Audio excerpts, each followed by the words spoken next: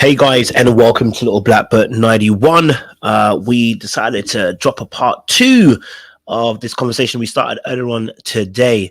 We joined a little bit later on with Cheeky Banter, and then we'll also open up the panel as well for anybody else who wants to be involved with the conversation. But I thought this would be a great topic to discuss because I think it's one of those topics that as men, we love to deliberate upon, speak upon, have our thoughts and our feelings on. And so I thought, let's break it down a little bit. So, if you're new to this channel, like it, share, subscribe, click on the bell button for notification of the uploads. And for those of you who are returnees, really know what the motto is around here. You got the minerals. All right. So talking about this particular issue, we're talking about, should we fear marriage?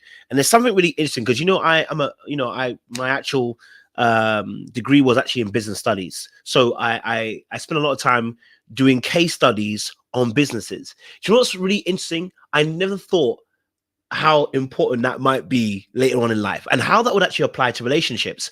But when you start to research companies, for instance, there's a company that we all love, right? Kodak. Kodak is a company that most of us knew. In UK, we know a company called Woolworths. I think people in America might know Woolworths as well. I think it was quite an international brand. But someone like Woolworths or Kodak, right? Kodak's kind of done a little bit of a shift, but Woolworths has obviously gone into extinction to some degree anyway. And when you're doing case studies on businesses, what you look for is you take apart the whole business and you kind of break it down and you look at the strengths, weaknesses, opportunity, threats, and all that kind of thing. Your SWOT analysis, your Boston matrix, whatever you want to call it, and you start looking at these things to see how best what was the issues that this company faced as to why they're extinct right now. And what's really powerful about this is that when you do a case study, what you're actually doing is you are enabling yourself to see problems as well as solutions that you may be able to take forward into your particular business. Why am I talking about business rather than talking about relationships? Or I think the same mindset in some regard does also take place, right? Because when you're talking about a marriage, people talk about business. People talk about the business of marriage. There is a business side of marriage. Why? Because our finances are involved. You know what I mean? There are assets involved, as well as our heart and our mind and our kids. There are actual assets, which kids can probably come under assets. You don't need that, but they can come under assets as well. And we have liabilities. So we have to have in some shape or form, some kind of business approach. And that approach is research, learning what makes a business falter, what makes marriages falter. Now, I'm going to just read some things I just found out on the internet real quick. It was really interesting to hear some of these kind of things. So I was kind of going through really quickly. It said, which we said earlier on, 78.5% of small businesses survive the first year. Okay. So 78.5 of small business survive first, which means 21.5 21.5 small businesses tend to fail in that first year, right? It says a stat here, 29% of businesses fail because they run out of cash. Only 17% of restaurants fall in the first year.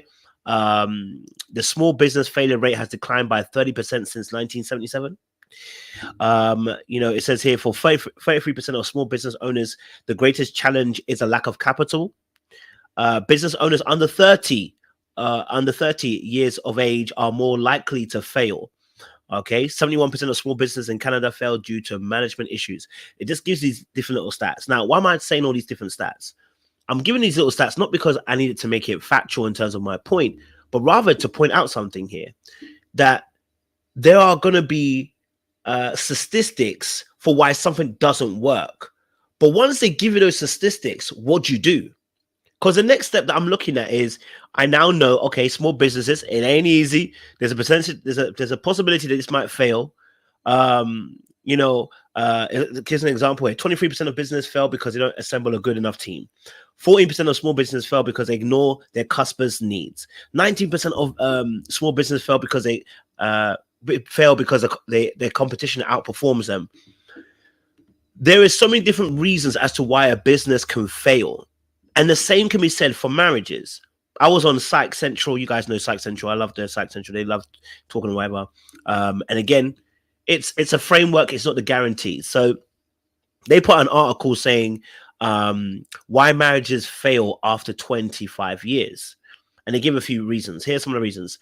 Undiagnosed mental illnesses, personality disorders, abusive behaviors, hidden addiction, unresolved major issues, a lack of growth, right?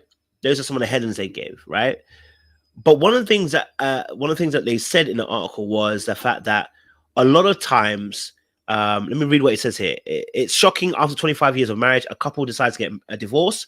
From the outside looking in, things could not be any stranger. The pressure of establishing a career having subsided, or the kids have grown up and hopefully moved out, desired lifestyle has been obtained. After all, surely this couple has just been through just about everything and survived it, or have they? It's precisely when a lack of distraction from kids, career, schools, and community subsides that underlying long-term issues rise to the surface. Okay. The defense mechanism of denial no longer works. Instead, what is revealed is prolonged hurt, deep-seated resentment, a lack of forgiveness, virtually no real commitment, and zero intimacy. Now, I brought all that together to say, a business idea is great. A marriage idea is great. But the realities are there are higher stakes and risks that come with starting these particular ventures. Marriage has its own and business have its own. What brings the two of them together is understanding this. As those risks come, how do we mitigate those best risks? Should we be mitigating those risks, right? And so if we are going to mitigate those risks, how do we go about it? Well, we first need to know what the problems are before you can diagnose. And that's why I said about case studies are very powerful, because when we see when people have gone wrong, we can see how we can go right. Just because a business fails does not mean I'm not going to start a business. I'm gonna start a business if I want to start a business. If I really want it, I'm gonna go after it. And I think the same thing can be said about marriage. I may see people fail, but if I want it, I need to figure out how to make sure that I don't fail and look at my own strengths, my weaknesses, opportunities, and my own threats as well, right? That's that's my own little speech there for the beginning. But I'm going to bring on Cheeky Banter as well to continue the conversation we had a little bit earlier on, because I think it was a really great intellectual conversation which could benefit multiple people as well. And then we can have a real conversation as well. All right, my guy. What's up, man? What's good, bro? Good to see you again, brother. Yes, sir. Man, listen, this conversation was good, man. I had to jump off, but I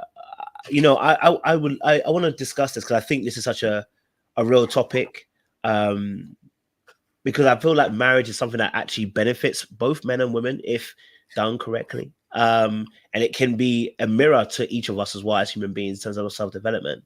But I also understand how marriage can be our greatest downfall. If you get it wrong, it will tear you down in every domain, not just you mentally, emotionally, it can tear you down physically, financially, all that stuff can happen. So a marriage has almost got so much power as a decision for us as men. So I want to kind of get your perspective, just so that people who are new, they might not have watched the first part of this conversation. What's your perspective on marriage? Where do you stand with the idea of marriage? So I think idealistically is a good system. I think it should, if done correctly or in a utopic world, it's something I would advocate for strongly. And because I understand the structure of it, I understand the purpose of it within the spiritual context. Of course, that depends on your religious belief or view, and cultural understanding, because some people have arranged marriages. So, I'm speaking on the marriages where you choose your partner and, that partner chooses you back type deal. So I think idealistically it's a good thing. But currently, just with the mindset of both men and women in the worldview that we have today, it's probably not the best bet. That's just how I see it. Okay. All right. So tell me, how do you feel like the modern mindset is, or from your perspective, how do you feel that modern mindsets are towards marriage? What's the mindsets you feel that's going on at the moment? So I think the current mindset is wedding and not marriage for women, right? I think although feminism and independence, whether it be financial or emotional, whatever, just independence, although I think it is something that is spread very rapidly and is in many minds of women, I think there's still a little girl inside of there that always dreamed of a wedding day, right? So It's always easy to imagine that aspect, but not necessarily the work that goes behind it when it comes to women. And with men, I think the mindset towards marriage is, I just don't want to lose, right? I don't want to think that I'm getting something that I'm not. I don't want the complacency that tends to come with marriage when it comes to attraction. Like, I want her to still want to work and do these things. They also get, I think finances come up a lot because, you know, as a man, you're kind of measured by your finances. So if I make something out of myself, I want to make sure that that's secure. And I don't want that to be in jeopardy. And then the last but not the least is if you have a family, like if you have children. I think the aspect that really gets minimalized when dealing with the potential dangers or the caution that men have is the mental and emotional state of losing somebody you loved, as well as children if you have children. And I think that men's mental and emotional state currently without the involvement of marriage is already low. So it could either boost it, right, and for momentary happiness, or it can make somebody really depressed. And I don't think that men need that extra. I think men are thinking of that as well. They don't really a lot of men don't really speak about it because, of course, everybody got to be macho. You know what I'm saying? I can't talk about my mental or what's going on with me emotionally, but I do think that that's an aspect that men can't deny because we're humans. So that's what I think is. I think that's the mindset from both ends. I actually kind of agree with some of the points you made, especially one of them being, I think there's a hyper focus on the actual day, the wedding, and less about even preparation for the actual marriage. The wedding day, people are spending 20, 30, 40K. It blows my mind the amount of money people can spend on a wedding day. And I'm thinking to myself, that's investment money. Like, unless you've got that kind of money sitting around that you can put on a wedding day, by all means, go ahead of it. But if you're a normal person, you're on average wage, I don't want to hear nothing about you spending 20K on a wedding.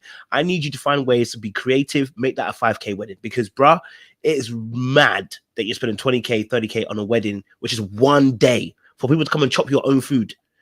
You know what I mean? Like, it's a madness for me in that regard, bro. Honestly, it's a madness. So I believe that there is a selling of a dream of the day.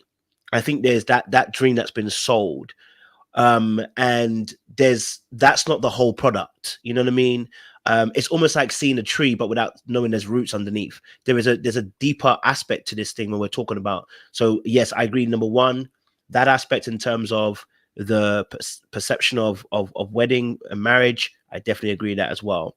I think also as well, in terms of the modern mindset that I have also seen, I think we have an issue sometimes with people being happy-go-lucky when it comes to marriages. Now, some of this can be put down to no-fault divorces, but I also think as well that people are refusing to stay in situations, and I say quote-unquote, I'm talking about a particular group now, are not, just because they're not happy for the moment. And I think they don't fully understand that this is a commitment that's onto life and to death.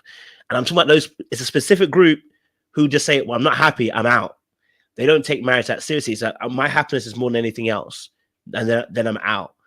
Now, I'm not talking about prolonged, exasperation of people not meeting your needs. I'm talking about people that, oh my God, like this happened and I'm not happy, I'm out. There's a group of those people as well. I think that's also a part of being hedonistic in this society, in this generation as well. And I think also with this modern generation as well, we need more conversations with our families, people that are closest to us, who are in long-term marriages.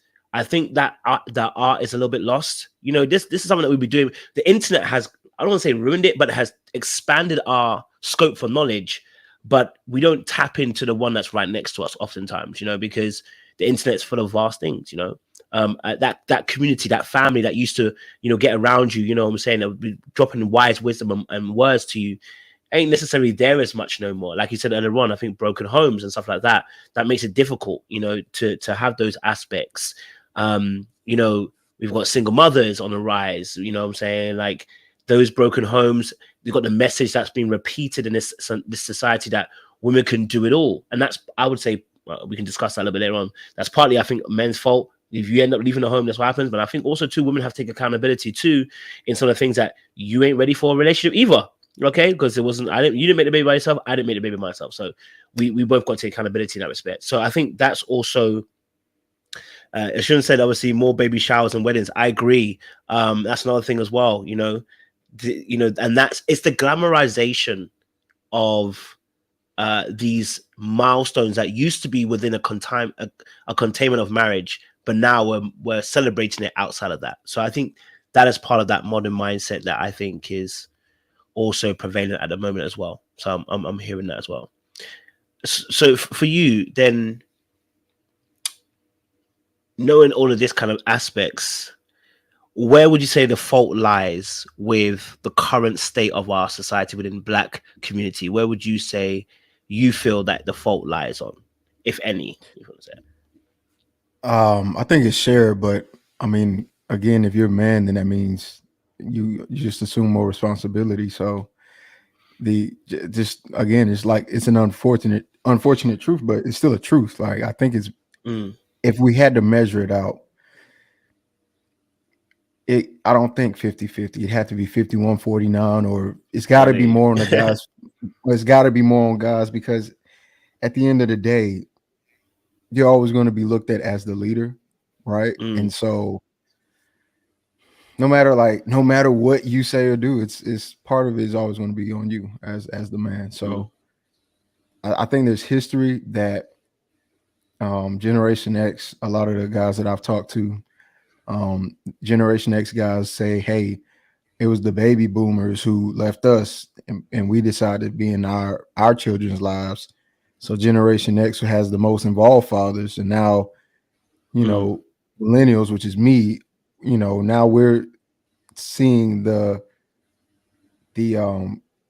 resentment and schism between mm, Generation X men and women, right? So it puts us in a position like, okay, well, the Generation X guys are teaching millennials one thing, and Gen X mm-hmm. is teaching women are teaching Another women thing. another thing, and now we have this big divide that Mm, honestly I don't know what to do with because it's bigger than me, and because I'm mm, not like bound, I'm not the person that's like bound to my race type guy.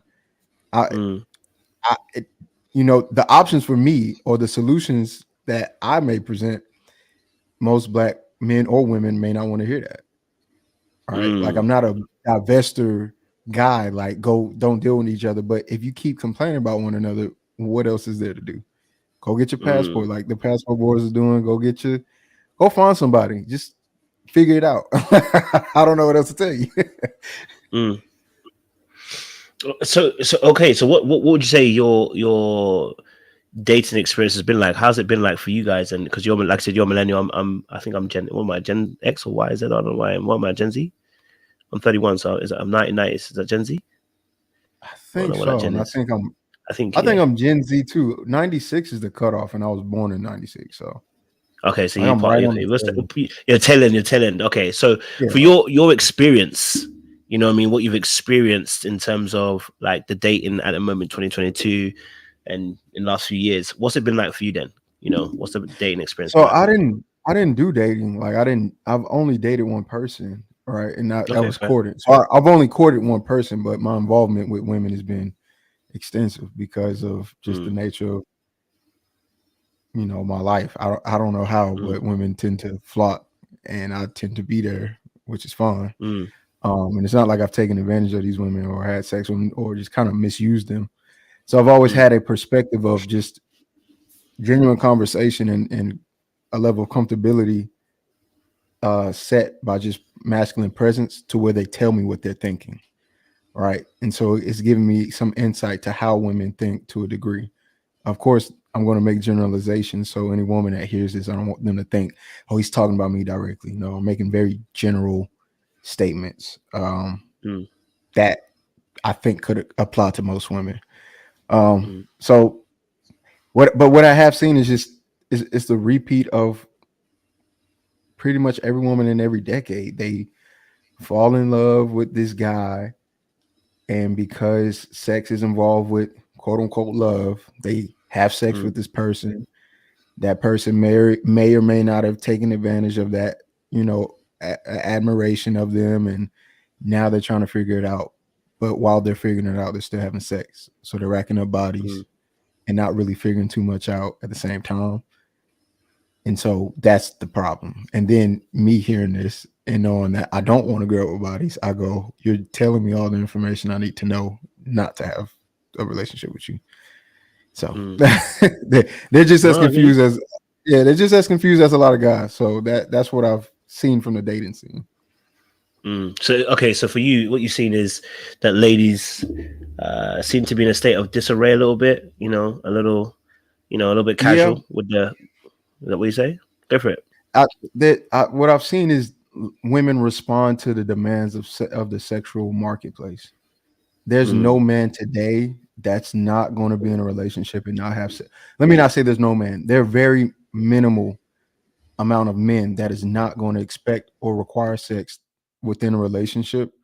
And because women want relationships, they acquiesce to that demand, and that puts them in a vulnerable position, physically, mentally, and spiritually. Even if they don't believe spiritually, it still does. So that's what I've seen. And then from men, typically the guys that are really dogging them, like really dogging women out, they were exposed to sex at a very young age, or the girl that they was dealing with really cheated and they were young, and so they kind of red pilled themselves to how women can operate, so they just dog them. So that's what I've seen. That's what my conversations with men has been about, and with women. So it's like it's a big cluster of crap. And if you don't participate in it, if you don't participate, I don't participate. I don't cause any of the issues that we have today, but I still have to pick amongst the troubled. So it makes me go, well, dog, like I don't know who to pick or what to pick because dog on it. Anyway. No, you're speaking facts, right? So what we're talking about right there is the state of affairs of reality of the dating market, right? So instantly enough, you're right. We spoke about this on the channel, I think, last week. I spoke about the fact that even as a Christian, listen, virginity is not the highest order anymore, and they crucified me. I found myself next to Jesus on the cross. No offense like that, but you know what I mean. It's a terminology wise. God, I'm not saying I'm the same as you. Just saying. But I was there. Like they were hitting me up. Some of them, right, because they couldn't understand what I was talking about. I'm talking about the reality of the market, and I'm saying that the market, like you said, is one that where having a body on you no longer is the issue. So whereas beforehand, where someone's virginity and chastity would be something that would be highly valued in a community, no longer is, because we're a community of people that are sexually free, and we are promiscuous and fornicating, whatever you want to call it. And unfortunately, because of that, it means that now the ask or the value in that market, the highest demand isn't no longer now, I need a girl that's a virgin. It could have been maybe a couple of decades ago, maybe that would have been, but now we're not in that market, right? And so now we have to look at the reality of life, which is like you were saying. Now within that spectrum as well, like you said, there's a lot of people too who are broken, right? There's a lot of people that are broken, that are hurt, that have been damaged by upbringings, early starting relationships too early. The fact that we have social media that exposes people to relationships as well that can be now no longer taken away. So like, back in the school time, you break up with somebody, you break up with them, it's done. It's in the school playground. Now you break up with somebody, it's on the internet. You know what I mean? Like everyone's talking about it, social media, and that makes it also difficult as well. Those also cause inflictions and pains for people. I ain't gonna lie to you. Now someone's telling their whole story about you were this, you were that in a relationship, whereas beforehand it would just be on the back playground, your school. Now you're much. Do you know what I mean? You know what I'm saying, like, bro. Beforehand, they could cuss you in your school, but now they cuss you. Now they cuss you on the net, and that's now the whole world knows. You know what I mean? That is huge, bro. That changes the dynamic of dating and relationships. That creates fear, making mistakes. You know what I mean? So all of that can play a part in the current dating market right now. So then, if we know that there are those particular mind bombs, and there's loads that we haven't even mentioned. There's mind bombs in that. Where does marriage sit? Where does marriage then play a role in that? Then where does marriage sit in that for you then? Because it seems like it's a bit crazy. You know what I mean? Yeah, so marriage sits on a cultural and spiritual interpretation, right? Okay. Like that's where it sits currently, right? So now I'll ask, I think because there has to be some level of vetting. Fortunately for Mm, me, my level of vetting is pretty extensive and it includes my family. Uh, so it kind of works out, but it really just depends. Again, like you have to. I think men unfortunately get wrapped up in lust, and so they don't do the mm, proper. They don't ask the proper questions of figuring out their mindset, right? And I've heard from two. I've heard some. Like again, I don't think the red pill space is perfect because there's definitely things that they mm, say that it's a no go. For example, I can sleep with a woman and not like her, but yep. still sleep with her. Like that's crazy. If you can't Mm, see that person as the mother of your children, why even attempt to sleep with her? Right. But I mm, think that's where a lot of men are going astray is you're sleeping with people you don't know and mm, you're sleeping with people whose mindset or worldview you haven't challenged or even questioned. Right. And it mm, doesn't take much to figure it out or even hear it because honestly, women like to talk. You just got to create the space for them to be comfortable enough to say what they want to say. And once you do, you make a decision based off of what you heard and not what you see. All right. So um that's where marriage sits with me. It's more so dependent on the woman's mindset about it, which lets me know whether or not she was raised or understood or learned whatever lesson she needed to, be uh adequate in her mindset to be married. But that's just mm, not the case for a lot of women. mm. Ooh, Chile. Okay, yes, I hear you. So the men, obviously, I think this is maybe where I would love to hear a bit more from, let's say, Red Pill per se, is the importance of, I'm not even going to say even chastity or virginity or anything like that, but the importance of when you are trying to make a decision. Let's say, because let's take faith out of it. Let's say when the people are not faith based, because Red Pill is not faith based, right? It's It's a not. set of ideologies. So if we were to take the principle of this, right?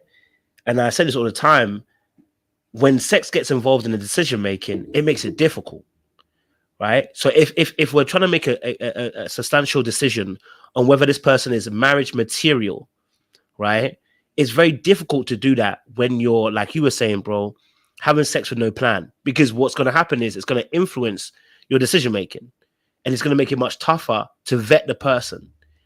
That's the kind of conversation I think would be better served, because if we want to help people make a decision, because it's 50%, hey, listen, anything that's going to get in our way, that's going to destroy the ability to make this work, you need to take it out of play, because it's going to affect your decision making. Do you know what I mean?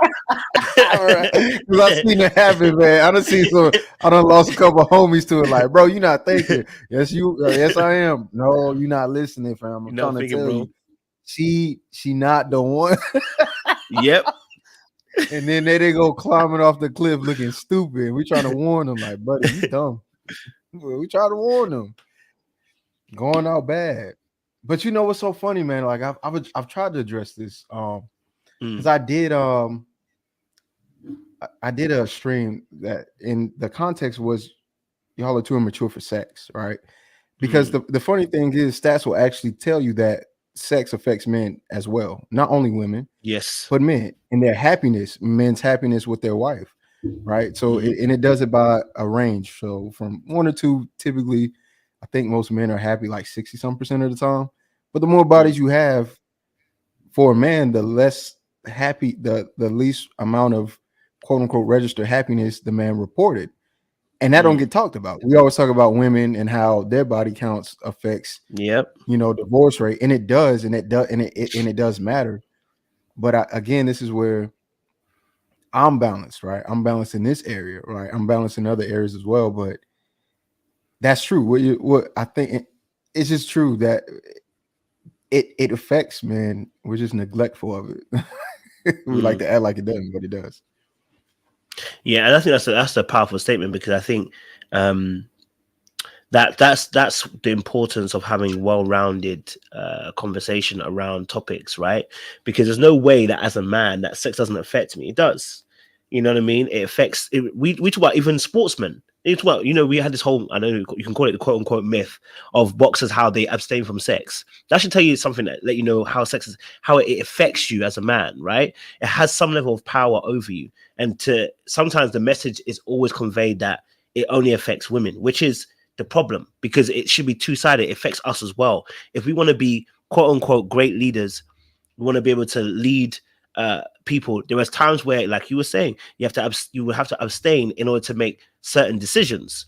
One of them being, if we're talking about marriage, that decision you might want to abstain so that you can actually see very clearly who this person is right in front of you. Because then otherwise you're affecting your effectiveness of making that decision. So you're right.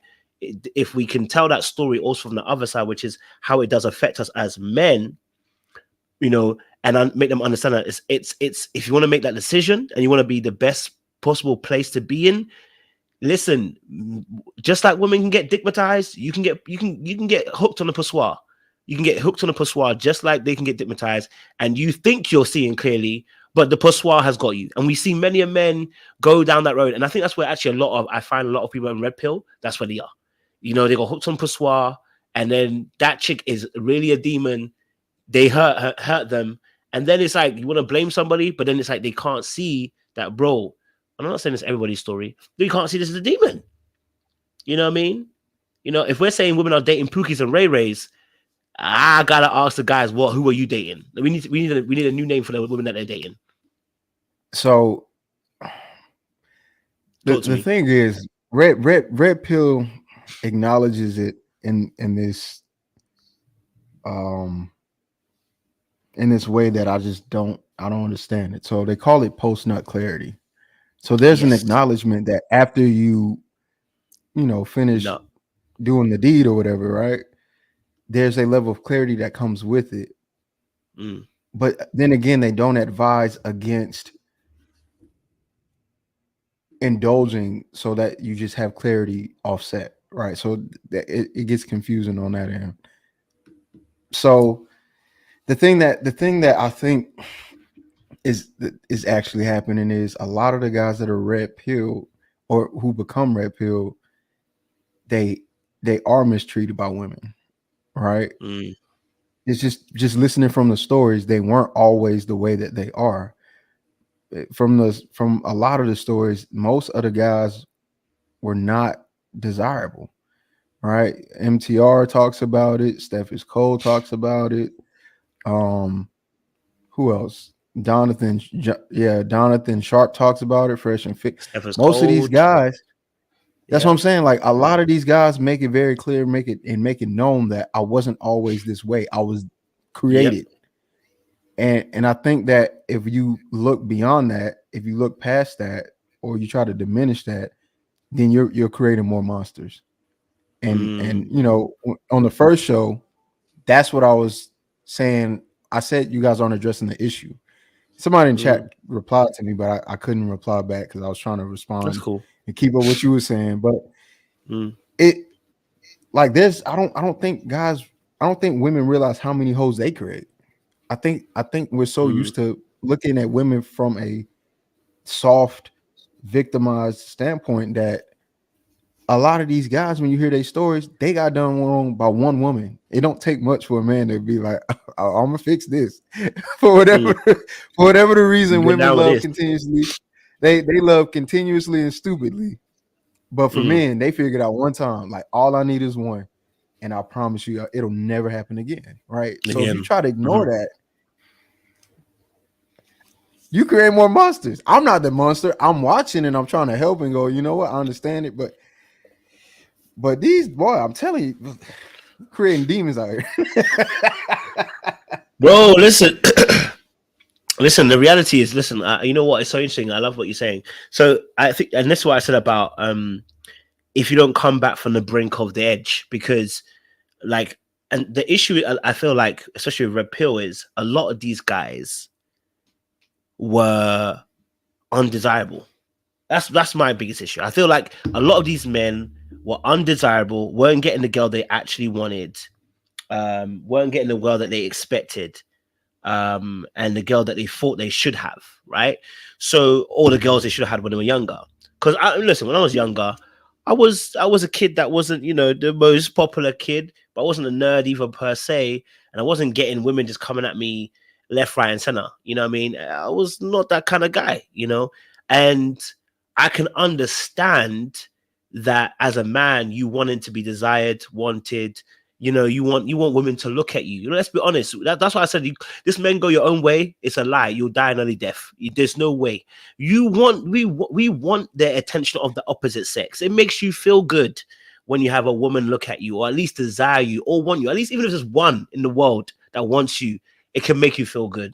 So listen, I get it that they want to go their own way and everything. I get it, but that's my original point. I kind of digress.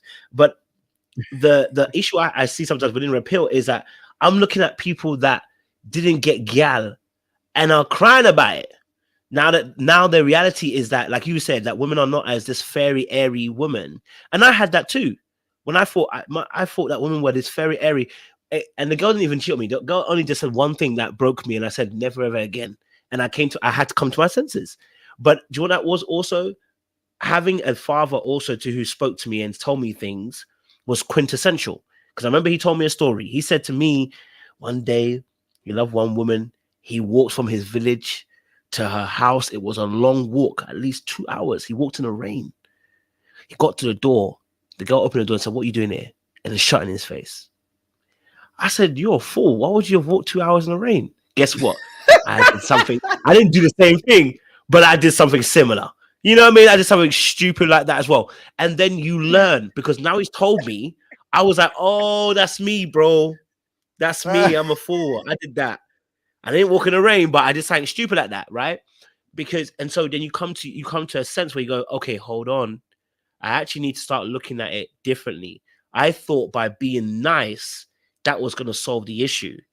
But the reality is, being nice doesn't get you what you want. So what we need to be teaching men, which is what Red Pill were doing, and they were doing this correctly. You've got to tell the men, and that's why the Red Pill rage exists, and I get it, where it's you let the people know, listen, that doesn't work. You thought they're princesses who don't do out their own ass or fart, who are perfect. Now that's not the reality of things. And that is where I get Red Pill, and that's where I can actually get with Red Pill on the same boat with them, because the reality is that's not it. And women reject those men and abuse those men. All right, they call them nice guys. They say they brush them off, they use them, and everything like that. And so in that regard, I get it, and that's why I said Red Pill on that part. They've got it right to let them know, come out that matrix, bro, because where you're living right now, women actually don't behave like that. You think they're perfect, they're not perfect. And so come out of that. But it doesn't mean go all the way to the other side. It means you now got to learn how do we handle this. Go for it, bro. But that's the problem. Like, we're already at the other side. Like, that's the issue. We can't say women don't behave like the extreme when they do, and they make it clear and they make it known. It'd be different if they didn't vocalize it, right? Because here's the dilemma that comes with being a man that respects or wants to listen to women. You listen to them and they tell you, listen to me, and then they say the most absurd things, and then you tell them what you heard, and then they say, that's not what I meant. So it puts men in a position where other men are now telling other men, don't listen to women, and women are telling men, listen to me. And when you look at what they're doing and what they're saying, their actions tend to align very, very, very closely, right? Women are asking for men that are financially stable, which could mean anything from 75,000 to 100,000, depending on your age, but typically from the age range to 26 to 30. And if you're not hitting that, then they will let you know you're a broke boy, you're this, you're that, right? So the extreme is already here. Now, granted, there are men that have enough charisma and enough charm to bypass things like that, right? But not every man has that. And that's where the Red Pill coming in to try to teach men to get that, because men, like you're saying, men going their own way is not necessarily no involvement with women. It's just not in the way that's traditional. It means to have sex and keep it pushing. But if that's how we're already operating and we see the effects of it, I don't think that's a good move. Mm. I think that's a fair assessment. So I definitely believe there are extremes in terms of, like, for instance, expectations on finances, right? Um, I think what's happening though is really what's really interesting. Also, I'm thinking in terms of taking the stats, right? So you the average 25-year-old, even the average 30-year-old, is not making more than 30 to 40. You know what I mean? Average. I'm talking about the average individual person. And I think I'm even being generous when I say 30 to 40, right? I'm being very generous because the median average, I think, for anybody 25 plus in the UK is, I think, 28 or even less than that, 26,000. I think I'm even being nice again. It might be 23. So, you know, it's the reality. The reality of it is that a lot of us are not in that spectrum of being beyond the average mean of income, right? And so there are I would say there are people who do have a thought process of expectation that may be beyond the current average. What I would say in return, though, is I think this is also happening because potentially, let's talk about the fact that women have entered into the marketplace, because the average wouldn't be an issue if women didn't enter into the marketplace. Now, I'm not blaming women, by the way. I'm not blaming them at all. I'm saying I think the market has changed because women have entered into the marketplace, which means that, and I've said this before, the speed that women came into the marketplace made women come into a space of freedom financially. That meant that dependence on us was removed quite quickly. And what's happened is we haven't responded to the market.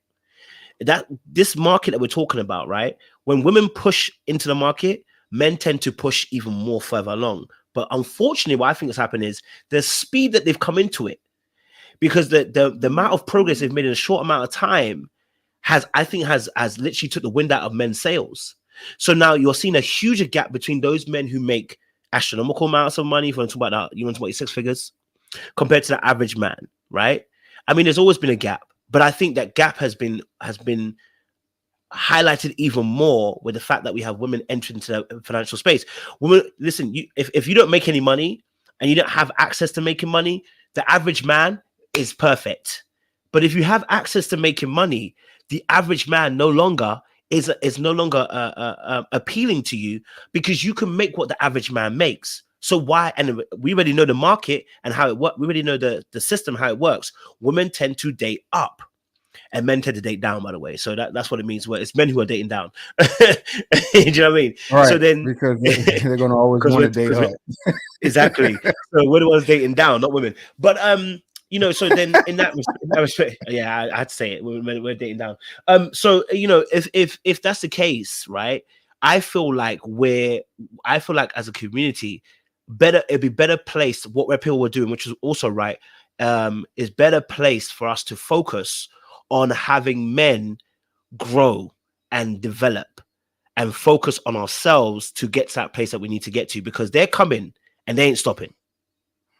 I see, and that's the thing. It's still that. It really is. It's still that. But the issue is when those men develop and they work, or they continue to work on themselves. Because when I think about it, all of them red pill guys, they're not broke. You can say whatever you want about their audience. Yeah, you can.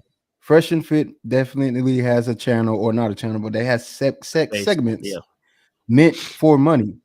Steph is Cold talks about staying in the gym. MTR talks about staying in the gym and finances, Patreon. So to act as if these men are talking about self-improvement from outside of just relationships is crazy, right? And I don't think that's not a genuine assessment of what's actually going on. So it's not one of those things where I would say that they're no longer doing that, and that's not the case. That's not what's going on, because that's not true.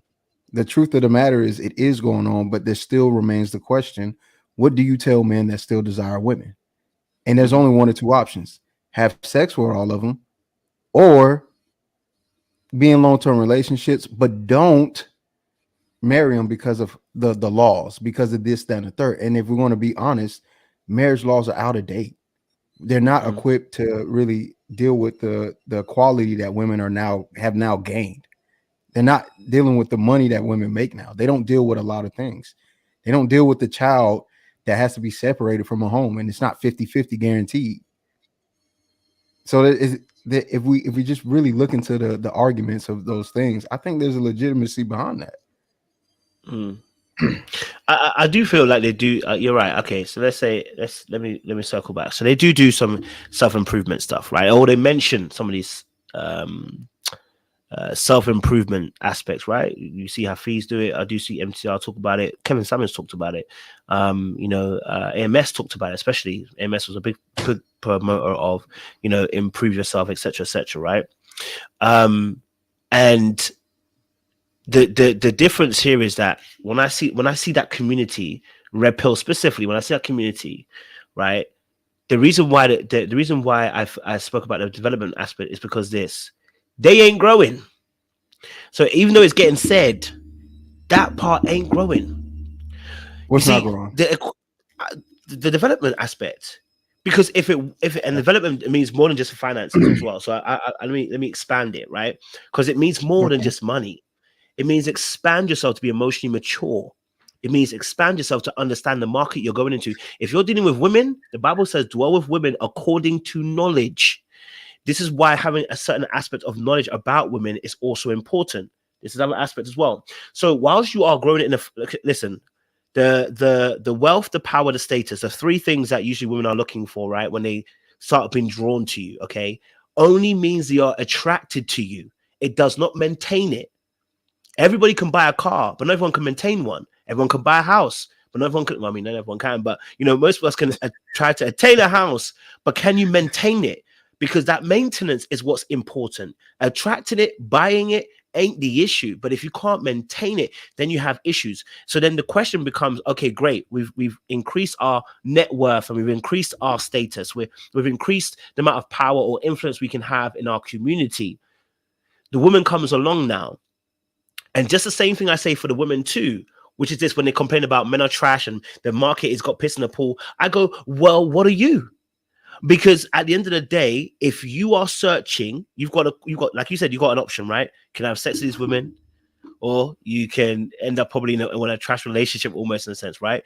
But the reality is, if you are healed, I say this: if you're healed, and you're emotionally mature, and you see things in a and you've done the work, I should say, mentally, right? Then you've got two options. You're right. You've got two options, right? Men go your own way. You might have to stay in Enoch, and you have to wait for the right time. You have to keep it in your drawers for a little while, okay? Or and while the right person comes, or you just say, listen, hey, you know what? I'm gonna take my time, and I'm gonna sort through the rubbish that I'm seeing, and then I'm gonna make my choice. And that's the reality of things. The more healed you become, the less choice you're going to have. And do you know why? Because a lot of people are broken. And that's the same for both men and for women. The more healed you become in these aspects, the less people you have, bro. Take it over, bro. My delivery's come, so you say your piece, bro. Okay. I'm just gonna go grab it. You continue, bro. Yeah. No problem. But that was that's what I was addressing, right? So I see a lot of the ladies in the chat that were asking questions. I can address some of them while he's going away. I think that, but that's the aspect that I'm speaking on, right? Because when a man is developed both in all aspects, whether it be mentally, physically, emotionally, right? Like the issue, or maybe not the issue, the dilemma that comes with that man is finding a woman that's very similar. And I think that a lot of women think that they're that way until they meet the person who is actually that way, and then they find themselves in a very disproportionate level, right? And so at least it is who I'm sorry, but a 26-year-old who is single can't tell me anything. That's crazy. I can learn from anybody. And I think that's another thing too. I think that a lot of women have ego, or both men and women have ego, but unfortunately the ego of both people is going to be in the way. Because that was a very egotistical statement. If you can't learn from anybody, I don't know what you'll learn, period. But I just think that that's part of the problem, right? When it comes to being a quote unquote good man in this age, or during this time frame in society. And I think there's a problem for women as well. So I'm not trying to neglect that end or that aspect. You don't be scared. Scared what? Hopefully, EC is not an egotistical statement. Yeah, it is. Very much so. Matter of fact, I'll do you one. Let's see. Let's look up the word arrogant. How about that? Go forth and prosper, bro. Continue. All right. So let me Continue, bro. You're good. You're good. You're good. What I'm gonna ask you just real quick. I want to get your perspective. Go for it, bro. On this. Do you think you can learn from anyone at any age? Absolutely. Why? Because wisdom doesn't have an age. And wisdom tells you to pay attention to what someone's saying. The Bible says, out of the mouth of babes. So listen, at any age, someone can give me some word of wisdom. The Bible says the kingdom of God belongs to children like these. You should always listen. Be aware. Do you think that that's an egotistical statement to say you can't listen or learn from anybody that's younger than you? Absolutely. That's very because there's always something to learn. Even if I don't like what they do, like listen, I like AMS. I think some of the things he says is mad, but I learn from him. Yeah. I learn from Hafiz. I learn from I even learn from Rep Hill because I actually do believe there's pearls of wisdom in there. But at a point, I'm mature enough to be able to discern what meat and what bone and how to spit out the bones from the meat. So you have to get to that point as well. But you can learn from anybody. Right. So, and that's another thing too, just going back to marriage and just dealing with women today, their ego is astronomical. I've met more humble men than I have women, and that's a problem. When you say egotistical, how do you mean? Talk to me. What do you mean? So when I say ego, right? Let's see. So there's two ways to describe ego. There's a psychological, and then there's like the actual definition. I'll look up the actual definition, and then that way we can have a basis for what I'm saying. So I'm not speaking out of turn. Yeah, you're good, bro. We type that in as well. So ego is a person's sense of self-importance or self-esteem. And I think women today think of themselves too importantly, right? And it displays through their actions and behavior. And so because because of how they behave and how they act, it makes them also less likely to be desirable by men, right? Because the first thing a woman will tell a man about a man is your ego. But if you have ego like a man as well, then how is that helping? Okay. Right. So that's an issue. I think that's a problem. I think women are self-absorbed in their image, and they think they're ranked higher look-wise than what they actually are because of filters, makeup, whatever. There's a lot of cosmetics and things to alter their own perception. And because they're so used to that and being able to see themselves from that lens, either they project the ego or it's a defense mechanism to deflect from self-conscious imagery that they have. And so it kind of goes back to the brokenness that as a man, if you're a decent man, you don't necessarily deal with those issues within yourself, but you may take on the task of dealing with that with a woman. Okay. I mean, I think what I would say then is I would say that the woman that hasn't understood herself or hasn't come into a maturity, and I think this, and again, this will go back to a certain group, I would say as well, right? I'll say it's a certain group, because when we talk about the self-centered aspects, right, or being self-absorbed, which we talk about ego, I think what happens is that we're talking about a specific group who relies, and I'm gonna be specific, who relies specifically on the outer shell. Because I think once you believe, because the world gives rewards for things like the outer shell. When I say outer shell, the outer being, right? What I encounter straight away, your physique, your physical, right? The surface, right? And in this world that we've created, which men are obviously leaders of, our reward system says, if you're a good-looking woman, this is where we're going to give you value, right? That in turn, if people subscribe to that, right, and I say a specific community, is a specific group of women that I say this before. It's not all women. I would say it's for a specific group of women. They find themselves in that space where they have been validated for those thoughts or those feelings or those actions where the outer shell is glorified. That's where I believe ego then steps in, because I think human beings are egotistical on both sides. And I think the Right. biggest issue we're facing, though, is, like I said, because women have also come into, and I said this, money makes everybody egotistical because it gives you a level of power and freedom. The difference was that women didn't have that, so we never saw this type of ego that we're talking about. The ego, like for instance, if you're talking about how a woman might challenge a man, we never really saw that because they've never had the power to do so. So now you're seeing women enter, like I said, into a workforce who can have money, who can have freedom, who can have power. They can now step to you and me and say to you, brother, I don't give a hoots. Me too. I have some, and that's So what I've also seen.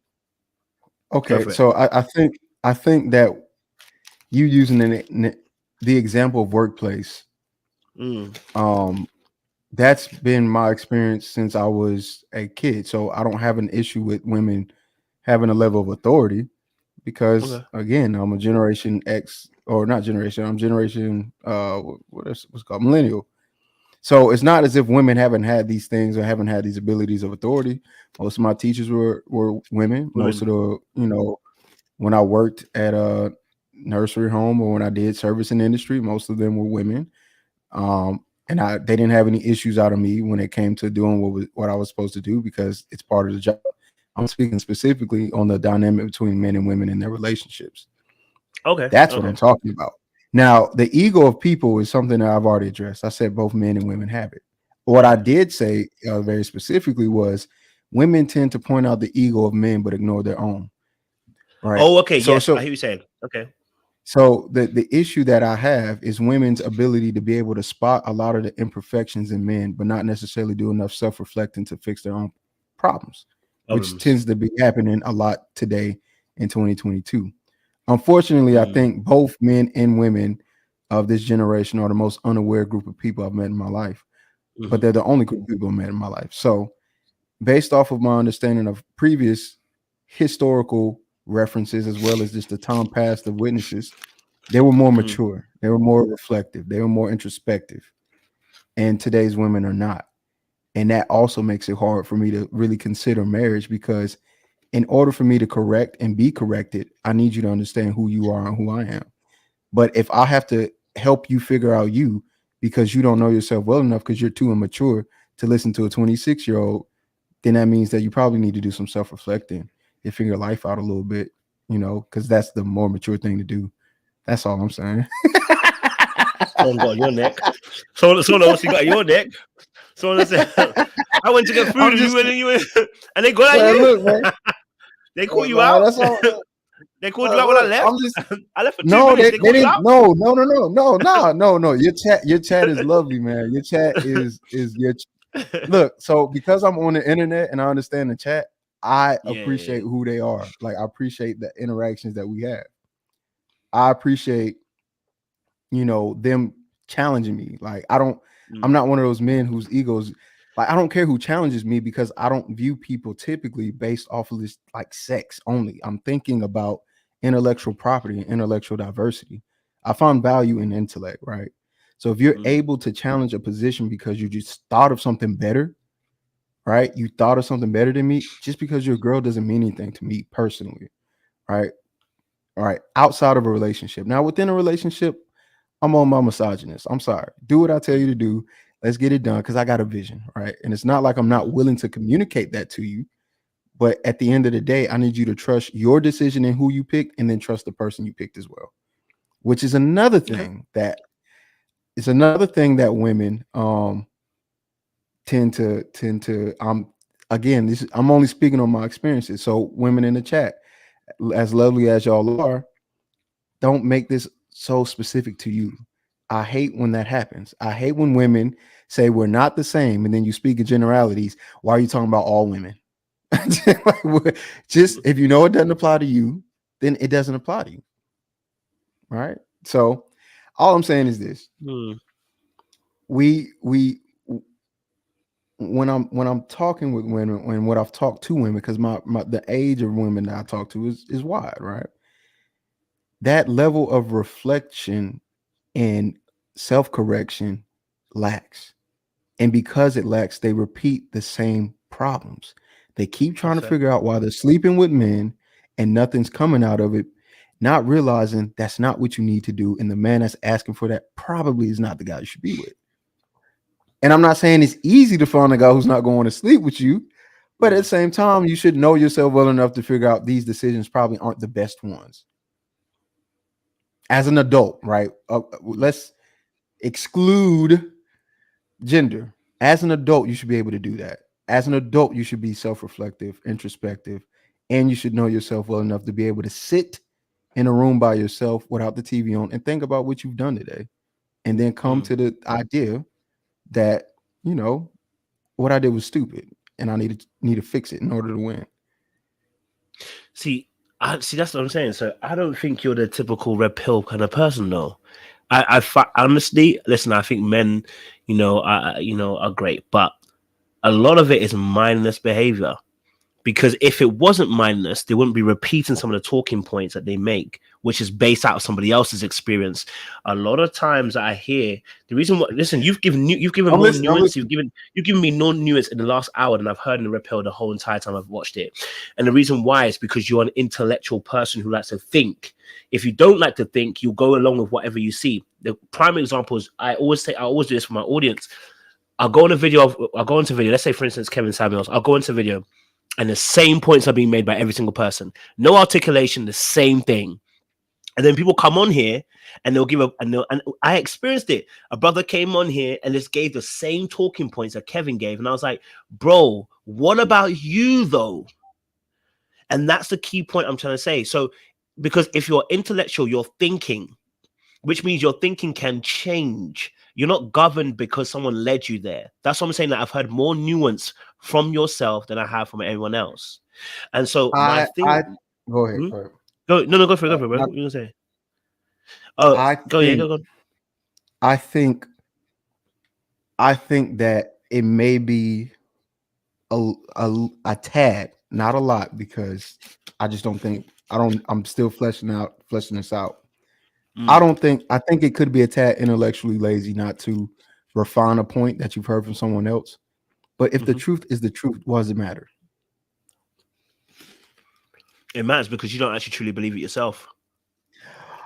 How do you determine that? Okay, so let me. Your truth should be able to be. Your truth should be able to be spoken. The reason why you're able to tell your truth about how you feel is because you believe that's your truth.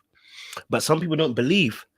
Some people are just followers, and they see that the other people who are using it. The same thing happens in faith. Some people follow not because they actually believe. They follow because they see that the person at the top can do it. Then if I follow the exact same thing he's doing, it should work for me. It doesn't work like that, though. It doesn't work like that because you have to believe in this thing. And so a lot of guys actually don't really believe. They're looking for answers and they think that person's answering the question, but they themselves haven't even found the truth themselves. This is why I say anybody who stays in red pill and truly is an intellect will soon come out of that place, because what they realize is it's mind-numbing, boggling down of reality that doesn't exist.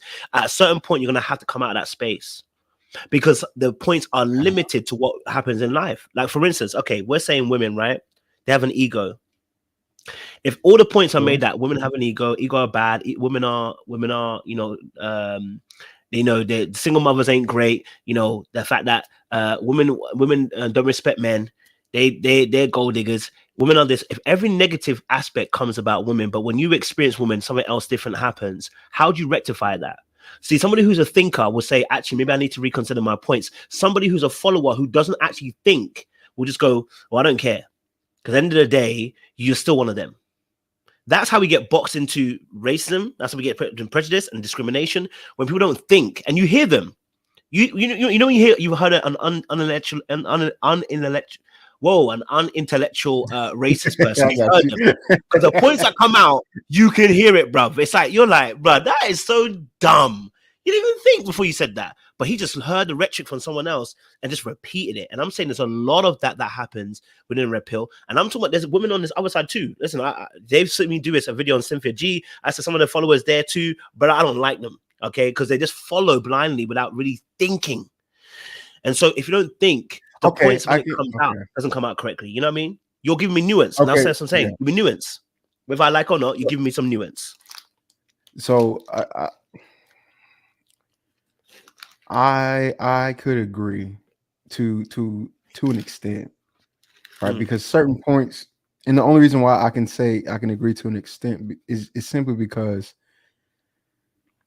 some of the things that are said within the red pill space apply to me within regards to the dynamic between man and female, but certain things don't, right? And so a lot of the times I'll find myself frustrated with them because I was like, I don't think y'all talk to girls. I think y'all lying.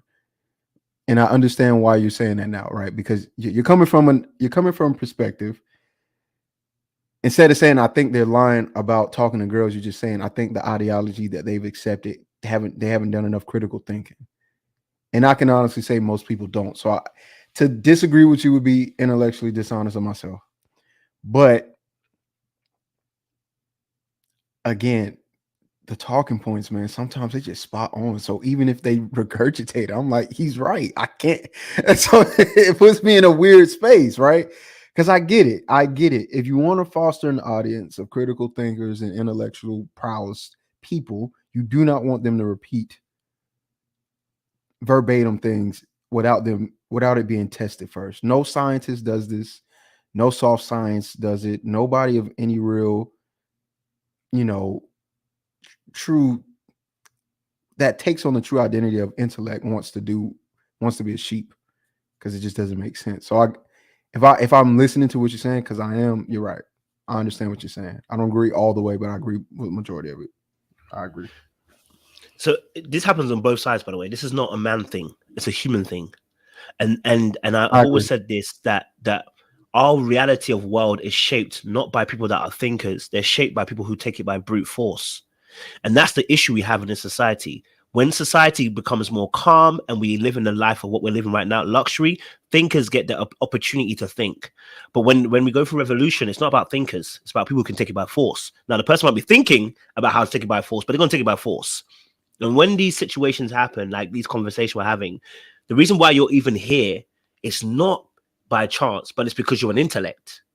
So you can have a conversation with me and feel no way because it's not going to affect your ego by having an intellectual conversation. If I had a gentleman on here and these ladies were with me, I had a conversation here with a gentleman here, all his talking points, bro, were just rhetorics. And you can see because there's no depth to what he's talking about. When you challenge him on it, he gets frustrated about it. And the reason being is because he's got nowhere else to go.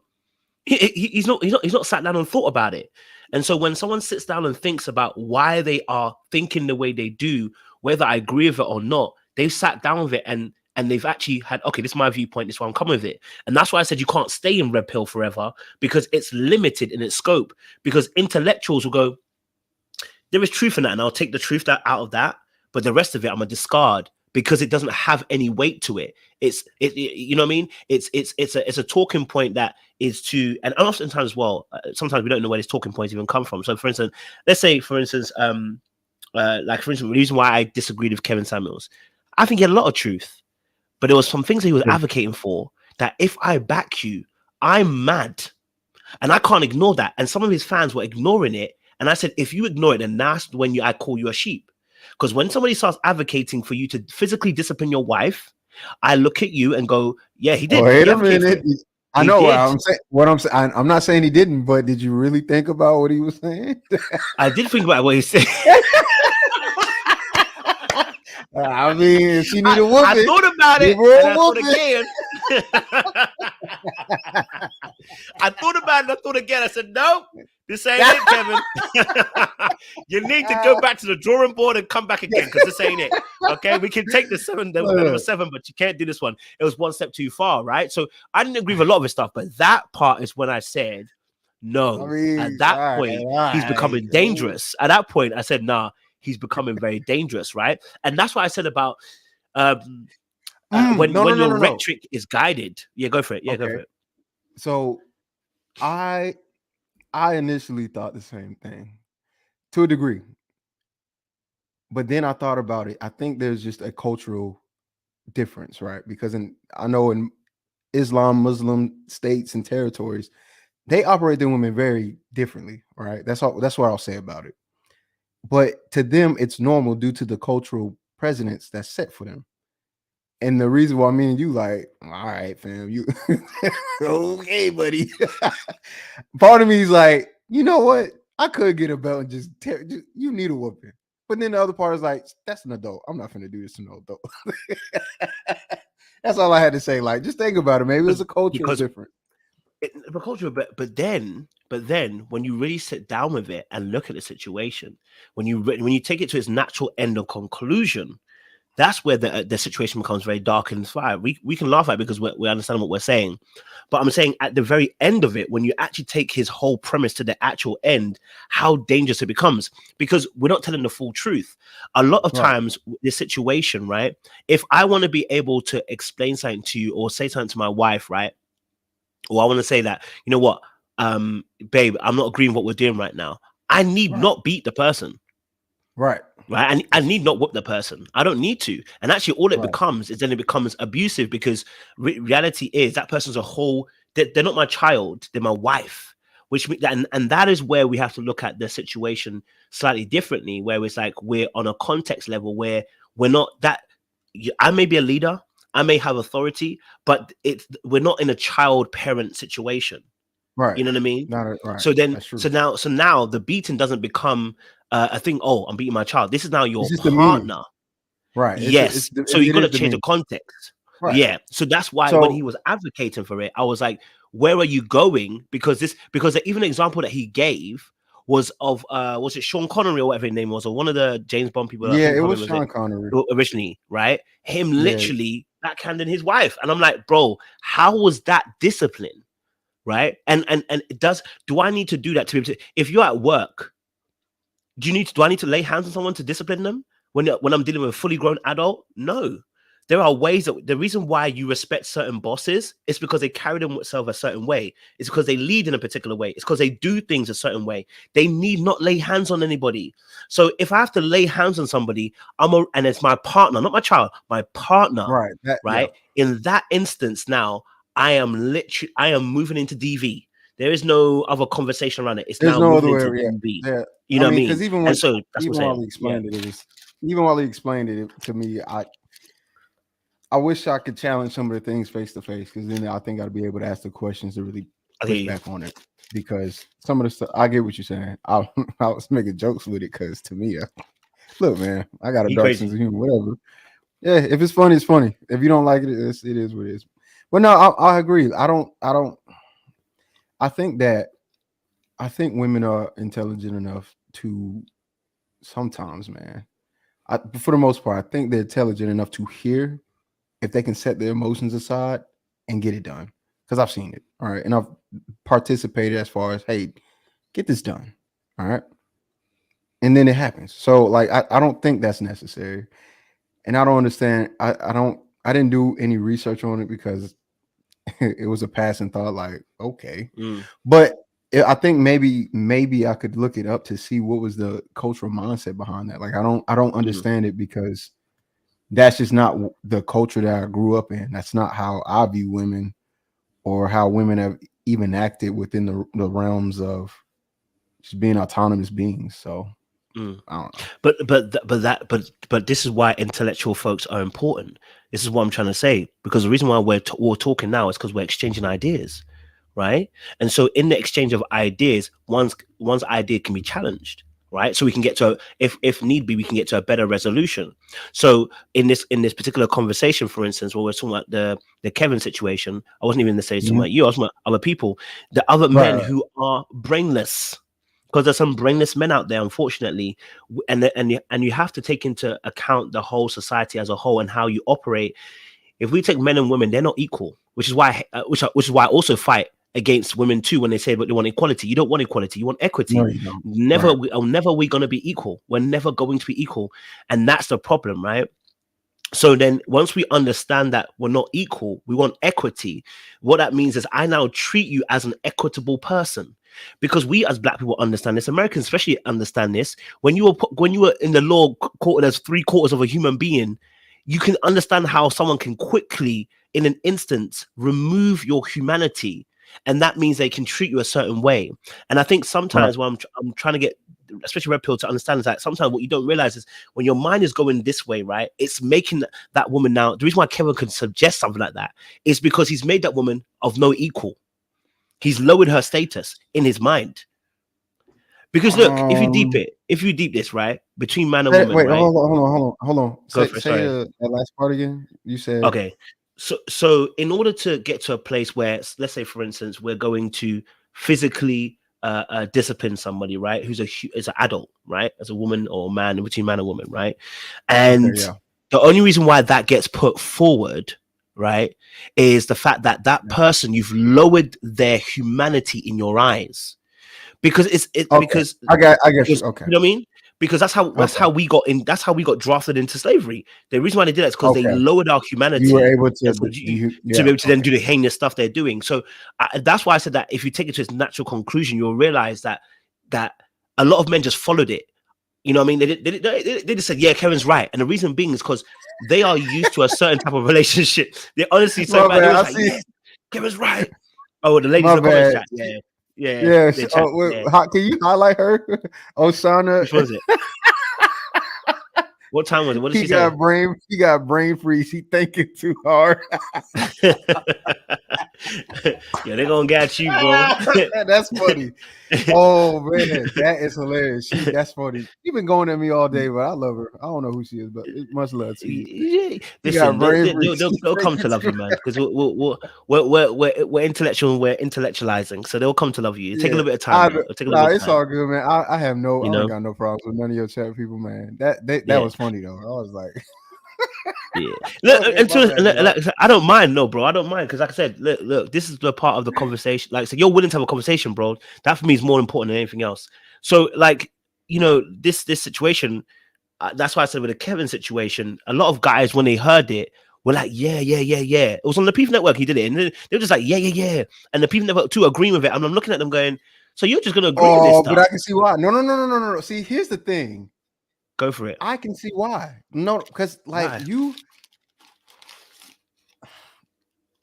I'm gonna make women mad with this one. But women, we are not equal, right?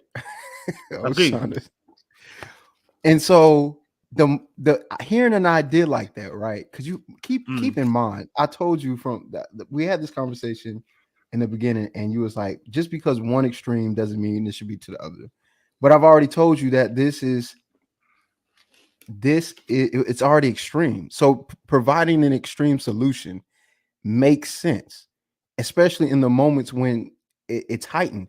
You got to realize when Kevin Samuels went on the Peef, he was blowing up, right? And he was blowing up because we were seeing the extreme of women call his show. So giving women whoopings made a little bit more sense.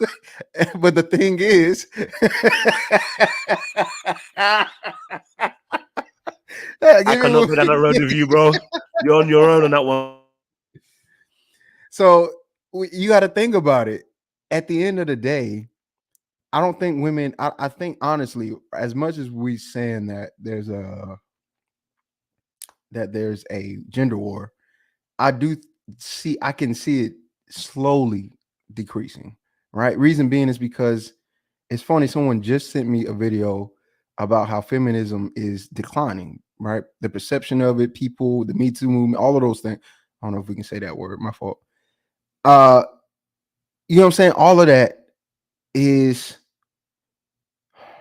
declining, like the viewpoint, the perspective of it, right? That doesn't mean that women are going back to the 50s. Like, I don't think that's never going to happen. Nor do I want it to. Like, I don't devalue women for the things that they bring or offer. It just frustrates me when they think they have it and they don't. That's my frustrations, right? So for me, it's more like it wouldn't fly right now, I don't think, because things have kind of subsided a little bit. It's not nearly as intense as it was when he first came on the scene. And if you say it's due to his death, that's false. I think that he was actually helping women, even though women still don't like him. And a lot of those women had testimonials of, you know what, I listened to the things that you guys may have considered extreme. They may have done the tailoring needed to fit their life or mold. And at the end of the day, they did what was right. So it's like, for me, I don't know how long this is going to last as far as this gender war. I don't want to make it specific to race because I don't think that way. I think outside of that box. But I'm hoping it gets better. Honestly, that's like my actual, wishes. No, I mean, listen, look, at the end of the day, I think, his advice is going to help someone eventually. And I say cults do the exact same thing. They help somebody. They do. But in terms of his goal, in terms of his goal, actually bringing people together, he failed to do that because we still had black women on one side and black men on the other side. We have black men rooting, saying, yeah, this is what we're talking about. Finally, somebody's telling these women how we feel. Listen, on this channel, we totally understand that there's a disparity between men and women when it comes to actually talking about feelings, and it's tough, right? But there's a need for a way that we're going to communicate. On this channel, we had just the other night, we had a conversation with the ladies, and the men were trying to explain to the ladies about attraction, how men also too want a woman to find them attractive. Like, yo, blood, don't just look at my money and be excited. I want you to look at me and be excited. And we're trying to explain this to the ladies, and the ladies were saying, well, we find so many different things attractive about you. And the men was trying to tell them, listen, you're not listening. We're trying to get you to a point. And we had to do it in a respectful manner, because the reason being is because first, you're a human being, but number two, also, at the end of the day, if I want you to listen, me slapping you over the ear doesn't get you to listen, right? For those of us who are intellectual and who have some level of self-respect for ourselves, because some people have gone on Kevin Samuel's show, I question some of the self-respect. But it's like, for those of us who have a certain level to us, we don't want to be spoken in that way, right? And I always tell people on this platform, if you want change, you have to show it, not just tell it. You can't just tell people that I expect this behavior when you don't even show it yourself. So if I want to tell the ladies, listen, I think that there's a way that you might be operating, and these days my channel is mostly women. I'll be honest with you. I tell the women all the time, look, sometimes I think you might move like this, but if I don't show you how to move, then I cannot complain about the way that you're moving. If I can't go above you and say, I'm not going to do that, what you're doing, I'm going to stand above that, then I can't complain, because the role of a leader is to lead. It means everyone else after you is following after you. You ain't got you, and that's why I said that the rights come with responsibility. So here's the thing. Kevin Summers, right, talking to these women, particular type of women, right? These women didn't need Kevin Summers, they need therapy. Okay. And secondly, if you're healed yourself as an individual man, stop dating these type of gal. Why are you running into the Pookie and Ray Rays of the females? I don't get it. If you keep running into female Pookies and Ray Rays, you've got the issue. The same way I talk about women and women. Oh, no, you that's the responsibility you got to take. That's accountability. No, if you keep running into, I'm not talking about running in terms of attraction. I'm talking about if you keep running into dating them. You mean like if choosing them, dating, selecting? Yeah, if you keep choosing them, yeah. Okay, like I'm about to say, like Pookies and Ray Rays will always come. People for men and women, like men and women. Yeah. If you just if they people just there. like you. So, but, they're gonna come like you. Yeah, that's there. You're right, and that's not it. Okay. But who you choose in the end, right? Who you choose in the end, when you don't realize that you made a choice, and then these people come in, you got to take accountability for why you're choosing those Ray Rays and Pookies, both men and women, because you made a choice. And so that level of accountability is important. But I have to lead that, because if I'm saying I have a 90% woman base rate, bro, but if I'm talking about issues where I'm saying it affects men, and then I don't lead accordingly with the way that I talk to them, guess what's going to happen? Anarchy. And then they do the exact same thing I gave them. So if I want to see change in the way that they're operating with men, I have to also show them this is what leadership looks like. So if I'm frustrated, look, we've had this issue before on the channel. We got into a debate, massive debate around a TV show, right? And it was war. Between men and women, it was war on this channel, bro. Like every week we came to the channel, it was war. Every week was bah. And I remember, and bro, I was ready every week, bro. I came ready. And when I was because I was so combative, I actually stopped looking at the information on the screen. And every week I just wanted to just prove my point. I felt like the men weren't getting a voice. I felt that the women were not listening to the men. I felt like the women were just, and all my focus became about the women, that I even missed blatant behavior. I'm a person that talks about behavior. So I missed blatant behavior of the man and said, it doesn't matter. It doesn't matter, because at the end of the day, it's a woman, and the woman has done this and the woman has done that. And I became so focused on them, right? I mean, I was still right, guys, but I was wrong at the same time. But anyway, listen. But I was so Yeah, focused you on the know. women. You know what I mean? I was so focused on trying to nail them to the cross, bro, that I missed some stuff that he was doing as well.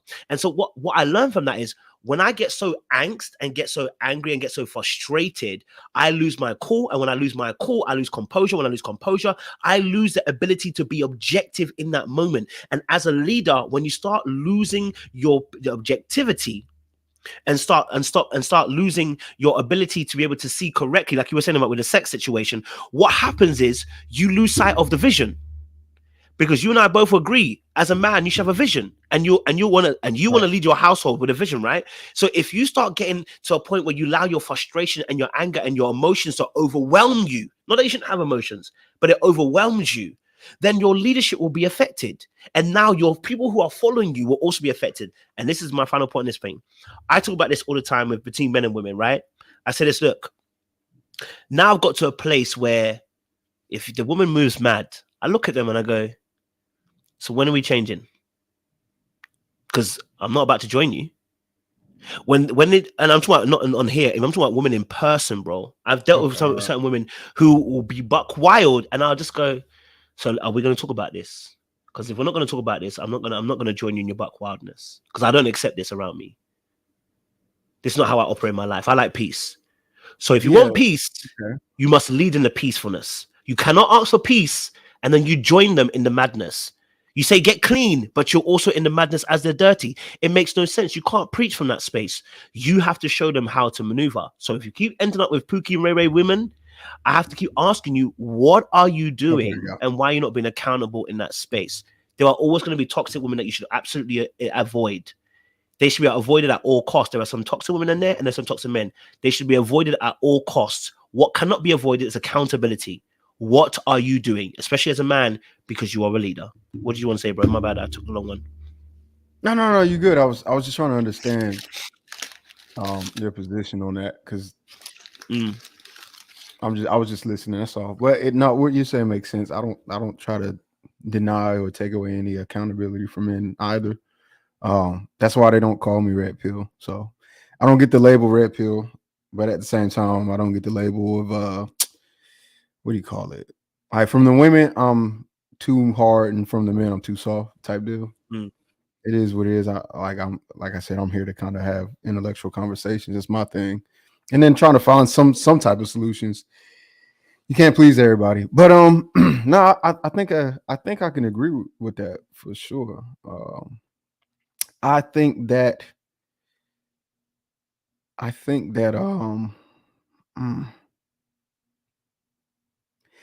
because if we have to tie everything back into marriage, right? Because that's we'll make it full circle. So then that way, at least it stays on topic. All of those things, as quote unquote simple, maybe in theory, as they were very complicated in regards to a relationship, and that's what makes right. So for the sake of the conversation, I'll use the word fearful. Right, I'm going to make my stance clear. I vehemently disagree with that word. Cautious is the word I would use, but because I understand we're trying to have a conversation, I'll use fearful. Right, I disagree idealistically with that though. The fear behind it is the complications. It's just that simple. I know what tends to happen because I talk with older guys too, right? I listen to my OGs, I listen to guys that's older, younger, like I listen to everybody, but the older dudes, right? I have no issue with them. Much love and respect to them. They say it's simple, right? Like the game don't change, and that's true to a degree. Generally, in a general sense, there's just some things, there's similarities gonna stay. But dealing with the psychology of women today and men today, I think we'd be remiss to not acknowledge it. We're not the same people.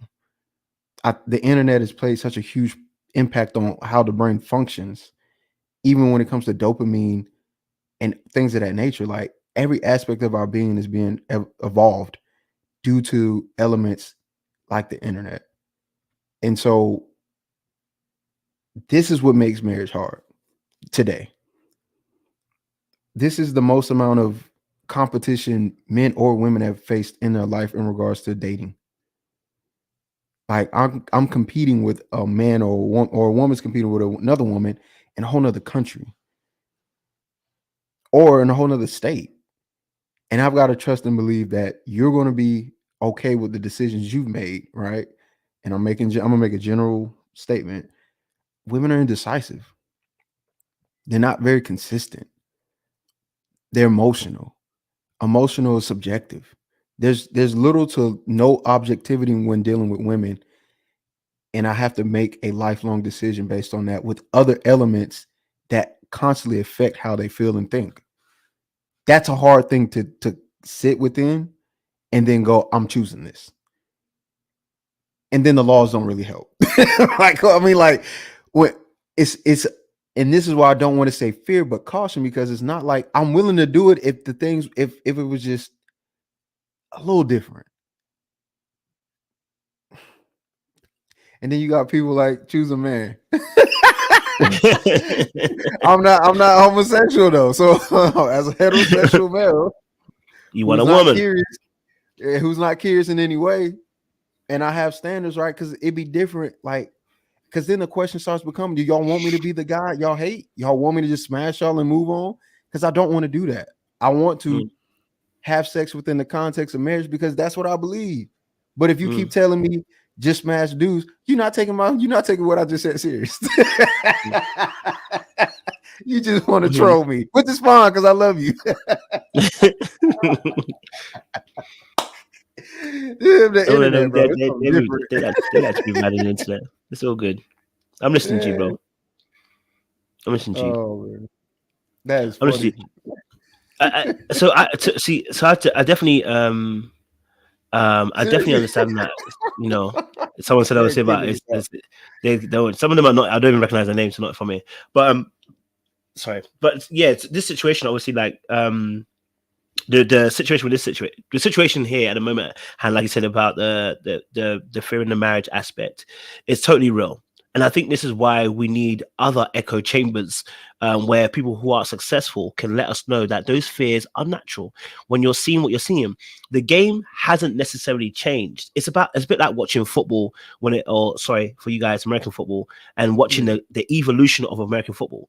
Necessarily hasn't changed much. Some of the rules have changed. Some of the rules have been removed. Some rules have been added for the safety of opponents, and sometimes removed because it wasn't great, or the game has changed a particular way, and so they've removed it. It doesn't help the flow of the game. There are different rules that get removed and taken, but the spirit of the game, in its essence, hasn't changed. American football, when it started to where it is now, potentially, mostly hasn't really changed. And the same for us in UK when we talk about soccer, it hasn't predominantly changed. The thing was get the ball from one end into the opposition's goal, right?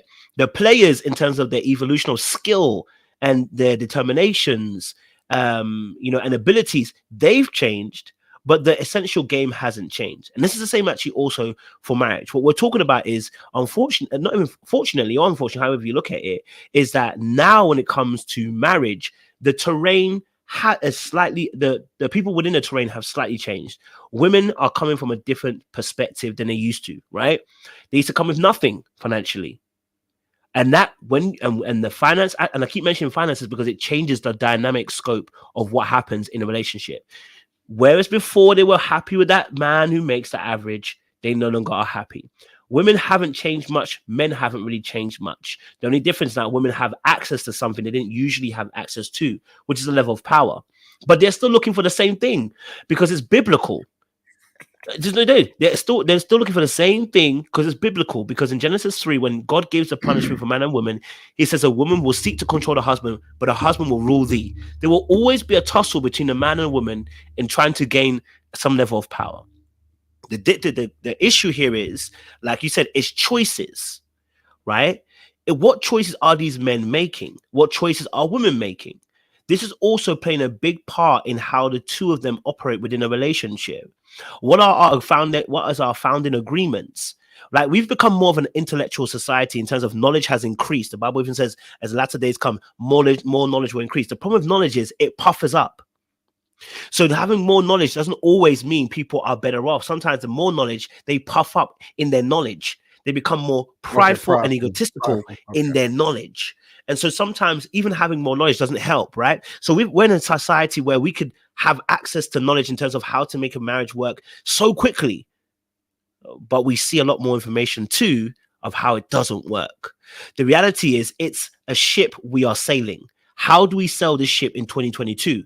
Because what we used to push a ship in when it first began doesn't push a ship now, right? So there's the components of that particular product or that mechanism is still the same, but within it there's some things that have changed. The vehicle is still the same, and so marriage in this aspect, relationships, it's still the same thing.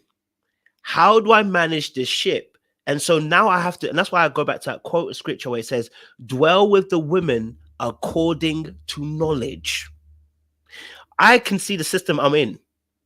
I'm going to use the system to my advantage. I know my level. I'm going to work with my level.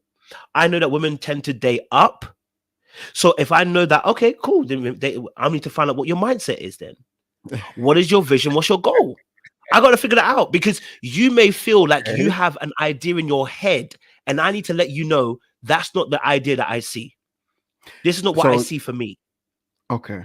So do you support, all right, do you support the passport movement? Do I support the passport movement? I mean, they can do whatever they want, but I think they can do whatever they want, to be honest, but it doesn't solve the issues. It doesn't solve the issues. Okay. I'm just curious, because I'm just thinking, right? The issue wasn't that they can't attract girls, is it? The issue wasn't that they couldn't attract girls. The passport boys was not about. The issue was maintaining. No, it wasn't that. It's the, well, I guess it would be maintaining if you simplified it. Yeah, be maintaining, getting the right kind of person in a sense. So so it doesn't solve the issue. Because what we're really saying, what they're really saying is, if I go abroad, the women over there, they seem to be more quote unquote, I'm going to say quote unquote submissive, right? The women tend to be more submissive. The reason why they're more submissive, it's oftentimes, one, can be the culture, but two, also what let's be real, part of it also is the financial disparity between yourself and that woman. It's a different mindset, right? So we are born into a culture where people can access the same things you can access. So their ego is the exact same as yours. The reality is you've got to find the right kind of person. Money does that to people. It gives people an ego. But see that, and that's the thing. Like, you can, I guess you can make that argument, but the again, living in Western society where access is the norm, I can understand, because you just said, hey, you just explained, find things to do to make yourself better, basically, right? If you know that you need more money in order to obtain a certain thing, get more money. Now, what if these men, which I agree with, like, I support whatever solution at this point, because to me it's just like, try it. Why not? All right. The only thing that I can say is, I'm not going to say I'm against marriage, because I'm not, but I'm still very wavery on it because of the mindset and the culture we have today, right? And it's not like I'm trying to control a woman, because I don't think most men were as domineering as they try to make it seem like in the 50s or 60s. I just don't think that most men just coming home beating up their wives and telling them to do everything, and they didn't. Like, come on now. Like, are we really saying that? Are we saying most men have that mentality towards women? And if they do, we just disagree on that, right? But I can't support, or I can't, again, the way that we think in the West is just so different. We don't even think about family. Like, we don't care about family. We don't. Everything's individualism, right? You don't consult elders, because you don't think about elders, and you don't have them really. We both have egos due to our excess, right? Because men with money have egos, but women, when they get money, they got just as big of an ego, if not bigger, right? Because now they felt like they have a chip on their shoulder because I'm a woman. So your ego's twice as inflated because you shouldn't be there in the first place in your head.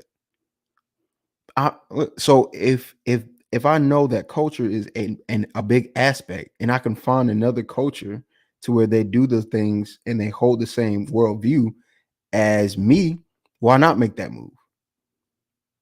You know what I'm saying? Yeah, no, I get what you're saying. I get what you're saying, and as I said, I do take into account. Listen, and I know some women might not like that aspect, but it's the reality of relationships. There's going to be some level of. There's oftentimes a level of power dynamic that happens, and so I guess what men are trying to hold on to. This is why I feel like the psychology of it is that men are trying to hold on to that power, and I get it. I do understand where they're going with it, right? In terms of trying to hold on to that power dynamic so that they can have the respect that they feel they deserve. My thing is, right? I need you to earn this respect. Number one. Number two, I need you to know what you're about, right? Because the reality is here.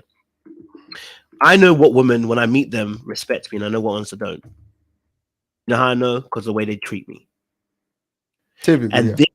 typically what it, yeah, so most times a woman, the way she respects you is the way that she treats you, right? None of us are millionaires here. Most of us are, I would say, you know, Right, we can say above average, but we're not millionaires. We're not crazy people, right, who got every right, type of woman right. chasing after them, right? So majority of us are going for it, when majority of us are going after, because women are not coming and flocking to you necessarily. Yeah.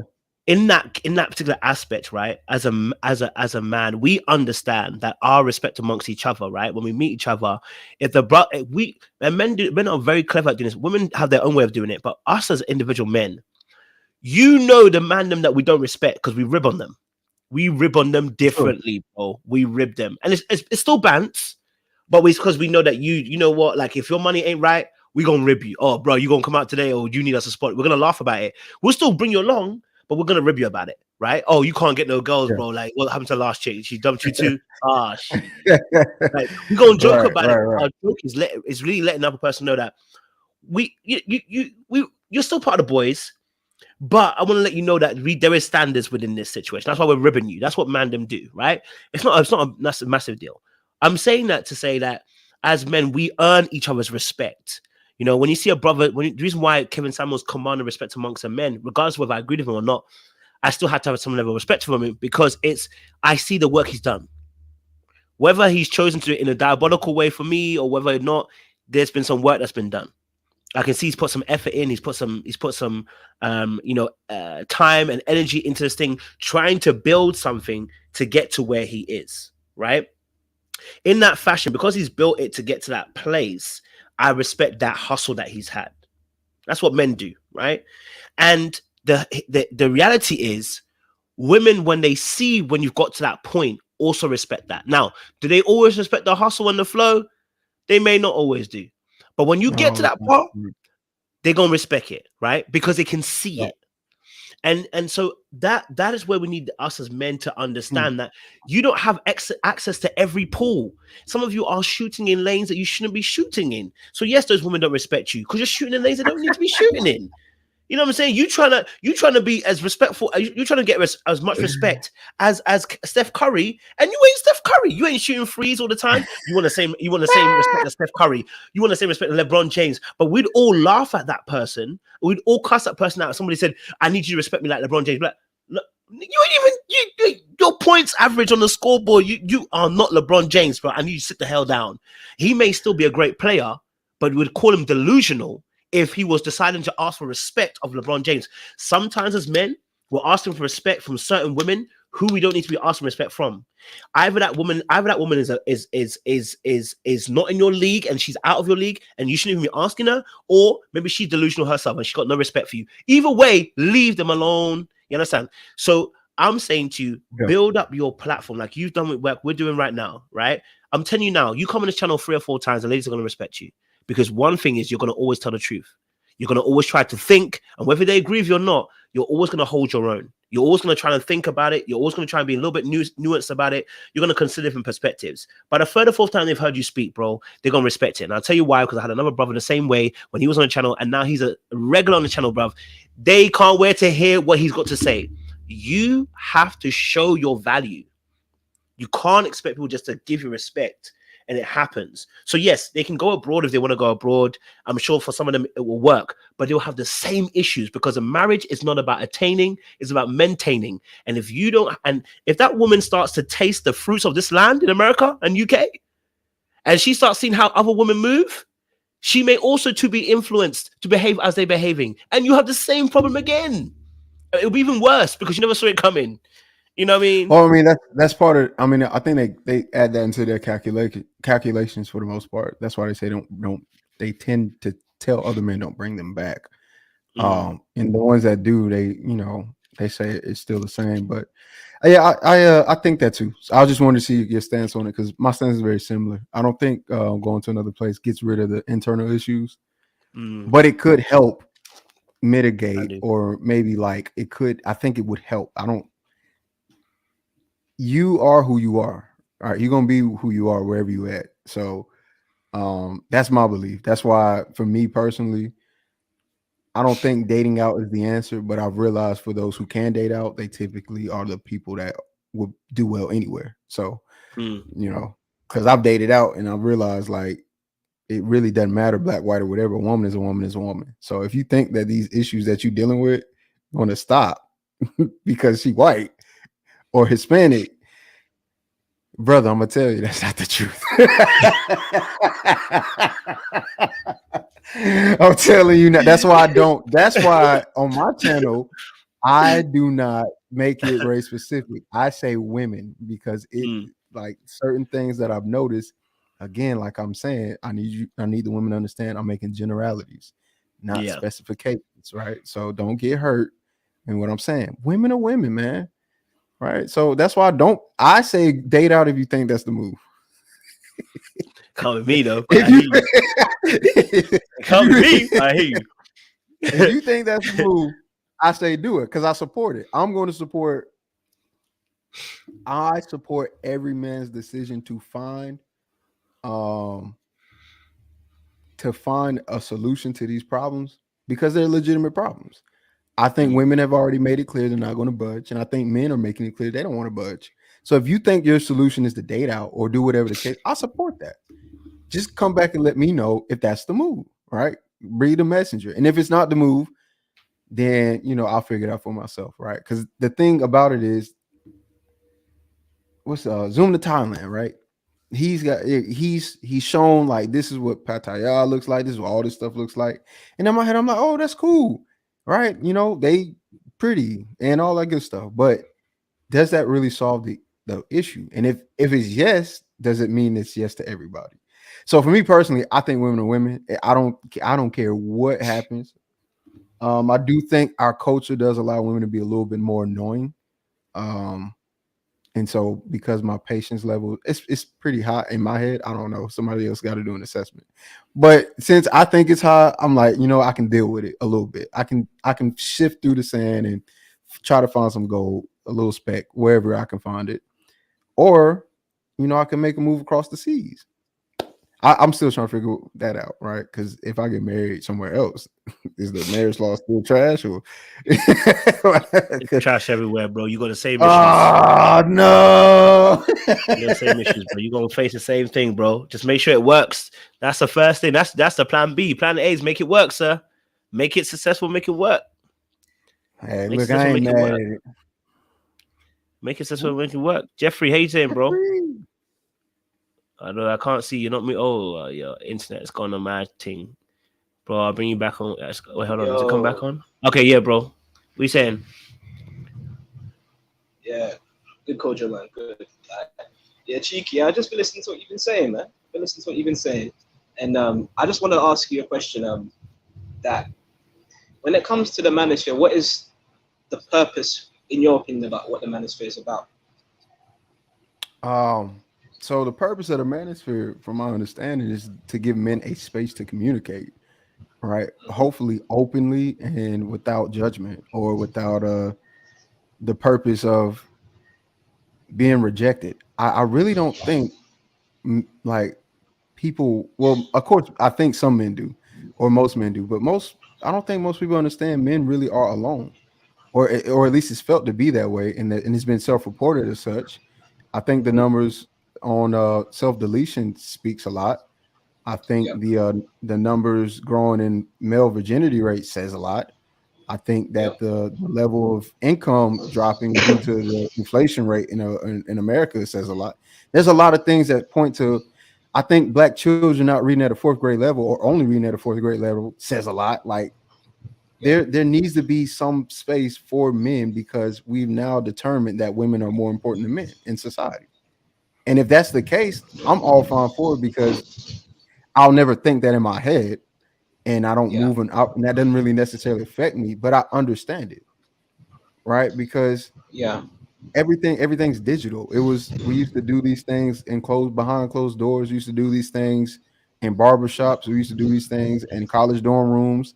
Like some of these conversations, I remember being in the dorm and like talking with my friends, like, fam, I'm just tired. Like, I'm tired of seeing people do stupid stuff. And we all just laughing and keep just having a good time.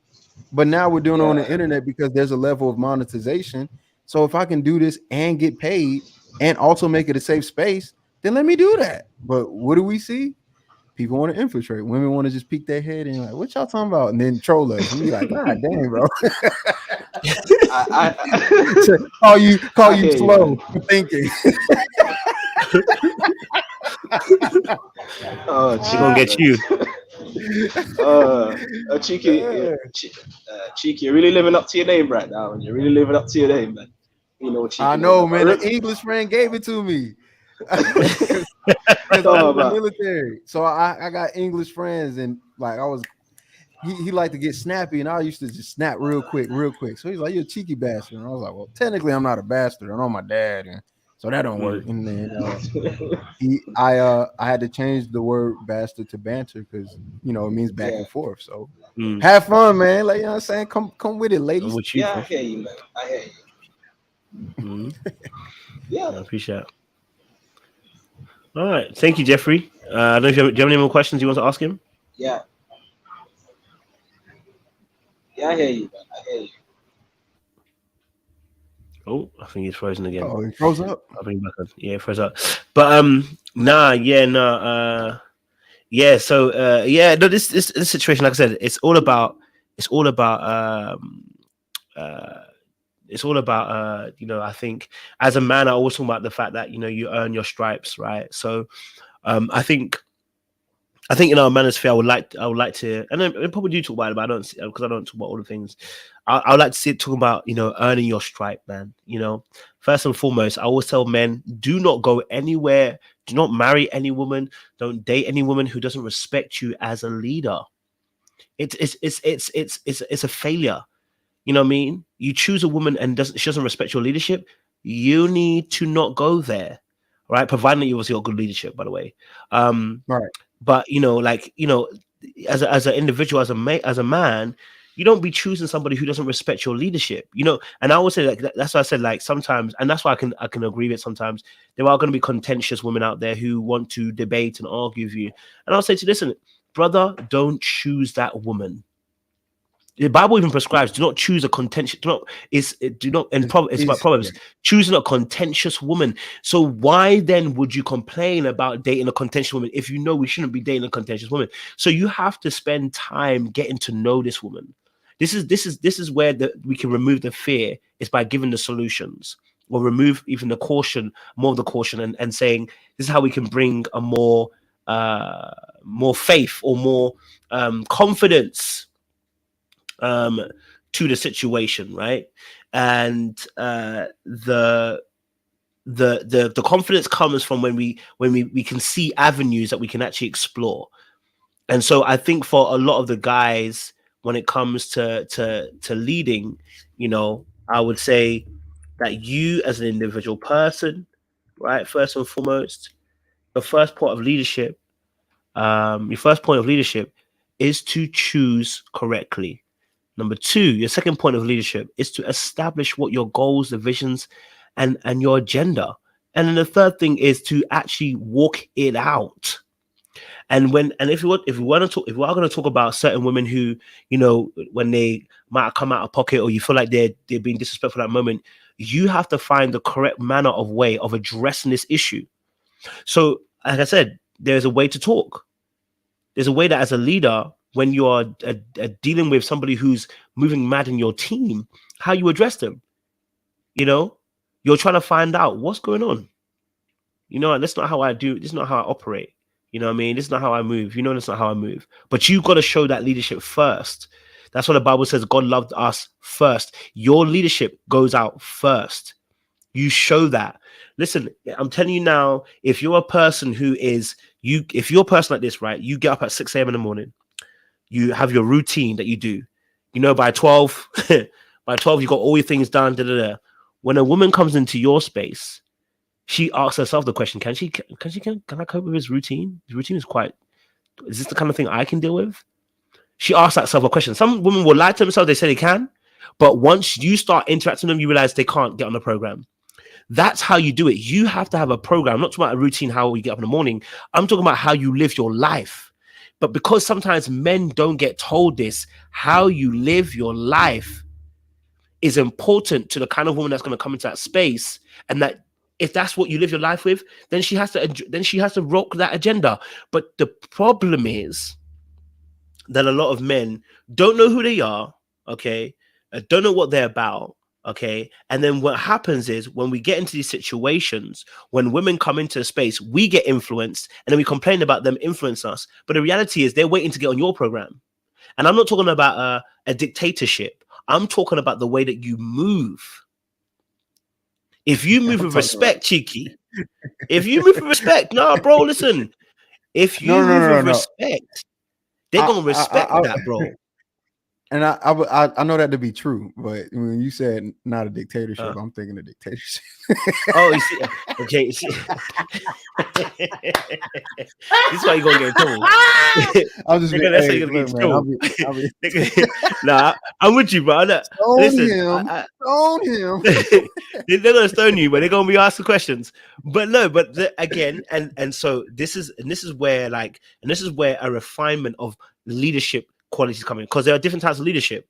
There is coaching. Someone said boo. There's coaching. I there is it says coaching, there's authoritarian, there is laissez-faire, there is transformational, and some of 5 different types of leadership styles, right? And as a good leader, you're trying to find the right mix and when best to use these leadership styles at a particular time and point. Now, no one's perfect, so we're not always going to get it right. But the reality is, as a leader, you're trying to transform your leadership, because what you want is to lead with love. That's the first and foremost, because the game of marriage is love. Now, of course, the love don't pay the bills, right. You know, that's what's going to make the relationship last. The reality is, both men and women are broken and don't know how to identify healthy forms of love. So when they encounter certain things, they're either saying, I can't deal with this, or they're engaging in the unhealthy forms of love. And so one of the things I encourage men to do, especially on this channel, and I tell the ladies as well, when I'm dealing with men, I say to them, listen, look, that woman can while out, but guess what? I ain't going to while out with you. You know why? Yeah, because irrespective of what you do, I'm holding myself to a standard because I'm a leader. And when I do that, guess what happens? She goes away and she goes, yeah, he didn't react. Because here's the truth. Women do test boundaries. Women do push you to see how far they can push you. Because they want to see how safe can they be with you. Because if you are likely to trigger and flip, they can't trust that place that they can be with. Right? So they do push boundaries. They do test at points. And even some of them will not even be honest with you and tell you that they say, I don't do that. I don't do that. Yes, it's not every woman that does that. But you'll find out a lot of women will push the boundaries to see what they do. I didn't say, that's why I said not a woman. A lot of women will push the boundaries to see how is he like? Does he get angry when I say this thing? And it's not always conscious. That's what I'm trying to say. It's not always conscious. It's in the way that we move. Little black book. Oh, see now, you. I was tracking until you said it's not. It is. It's always conscious. Sometimes it's not. Sometimes it's not. No, it is. I'm not giving them this excuse. It is. It's not about an excuse.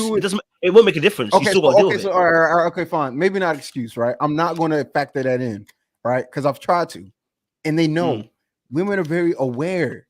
They are. They're very emotionally intelligent, and they may not be emotionally intelligent with themselves, but when they think about it, they're very aware.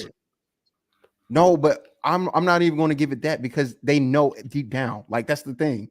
I understand what you're saying about self-conscious. Like, they're not aware, they're just doing it and they're behaving because that's part of their behavior.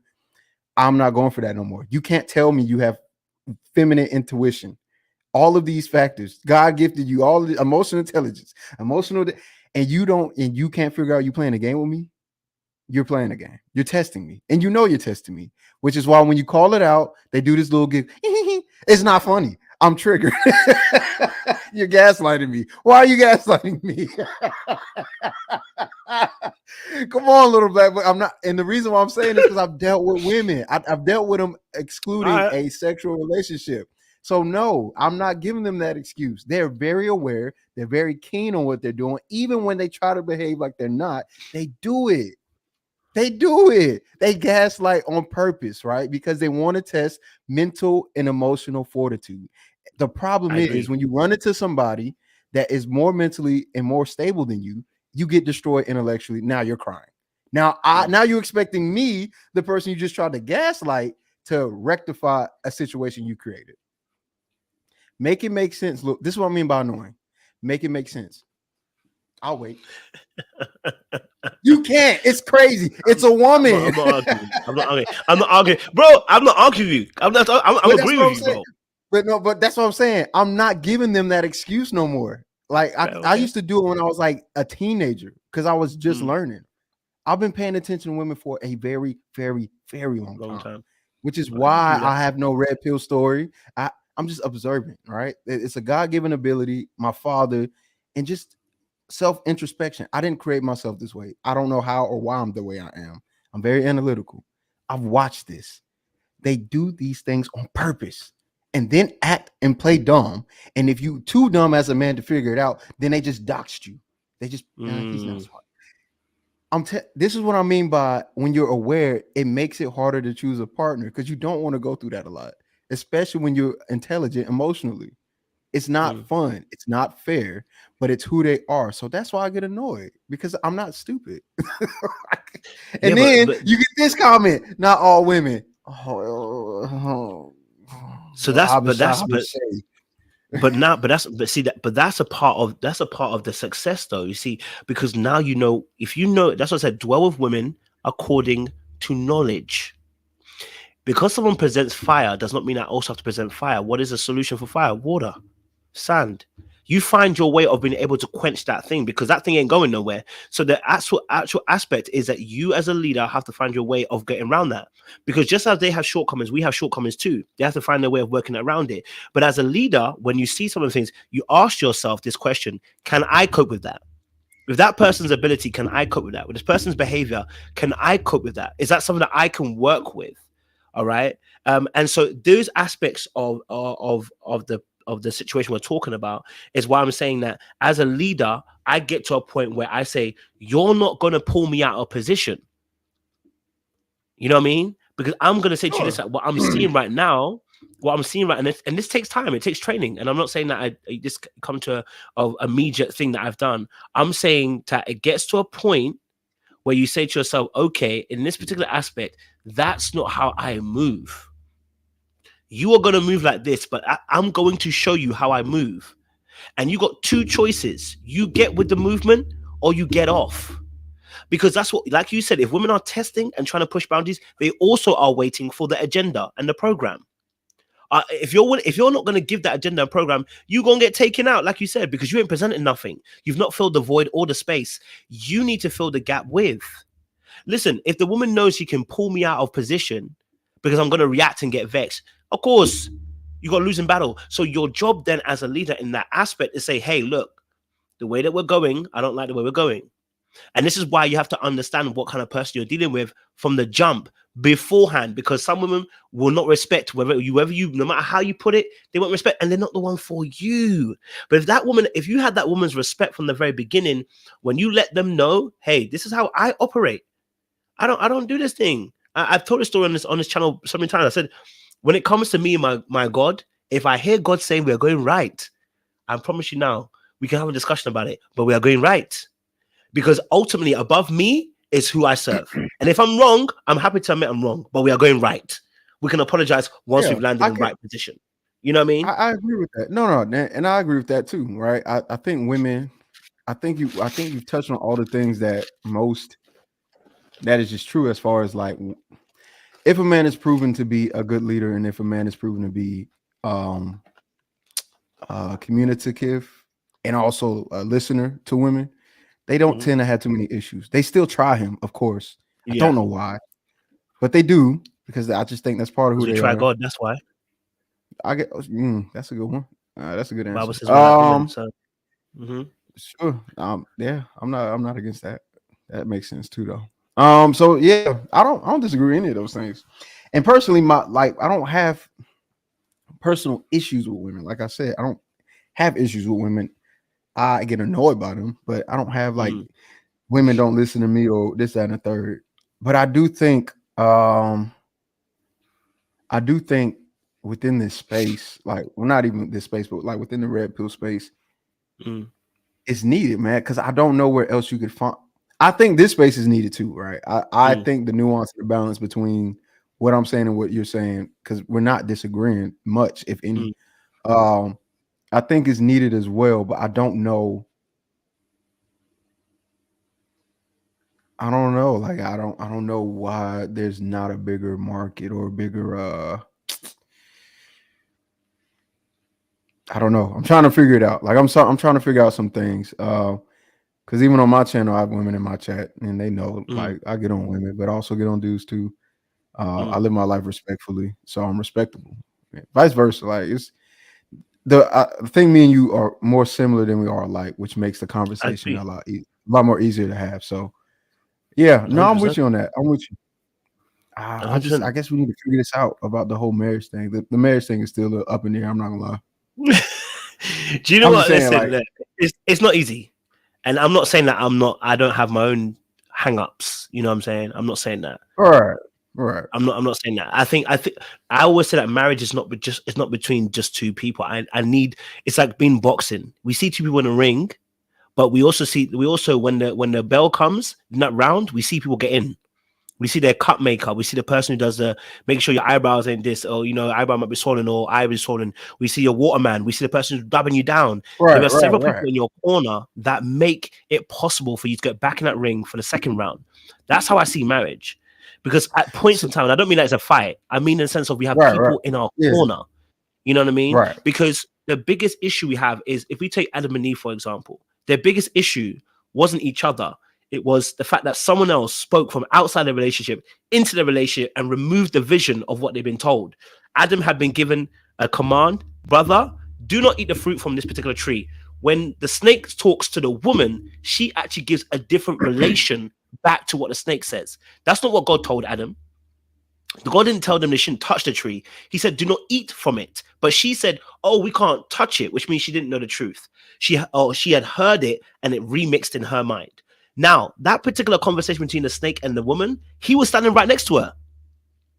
You see the very thing you spoke about this is why I hold men accountable higher to high standard. In the very beginning, you said there are people out here who are moving mad, doing their own thing, right? They're just out here in the streets, right? Those are broken women. The people who lead the community are men. Therefore, the actual accountability comes back onto my neck. It might not have been you, it might not have been me, it might have been my brother, it might be my dad, it might be my uncles, it might be my great-grandfather. We are part of that cosmos. So you can't even remove yourself and say, well, it's not part of me, because at the end of the day, you are going to benefit from that society in one way or another. Whether you participate in it or whether you say you're not participating in it, you're going to end up in it. Right. So when other men mistreat women, I'm talking about specifically now, like when other men mistreat women, mistreat their children, absent fathers, and I'm talking about specific, because not every man is an absent father. Some women actually block men from getting to that space. Let me be very honest with you.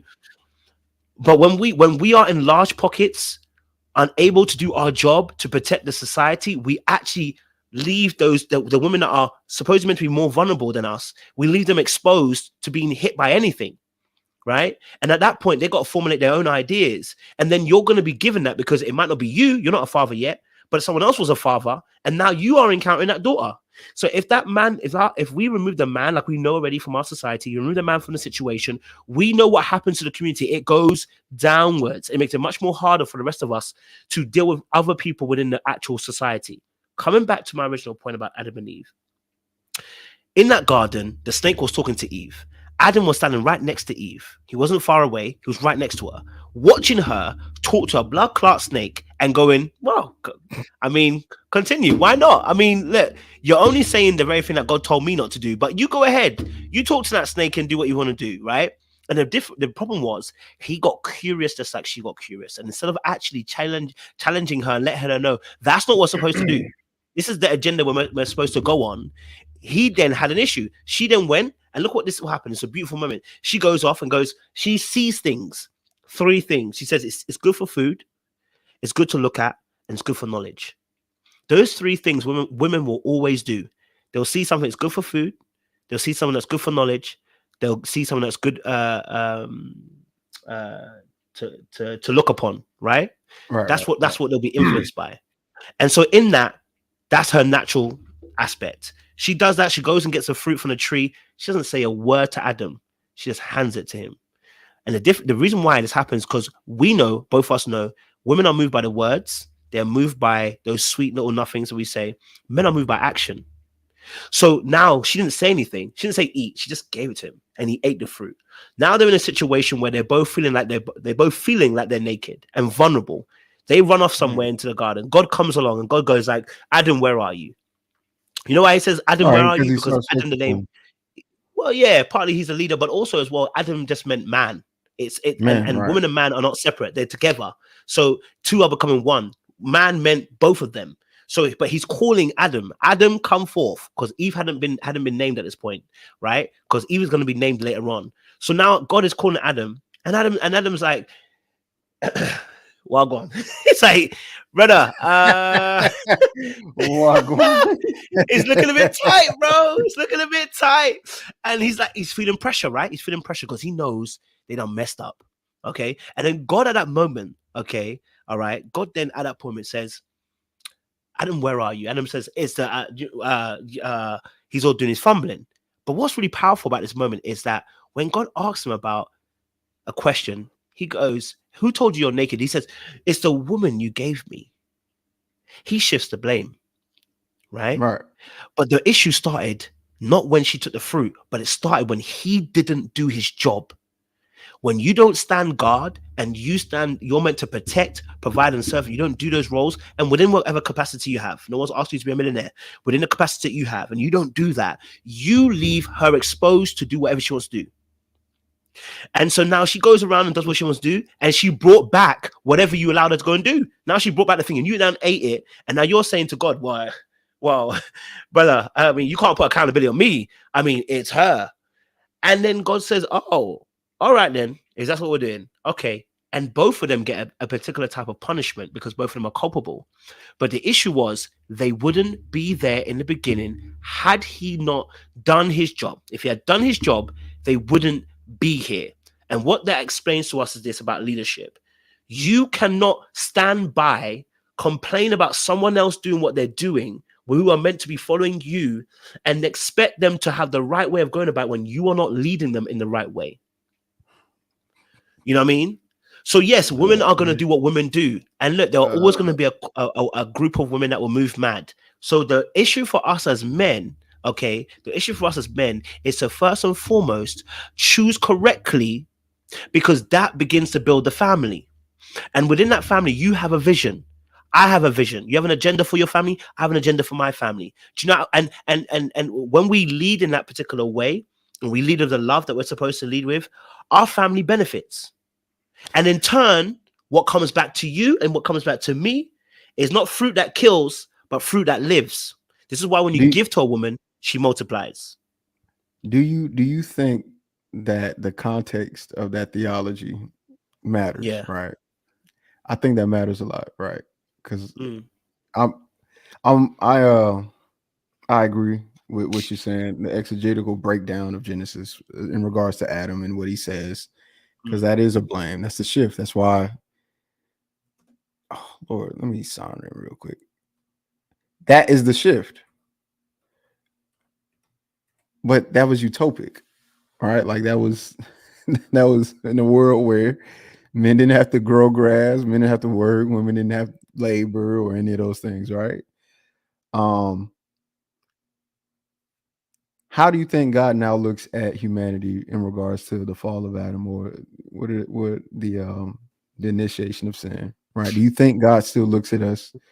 Well, one, I think there's a cultural context as well, but do you think, just in a very general sense, that God looks at us as autonomous individuals or still as the man, as the leader, even though he doesn't have a wife? Oh, he's still leader. Okay. So Yeah. a man is still a leader, even though the context for Genesis was a man and his wife. All right. It wasn't celebrated in the idea that we would today. They didn't jump the broom, but the idea was that's his wife. How then do you think God views, right? Because this is a theological question. We've kind of went down a whole other path. If you don't, I hope nobody cares of mine, because I don't mind talking about. I don't mind talking about theology and things like that because I study it. So do you think that even without the context of marriage, that God still sees every man and every woman as the man, the leader, and the woman, the follower, even though they're not within the marriage? I mean, to a certain degree, because a part of leadership is also a calling.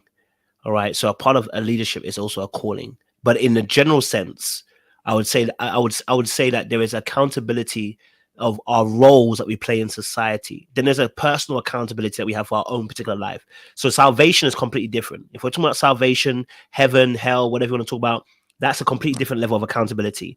If we're talking about the society that we live in, I truly do believe that will be held accountable for the actions that we're taking, because we've been given roles in that society, right? Because first of all, men and women biologically are so much more different. You know, no matter how much Red Pill spin it to me about women run the world, I don't want to hear it. You're chatting doo-doo. Women do not run the world. Okay, men run the world. It's an absolute fallacy to say women run the world. It's nonsense. It's absolute nonsense. It's just nonsense. The women do not run the world. Do they have influence in it? Absolutely. But they do not run the world. You said women don't run. Okay, we agree there. I thought I misheard. Yeah. My bad. Go ahead. Yeah, so I believe that men are called to be leaders. And now, of course, not every man is going to be a leader, but I do believe that men are called to leadership. And when men decide to be wicked, the whole world loses out, right? When men decide to be righteous, the world begins to prosper from that righteousness. That's what Scripture talks about. A righteous king, he benefits the whole of his land, right? So my thing is, even the Adam and Eve story, we can take man and woman out of it. I heard my dad speak about this, and I was like, Raj, what? I never deep to that, you know. And he said, listen, if you take Adam and Eve and take man and woman out of it and just make it man's relationship with his soul and see it that way, you get a different interpretation, but you get an understanding. Adam being the man and Eve being his soul. If you don't control the soul, if you don't put onus on that soul, the soul will run riot. It will choose whatever it wants. It will do whatever it wants. The soul it's meant to take precedence. You're meant to, I wouldn't say control, but you are supposed to be in leadership of oneself.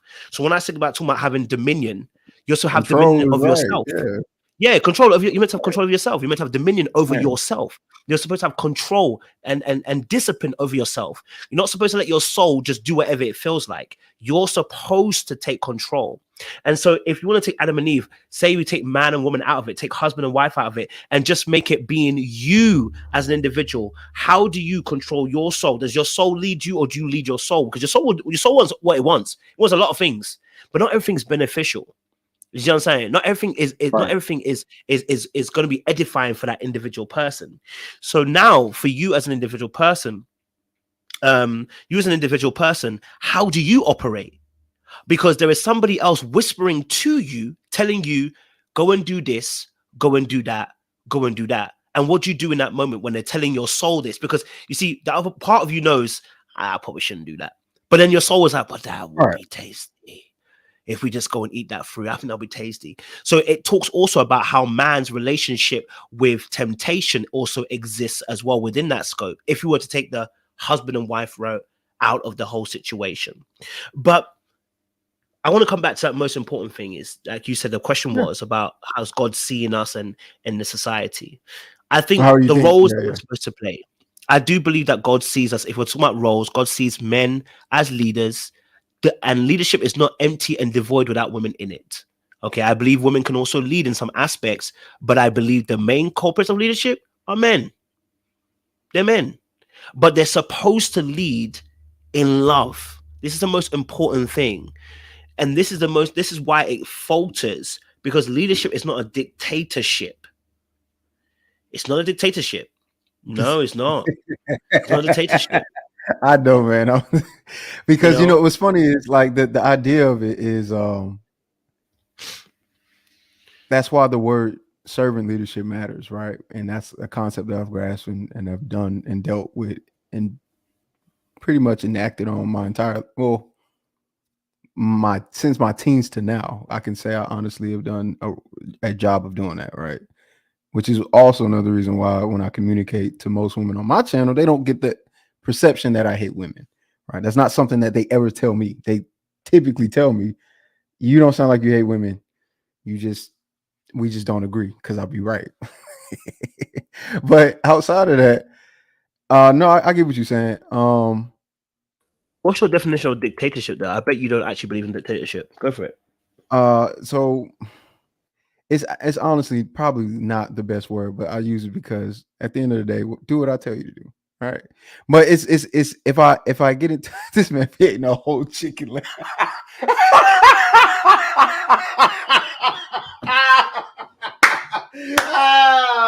That's funny. Yo, that's the blackest thing you did all day today, ain't it, Brody? You had a whole fried chicken leg right there. Chicken, I was like, nah, bro. My God, bro, you put that. Hey, I'm listening. Oh, my bad. Here I was thinking English and US is that much different. We still black on time about fried chicken and slapping differently. Yo, that's crazy. I was not. Hey, that was not what. I like I don't have that great soda. Sorry, my bad. I distracted you. My bad. Sorry, bro. What's your thoughts on dictatorship? What does that mean for you? So, at the end of the day, I think that the final decision, matter of fact, most of the decisions is going to be based off of my word, right? That doesn't mean that you're not going to be considered. You won't be considered as a form of counseling. Like, hey, this is what I'm thinking, right? Because I think women play a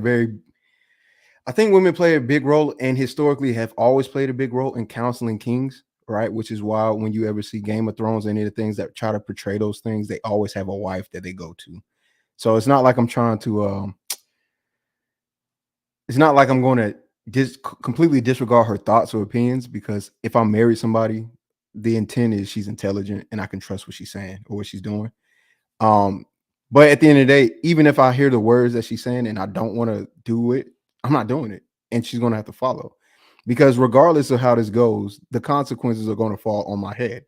So what we're going to do is what I tell you, because if we go your way, it's my fault. If we go my way, it's my fault. So guess who's are we going to go? Right. The only thing that I'm looking for within that fact or within that realm of a relationship is you do it in good faith. Right. And you reciprocate being a servant leader. I think being a servant leader does more good than it does anything else, right? Because I think that you can serve your wife or your significant other, and that action should inspire her to do the same. If not, then now you have an issue with the student that you're trying to teach, and that means there needs to be some form of correction. But at the end of the day, it's a dictatorship because we're going to do what I say. That's why it's a dictatorship. Doesn't mean you won't be heard. Doesn't mean that you won't be considered. Your feelings, your thoughts. Doesn't mean I'm going to be belligerent and just I'm not going to be tyrannical. It's not a tyranny, but it's a dictatorship. What I say goes. And the same thing applies if we do have children. I don't want any, but if we were, because you didn't take the pill and I didn't use a condom, then they're going to do what I say, right? And it's going to keep going that way. It is. People confused about the word student. So parts of what you're saying I can identify with, right? So parts of it I can understand, right? Like I always say, if I strongly believe in the direction I'm going in the direction. You heard me say that earlier on. If I strongly believe in that direction, I'm going in that direction. We can discuss it, but like I said, if I hear that God told me to go this way, I'm going that way, right? I'm gonna hear you, but I'm gonna go that way. So I can, there's parts of what you're saying that I can understand where you're going with it. I think where the other parts of it, where I think maybe I wouldn't even say you run into a problem. I think where you may even shift, because you're an intelligent person also, right, is when you start to realize you don't have all the wisdom in the world. And I tell Fact. people this all the time. A rally car racer, right? Most people know rally car racing. You might see a car driving on dirt road or whatever, right? The person who gets out of the car is the driver. Everyone recognizes the driver. Now, most of us probably don't really watch rally car driving, so it's not a big deal. Most of us recognize the driver. We're like, oh, my driver was so sick. You know, he got the car to the end.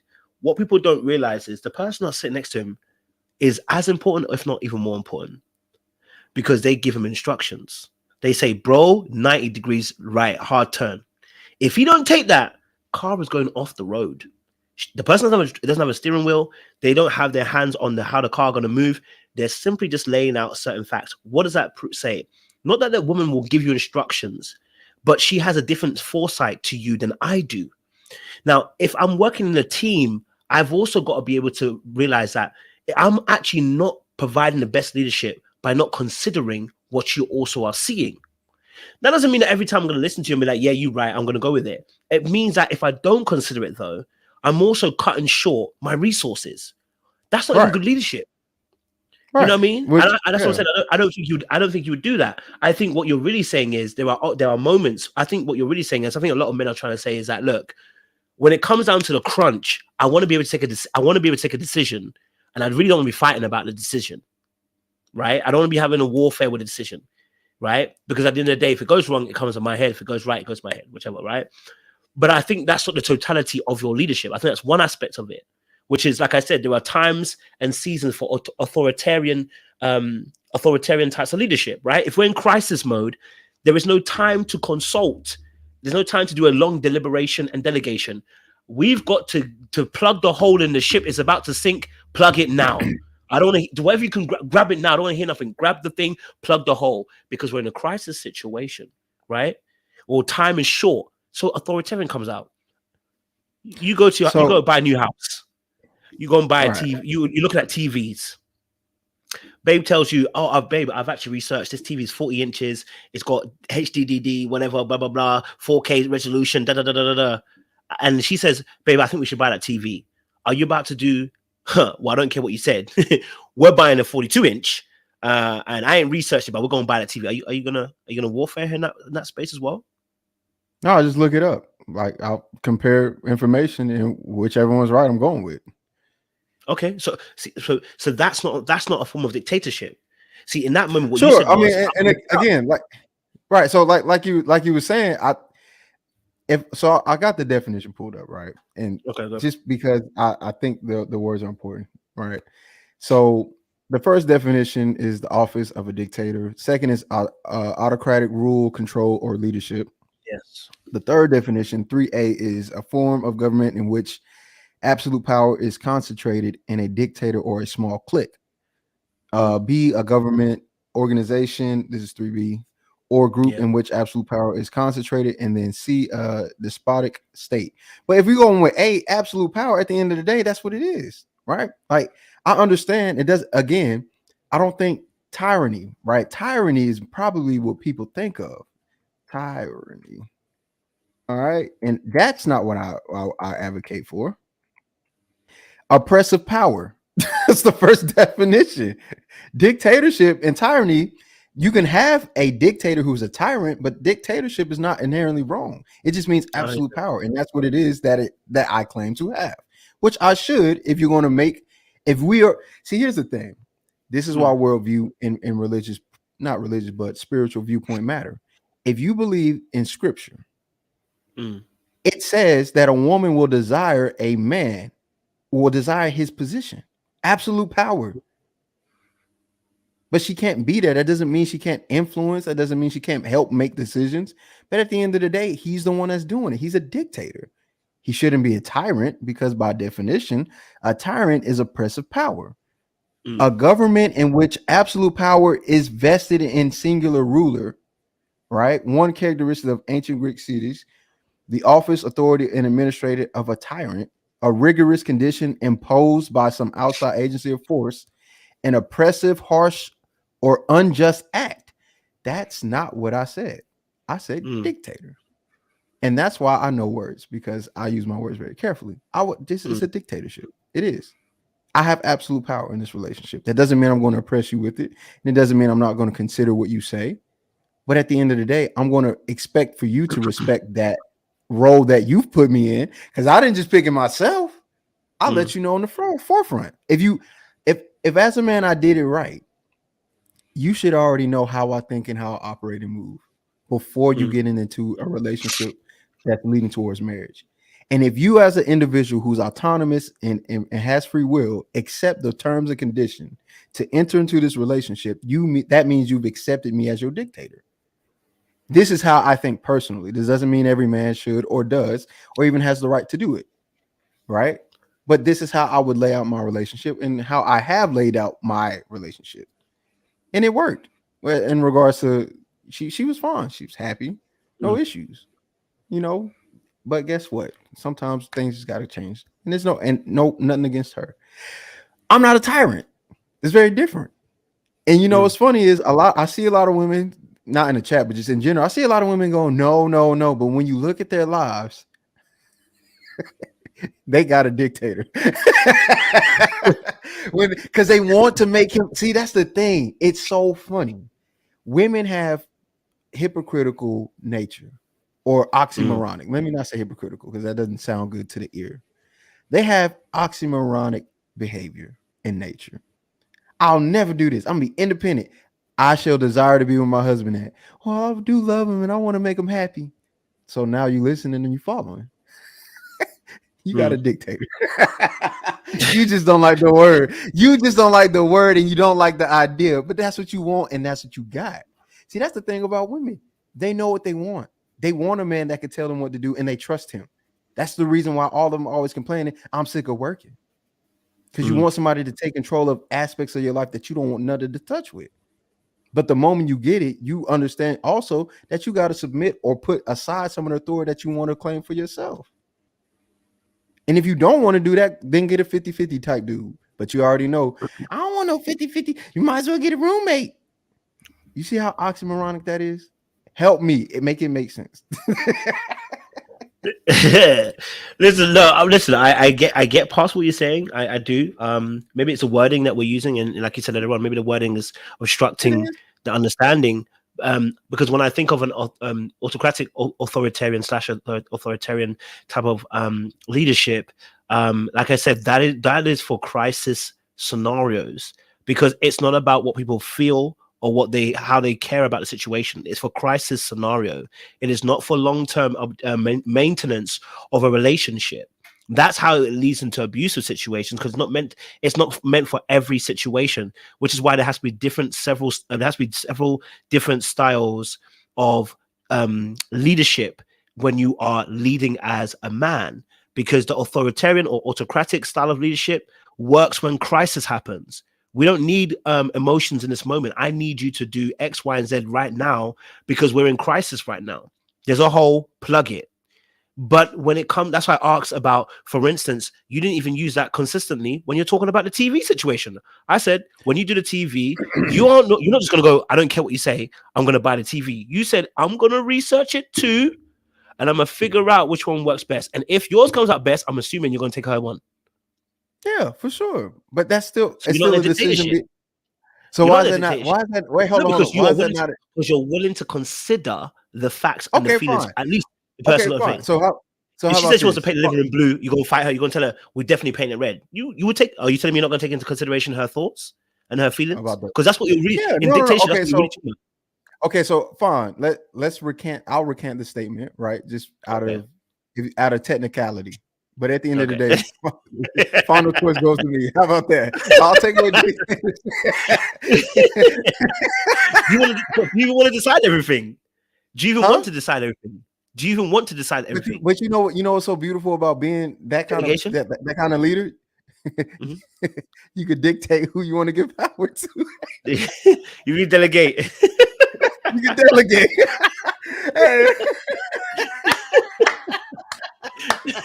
Cheeky. Cheeky. You're gonna get us in trouble. Look, man, I'm just having No, I know they're fun. I know. No, I'm Oh saying in the man. sense of bro, like I'm saying in the sense of like you're an intellectual person.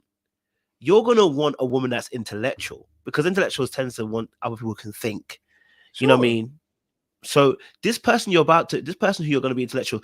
Look, do you know why I think marriage is amazing? It Okay. forces men to change the way we feel about our leadership because you have to surrender some form or shape.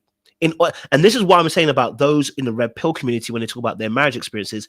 That's why choosing the right person is important, because if you choose the wrong person, you're gonna overbend, and that's you don't want that. You choose a right person, you can bend just enough that it doesn't break you and doesn't break you as a man, right? Because I should have no. And listen, I'm from an African household, so whatever I say goes is normal for me until I realized the reality of it. Mm-hmm. That's not how Christ even did with me. So how am I promoting that? If I want to be able to lead accordingly, and especially with the community of women that I'm seeing now, because we're looking at the fact that we dwell women according to knowledge, it doesn't mean that we don't have leadership. We still have leadership, but I have to look at the way I'm going to do this. First and foremost, when you even read the Bible on this issue, this is why I have a problem with men. They don't read the whole thing. Bible says submit to one another. Oh, It does. that's, you know what I mean? It says submit to one another. Wives, submit to your husbands in this way. One, respect him. For the man, surrender to your wife or submit to your wife in this way. Love her. So this aspect of leadership, it may come across as you saying, I'm just going to be a dictator. I'm a dictator. Everything I say goes. But if you don't consider the feelings of your partner, you are not surrendering to what God has actually asked you to do. Therefore, when you begin to break those principles, listen, anybody who is their marriage has worked, it's because they adhere to the biblical principles of what love is. I don't care if they're Muslim, whatever. Whenever a marriage is successful and people are actually happy in it, not just that they make it through and got to the every end, your car broken and you're at the end of the line. I'm talking about people that are actually happy and make it to the end. The reason why is because they adhere to the principles, regardless of your faith, to what God has adhered to what love is. Love is patient, love is kind, love is enduring, love doesn't count no wrongs, doesn't boast. All of that is exactly how marriages are going to work successfully. Now, there are going to be obviously scopes within that. Some people are going to be more willing to take more from you in terms of more of a closer to a dictatorship. Some people won't be. Depends on the spectrum and depends on the woman that's going to be in that space. But if you're talking about dictatorship, when we talk about authoritarian, it doesn't actually consider people's feelings. That's why it's a dictatorship. Tyranny means I'm willing to use evil. I'm willing to use force if necessary. But dictatorship is about you're not involved. This is absolute power. When I say it, I do it, regardless of how you feel about it. I don't care because it's a dictatorship. Like you said, Sure. Right. absolute power. And I don't feel like that's what you're actually really saying, because if you're intellectual, and I think you're emotionally intellectual too, I think you're having cognitive dissonance, which a lot of us men do, and I have it as well. It's cognitive dissonance because what you really want to say is there is some aspect, of course, you want to lead aspects of this, right? But you don't want a robot. Okay, so that's what again, I've already recanted the statement dictatorship off of technicality. Sorry, remember that, because that's based off of how you broke it down. I was like, I'm willing to recant the statement to make it more accurate. Apologies. Because I was like, let me recant dictatorship. But at the end of the day, like I said, I switch from dictatorship to I have the last word, right? Because that's ultimately that's what it is. So at the end of the day, I think I use dictatorship because it's a simpler form, right? And sometimes I just don't feel like explaining all of this, especially to women. Want to know why? Because they ask too many questions, and I get tired of answering questions, right? And sometimes, and then there's an entertainment value to it. There's a part that gets back at me or get back at them for trying to get back at me and trigger me. This is the immature part, right? But it's willfully immature. I'm doing it on purpose, intentionally to bring some form of entertainment. Now, if you deal with me in a relationship, most of these women that say they think, he's mean. Blah, blah, blah. Most of these people that saying that, if they were in a relationship with me, they would be happy because I understand, right? And I don't think of women as property, although technically they are. Technicalities and application doesn't mean the same thing. That's all. So yeah, based on what you said, absolutely, it's not a dictatorship. I just got the last word. Has me mad. Jeffrey's got an answer question for you. Nah, Go for it, cheeky, Jeffrey. bro. Let me eat my chicken. Nah, listen, cheeky. I've been listening a lot to what you guys have been saying, and I just wanted to put my 2 cents in regards to what you said before about what the Manosphere basically was. I think what I'm seeing is that there's like a form of a catharsis that is there when you have many men that are talking about their experiences in regards to relationships, in regards to the women that they dealt with, and that is really good. And there should be that. I think the issue, however, is it only goes as far as that. And sometimes, depending on the people that are championing certain things when it comes to Manosphere and Red Pill, is that now it becomes entertaining for men to feel vindicated by the fact that you have people that can, you know, talk about women doing this and women doing that. And I understand, but then it comes across as confirmation bias by the type of women that you select. I mean, when you got guys like Fresh and Fit, or when you got guys like Kevin Samuels, or when you got guys like Rolo Tomasi, or when you got guys like Donovan Sharp, that will be talking about women, but they're not being specific. Are they talking about a specific type of women, or are they talking about women in general? And then what happens is that when you create generalities, sometimes when you make certain generalities out of women, it can be born out of ignorance, because now you're collating experiences, but not every woman is like that. And I know you don't mean every woman, but then you get mad at, oh, when women say, oh, but every man is like this, but oh, they don't mean that. So people are making generalities based upon experiences. And I understand that the Manosphere is there to, you know, kind of answer or be the counter, I guess, the counter towards what is going on in modern feminism, I suppose. But then when it doesn't talk about solutions and ways and means to become better, because if really it's supposed to be a men's space, then men should never have allowed women to come into that space to begin with, if it generally was a men's space. But the moment you now include women into it, then this is where you have certain issues going on regarding that. And also, I think another thing that I'm seeing sometimes from people in the Manosphere is that, and this is not every person, I'll say maybe the more balanced people, maybe like Crew Season, they seem a lot more balanced than most. But I think the issue is that sometimes it comes across as certain figureheads that are overcompensating for a lack of masculinity, because I don't know where we started now calling people alpha males and beta males and this and stuff like that, where a true man, to some people, would say, you know what, you don't tear people down, you build them up, basically speaking. And that when you're overcompensating, it looks as if you're just peacocking, like you're just simply doing a whole lot of talking, being boisterous, but then you're not lacking humility. And when there's a lack of humility and people are coming across as very prideful, and yet it's almost looking like you're demanding women to respect you from the jump, but you haven't done anything to earn that respect. This is where I'm looking at it from the inside, because I've been studying a little bit. And then also, sometimes the things that they preach about, they don't practice. I mean, Kevin Samuels would say that he comes from the church. He's on fire Baptist, basically. But then in a live chat, he ended up saying high value men should, not high value men don't cheat, but high value men should cheat. And I actually listened to it, and then this is where it's a bit, you got to be careful. And then when you now use biblical text to justify it, even though it's immoral, then it looks a little bit suspect. So this is where I'm looking at the Manosphere in that kind of way, if that makes sense.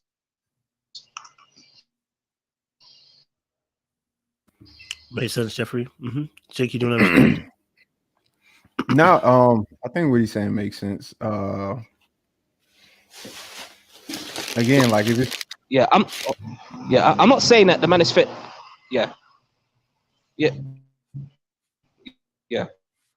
I'm not saying that the Manosphere, they don't have good. Your sound I'm not saying that the Manosphere may be improvement here and there. That's good. That is something that is every reality when it comes to principles. What happens is that jeez, man. Like, can you hear me now properly? Is it cool? Yes, we Is it can hear alright you. now? It's alright. Go for it one more time. Go for it one more Can you time. hear Let's me? see what happens.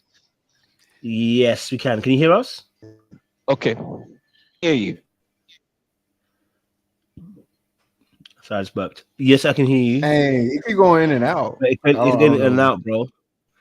Yeah, it's a little bit. It's a bit bedazzled and confuzzled, my friend. It sounds like you're in a Jeez, broke man, part of this is so London. annoying. It's How was it better reception in the train? Alright, can you hear me now? he was on a bus, let alone a Is it train. better? Oh, Can we hear you? Yeah, we can hear you. Yeah, I can. Yeah, can you hear me now? Nah, brother. Nah, it's doing wahoo. Brother, get to a better place. Get your Is it Wi-Fi still on 4G full bars. bad or what? Yeah, can't lie to you, brother. You're going in and out. yeah, You just get to a place where it says 4G full bars, and then you come back. I'll get to a better place. Yeah. Yeah, I'll get to a better place. All right, my G. All right, cool. Appreciate you. Matt D. If you go to Matt D's, it's always good Wi-Fi there because I was still their Wi-Fi. I can't lie to you. O2 Wi-Fi be solid or pure gym. I'll be honest with you. I have my places that I know, but I don't know. Did you hear much of what he said? So I don't know if you can respond to anything that he kind of said. Yeah, so he was just speaking on just some of the issues that he's noticed with the Manosphere space.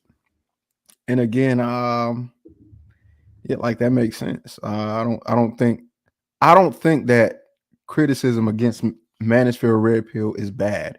Because I'm new to the channel, like someone sent me a link to the first conversation, and when I was watching, I was like, okay, I don't have the context.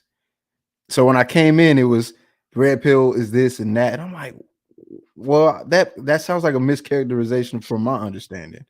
That's why I was pushing back in the chat, and I was like, I don't type fast because I just don't. So I'm wondering if I could just have a conversation.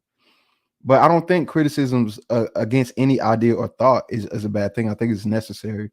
I just don't want the idea or thought to be mischaracterized from either misunderstanding or just a level of resentment. Because I think to a certain degree or point, whenever someone says red pill, there's connotation to it that should not be there.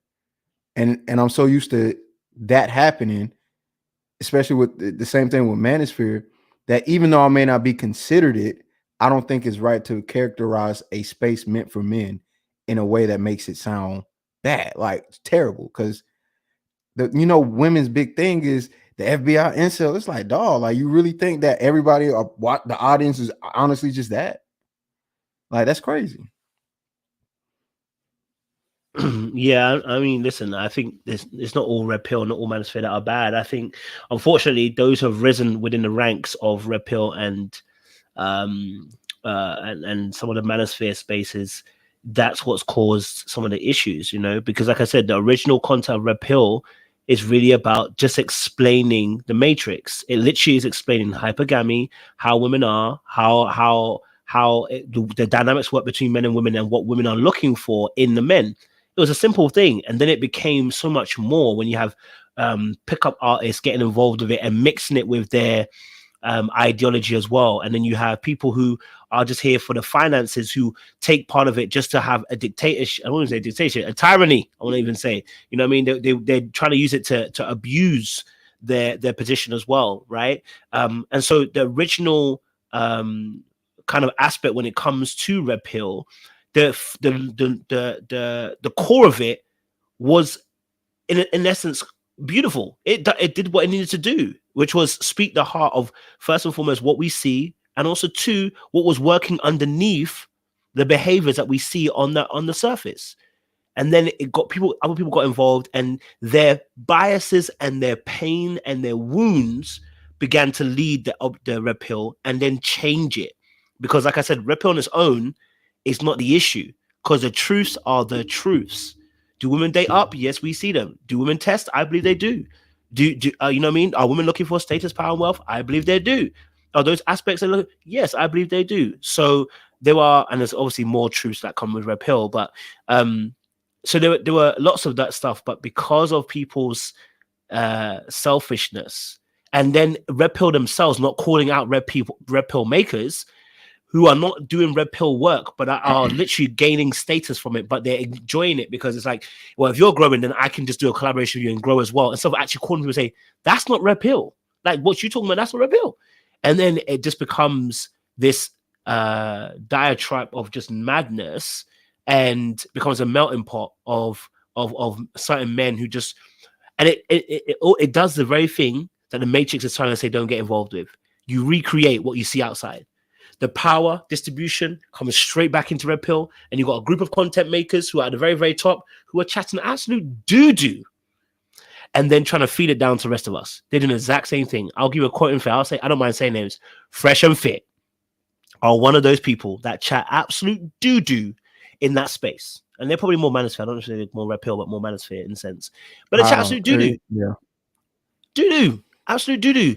They intentionally pick women that are problematic, that are troubled, that are moving mad, and then bring them onto their platform and then have arguments with them, and then try to go, see, this is how women are. And what they don't realize is men who aren't great thinkers, men who aren't as intelligent as we are, men who can't formulate great arguments, and who just simply lap up what anybody says, follow Fresh and Fit like a lap dog with their tongue sticking out, going, when's the next treat coming? Blood. And and all that happens is they replicate that same behavior and take it out in actual relationships. And the reason is because of this. A lot of them are not intelligent. They're not smart. I listen, I ride for my man them, and I think man them are great, but a lot of men aren't thinkers. And so they end up in that space and they end up following someone who they don't even think about the narrative. If Kevin Samuels said the sky is actually black, they would have agreed with him. If the Fresh and Fit said the sky now today is black, they would have agreed with them. And it's like, yo, you've got to think for yourself. If you don't have that ability to think for yourself, you just follow people off the edge. And the reason why it's dangerous and why it's slightly different from women than it is for men is because of the physical aspect of ramifications that happen. The physical ramifications of what happens after. That's the only difference I believe that between men and women when they have the madnesses is that, number one, the physical aspect. If me and a woman get into a fight, there is a physical difference. If I bring my toxicity that leads into physical, there's a big difference. You know what I mean? If there's a power dynamic between men and women indefinitely, whether I agree with it or like it or not, there is a power dynamic that exists between men and women. And so now when you as the power dynamic are the leader or the man in control, and you are taking these problematic, toxic thoughts on, you're now infecting your whole body. It's like eating cake every day and then going blaming the body. You are now a leader. You can't just be you can't be just choosing any ideology and living by it. But shoot back at me, bro. I'm gonna get David on as well. But shoot back at me. Go for it, Cheeky. I don't know. I don't really deal with like Fresh and Fit's audience, and I don't know too many. I don't know too many men. Like I don't really. I'm new to the internet, honestly. Right, so I've been on maybe tied into a platform for 2 years now, maybe. So I'm new to YouTube. I just started a channel, so it's not like popping or nothing, but it's just. So a lot of the guys that I talk with in real life, we don't necessarily have these kind of conversations about red pill. They just say what they know about women, and they tend to align more so with that ideology because, you know, that's just how it is, right? But I will say I have seen other content creators react to Fresh and Fit's audience, right? Like Admin Preach is a good example. And I think they're pretty level-headed and pretty based. I agree. So if they have an assessment, because I kind of trust their perspective on things, I can see what you're saying because they've said the same thing. But I'd much rather get to know what it is that the audience is saying and their ideas on it. But I'm not gonna sit here and say it's far-fetched. Like, it doesn't sound far-fetched. I can't confirm it. It makes sense though. Those arguments do make sense. I think critical things are necessary. I appreciate it. David, jump in for us. What are you saying? Hey, bro. Honestly, this is such a great conversation. I really appreciate the conversation, and I think it's necessary. And a lot of people in the comments actually do. Bro, it's a bit far, you know. Your sound is a bit far away. Are you I think basically, talking through the AirPods? yeah, I'm using, What's yeah, your, I'm using. if you go on your settings, if you go on your settings on your phone, if you type on settings, you should just change it to your mobile sound, because I think it's going through your, when you're talking, the microphone is going through there. It's, All right, can you hear me now? yeah, look at that, beautiful, love that. Great. Okay. Yeah. So I think it's a great conversation because it's a necessary conversation, and I just wanna I wanna appreciate Chi because I've listened to Chiki several times on Anton's channel, on Fight Club, on his channel, and a couple of other channels. And I personally like to listen to different channels and different thoughts and perspectives because, TD Jake said that there's no way you can change something you're not willing to touch.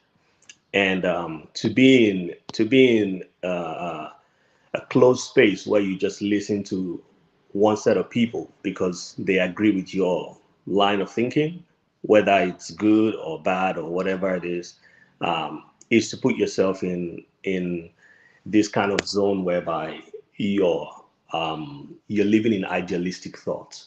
So listening to people in different perspectives actually gives you a different idea of things, on why people think the way they think, and to see their point of view. So I listen to all the different channels, all the different perspectives, and I always listen to different people. And Chiki is one of those people that I really appreciate his honesty, because I think a lot of people basically see him on this space or on Kojo's channel for the first time. But if you listen to his channel and you listen to some of the people he talks to and things like that, you see that he's a very logical person who actually takes what he says and actually does it. And I respect that because, to be honest, very few people in that space actually do that. A lot of guys on the space actually just propose this whole idea of, their ego, their masculinity. What I say go, whenever I say jump, she jump. Whenever I say do this, she just goes ahead and does it. But I think there's an authenticity to what he does, and I think Kojo himself will be able to say that this is one of the best conversations had with someone in the Manosphere or Red Spill space because of the willingness to listen to each other and actually have a conversation. I think, Manosphere and Red Pill there are a whole bunch of different content creators, and you actually need to listen to them differently, because the truth is many of them give their perspective on Red Pill from different point of view. They're all speaking for men, which is Red Pill, but they're speaking on it from different perspectives. So you have the people who have been married before who are telling you that, oh, marriage is beautiful and it's a wonderful thing to do. And even though they are red pill, they still push marriage. And one of those people was Kevin Samuels and a few other people. And then you have the people who were married and divorced, like Coach Greg Adams, who will tell you about how, oh, marriage can be this, marriage can be that, it can be very negative, it can be very this and that. And then you have people who are single, like MTR and a few other people, who will look at marriage from a different point of view and say, as a single guy, this is what I see in the market and things like that. And then you have people like Anton Daniels, who looks at marriage purely from a business point of view. So it's not just a linear point of view where you look at Red Pill as this whole thing. You have to look at all the content creators and look at their perspectives and where they're coming from to actually see that, okay, it's all Red Pill in that they're all speaking for men, but they're speaking on it from different perspectives. It's like how the Bible talks about, we're all looking through a mirror, but we're seeing different views. So that's one interesting thing about Red Pill. But then when you listen to them, I would say very true. You have to listen to them in the sense that you listen to them and pick out the nuggets from there, and then you move forward. There's no one who has absolute truth at all time. People have different point of views, which you would agree with some and you wouldn't agree with one. The idea of you going with everybody's point of view and saying, yes, I agree with everything they say, which I think is what Kojo was saying about people and Kevin Samuel saying the sky is black and things like that. I think that's a very bad space to be. You can't be in a position whereby you just take everything someone says hook, line, and sinker and take it as gospel. You need to listen, look at what's being said, process it, and go on from there. But as far as marriage concerned, as a person who is married myself, I've been married for a good while, and I can say that, you know, there is a consciousness, there is a carefulness that comes with being married. But I think when you go into it with fear, I think there's a thin line between fear and consciousness, or being careful about doing something. And I think that's a place where I think Chike needs to be a bit sort of cautious, because the truth is, for me, I look at Chike as someone who is trying to make a logical decision, or who is trying to make a careful or well thought out decision.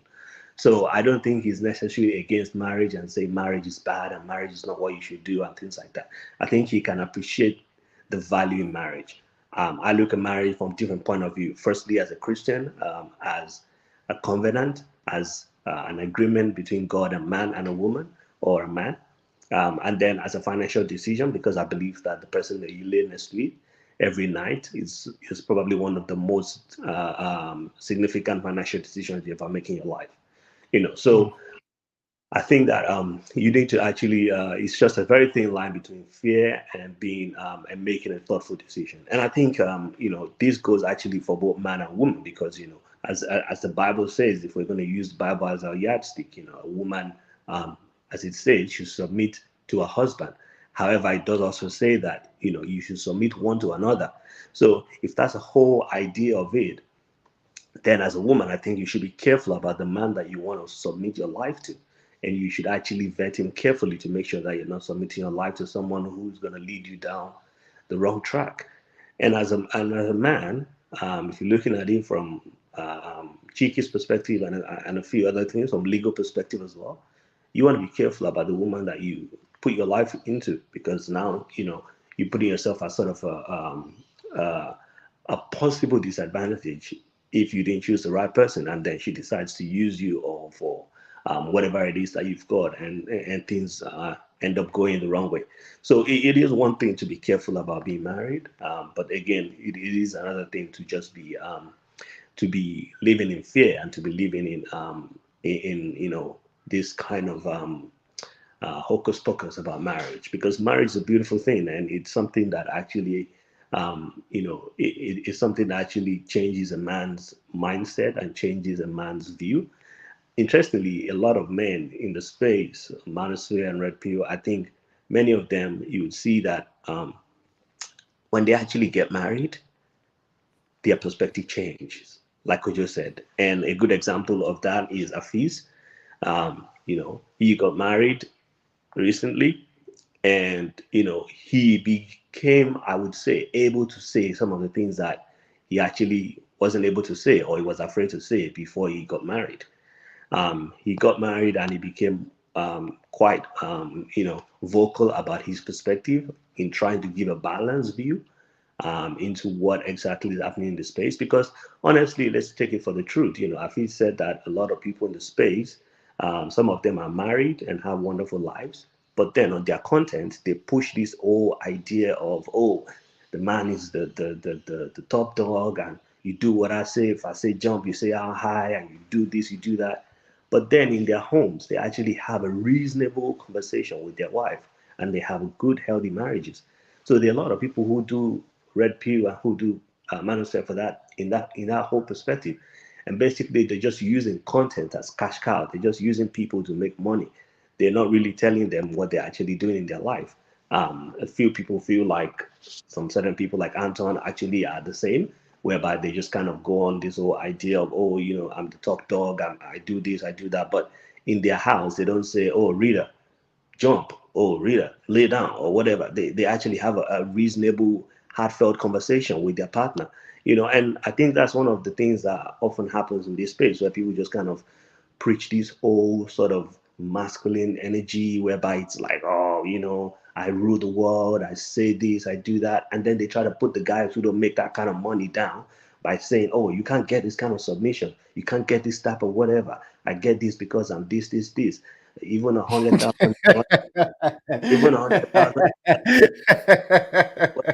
make 250,000, blah blah blah. You know, and they, you know, there are people who do that, you know, in this space, you know, but then in their homes they actually do something different, and that's sort of the kind of same thing that happened with Pearl, you know, where people are like, she definitely doesn't believe all this bullshit she says on on our channel, and things that she kind of says like, oh, men should do this, men should do that, and it just kind of comes off like a lot of virtue signaling and a lot of trying to just make money off of content and things like that. So, I think there are people like that who preach that kind of negativity in the space. But people need to listen and be objective, discuss, to listen to different perspective, and actually get the perspective that other people are coming from before you actually make a decision. But like I said, it's one thing to be cautious. It's one thing to take the decision carefully, because even in the Bible, when people get married, they don't just go and pick a wife and get married like that. They actually do pray. They seek God's guidance. They think. They go for marital counseling or get advice from people who are married. And people who are married will tell you that people who are married will tell you that it's not just about we love each other. Love is not actually what holds marriage together for several years. There's a lot of like Kojo was saying, there's a lot of sacrificing, and there's a lot of understanding each other, and understanding that there's a yin and yang, there's a balance that comes into the whole thing. It's not this whole idea of I rule the world because I have the responsibility. And I get what Chiki was trying to say, whereby he was trying to say that just like in the case of Adam, the fact that Adam knows or knew that he is responsible for whatever happens, he needs to be very cautious, and he needs to lead the family in the right way. I agree that yes, as men, we should be very careful in that, because we know that we're responsible. If anything goes wrong in my home, God is not going to ask my wife or my son. He's going to ask me as the man of the house. Now, that doesn't mean I have to lord my decisions or my opinions over them.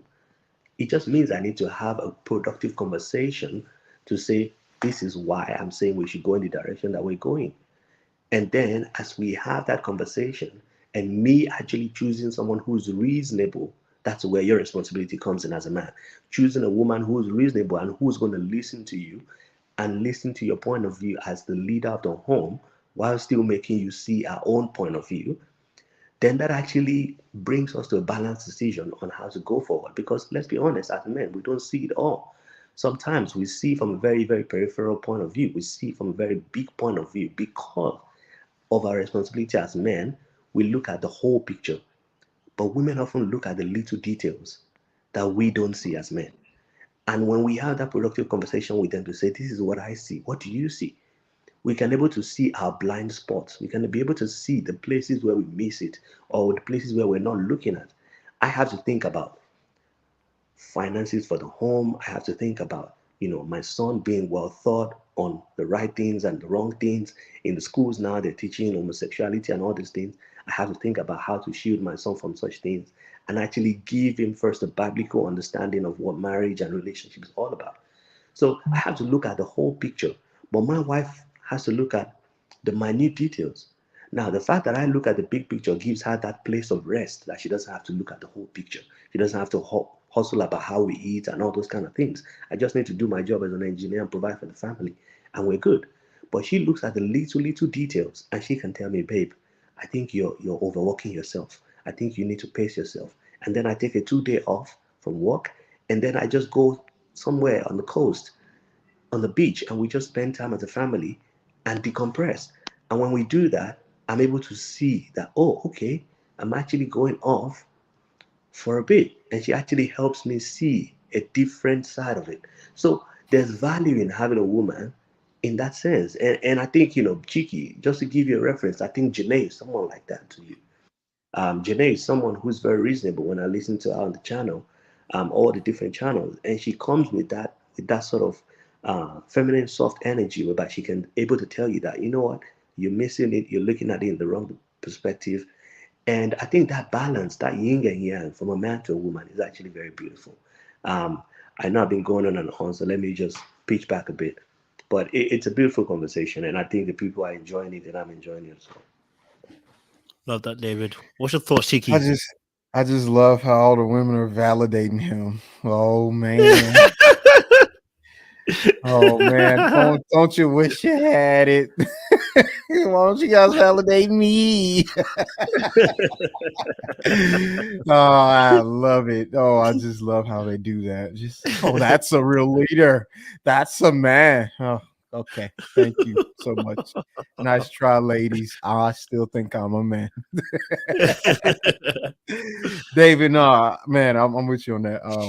Again, I think the application of what I say is not very I don't lay it out, but that's very intentional, right? That's not meant for everybody on the internet. That is meant for the woman that I choose to deal with, right?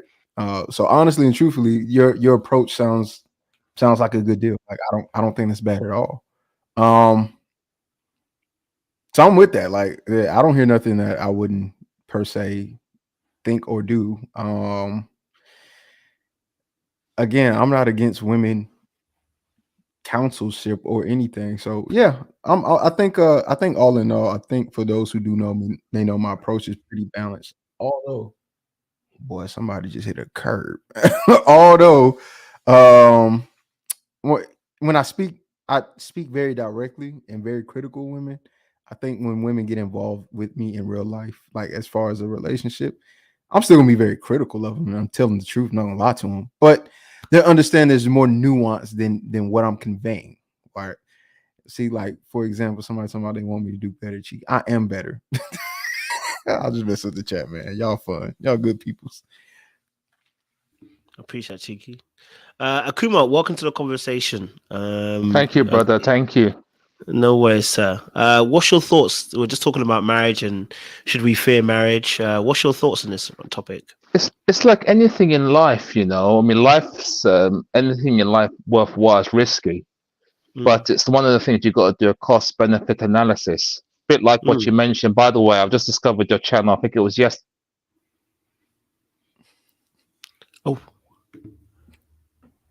Oh, we lost him. Oh, he was just getting it started as well. He's just started giving me my plaudits too, you know. Hello? Yeah, Hello? Sorry. Sorry, can you hear me now? Sorry about that. Sorry.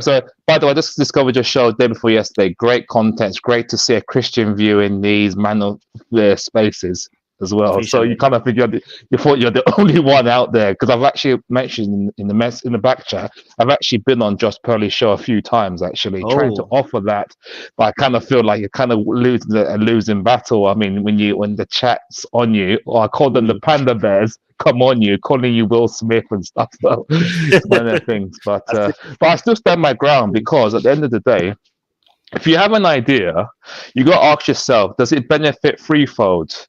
Man, woman, children, society. If it does all three, that's wisdom. If it just benefits just man, then obviously, and it's at the detriment of your women and children and society, that's not good, because it'd be good for us men to just plant our seeds and sleep around and stuff. And yes, it may make us feel good like Genghis Khan, but we leave an avalanche of destruction. If it's just good for women, in terms of women being hypergamous, going just for the chads and stuff, what that does, it leaves a disproportionate of disgruntled men who become black-pilled, and that's not good for society as well. Not to mention the children that get born from that union as well. And obviously we have a broken society, you see. So this is where I think Jordan Peterson talked about it, about if an idea is going to be good, it's got to benefit threefold, not just man or women, or it's got to benefit the whole of society. And hence why marriage is the best way to do it. Yes, it comes with risk, but like anything else, like if you're playing football or you're playing any athletics, any professional sport, that comes with risk. But you need to put the work in, you need to put the training in. You got to know what, especially from the Christian context, that most of your marriage is not necessarily based on feelings or love, it's based on duty.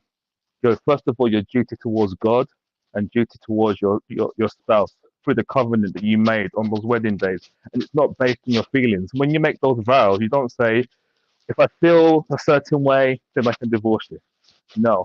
You go for richer or for poorer, because you got to remember, it's not about us anymore, it's about our legacy that we're going to leave for our children and our grandchildren, especially in the black community. If we want to keep generational wealth, families got to stay together, man.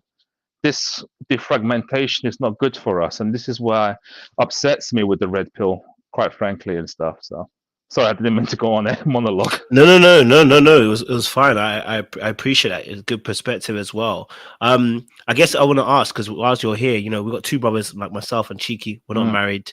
And I can ask you and David this question. I think getting someone to marry, I think we can all would all be there. We can do that. But in terms of maintaining that relationship, I would love to know some ideas. Insights. How do you insights? How do you maintain that relationship so it keeps going? First and foremost, you've got to focus on your duty and your responsibility. You cannot focus on your spouse's issues. You've got to focus on what you need to do before her, and most importantly, because I'm a Christian, before God. What does God tell me to? What does God prescribe me to do? To be the provider of my household, to be the priest of my household, and to be the protector of my household. Those are my three duties. Now, no matter how my wife may treat me, they can't be conditional. You see, the Bible talks about having agape love. When the Bible talks about husbands, love your wives as Christ loved the church, that love in the Greek is agape. Agape is not meant to be like a fellow. I'm going to love her if she loves me back. No, you need to have a sacrificial love like Christ had for the church. And that's where you got to have that mentality.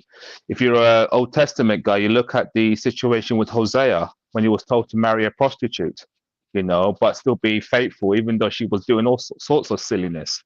That's the love you need to love for your wife, even if it's not returned, because ultimately you're not doing it for her, you're doing it to honor God. Whether that comes back at you, that's another story, but I've got to focus on my responsibility. I think the problem is, it's easy to focus on the other, but the problem is you can't change other people. You can only change yourself. Even that can be hard sometimes, let alone trying to change someone else, you see. All you could do is influence. And influence, and this is the term what leadership's all about. Leadership's not just about barking orders or saying, I'm the man of the house and you must submit to me. It's servant leadership. Like Jesus said, the Son of Man did not come to be served, but to serve. Your leadership should serve your wife, serving in providing for her, serving to protect her, and serving to be the spiritual priest of your home. I'll have that. David, same question to you. Thank you, Akim. I appreciate it. Same question to you. What is it that you guys are doing? How are you maintaining this relationship? Because attaining is quite easy. So how do we maintain these marriages? How are you guys doing it? So I would start by saying that the only way that you can actually have a marriage that is that is progressive and successful, firstly, is that a lot of people don't like to see marriage from the government's perspective. They don't want the government into their marriage, and that's why a lot of people actually do get married. They say it traditionally or something like that, and they don't actually involve the government or the constitution in that, because they feel like the government actually affects or impedes into marriage. Now, I can agree with that. However, I would say the only way you can actually have a marriage that's progressive and successful is to have it from a God perspective. From a God perspective. And I say this essentially to say to people who generally say things like, I'm spiritual, but I'm not religious, or all those kind of things, or believe in a higher power or something like that. To me, that all that just sounds like a whole lot of modern day colloquialism. I feel like you need to understand who God is and actually serve him and have a relationship with him. And you have to look at marriage from a God point of view. When I say from a God point of view, you have to look at marriage in the sense that God is the one who originated marriage. And just to pivot to you, Chiki, I want you to understand that people like Anton and a few other people that you do respect, because I listen to those spaces, I can tell you for a fact, 100%, Anton looks at marriage from a God perspective, and he actually treats his wife the way the Bible says.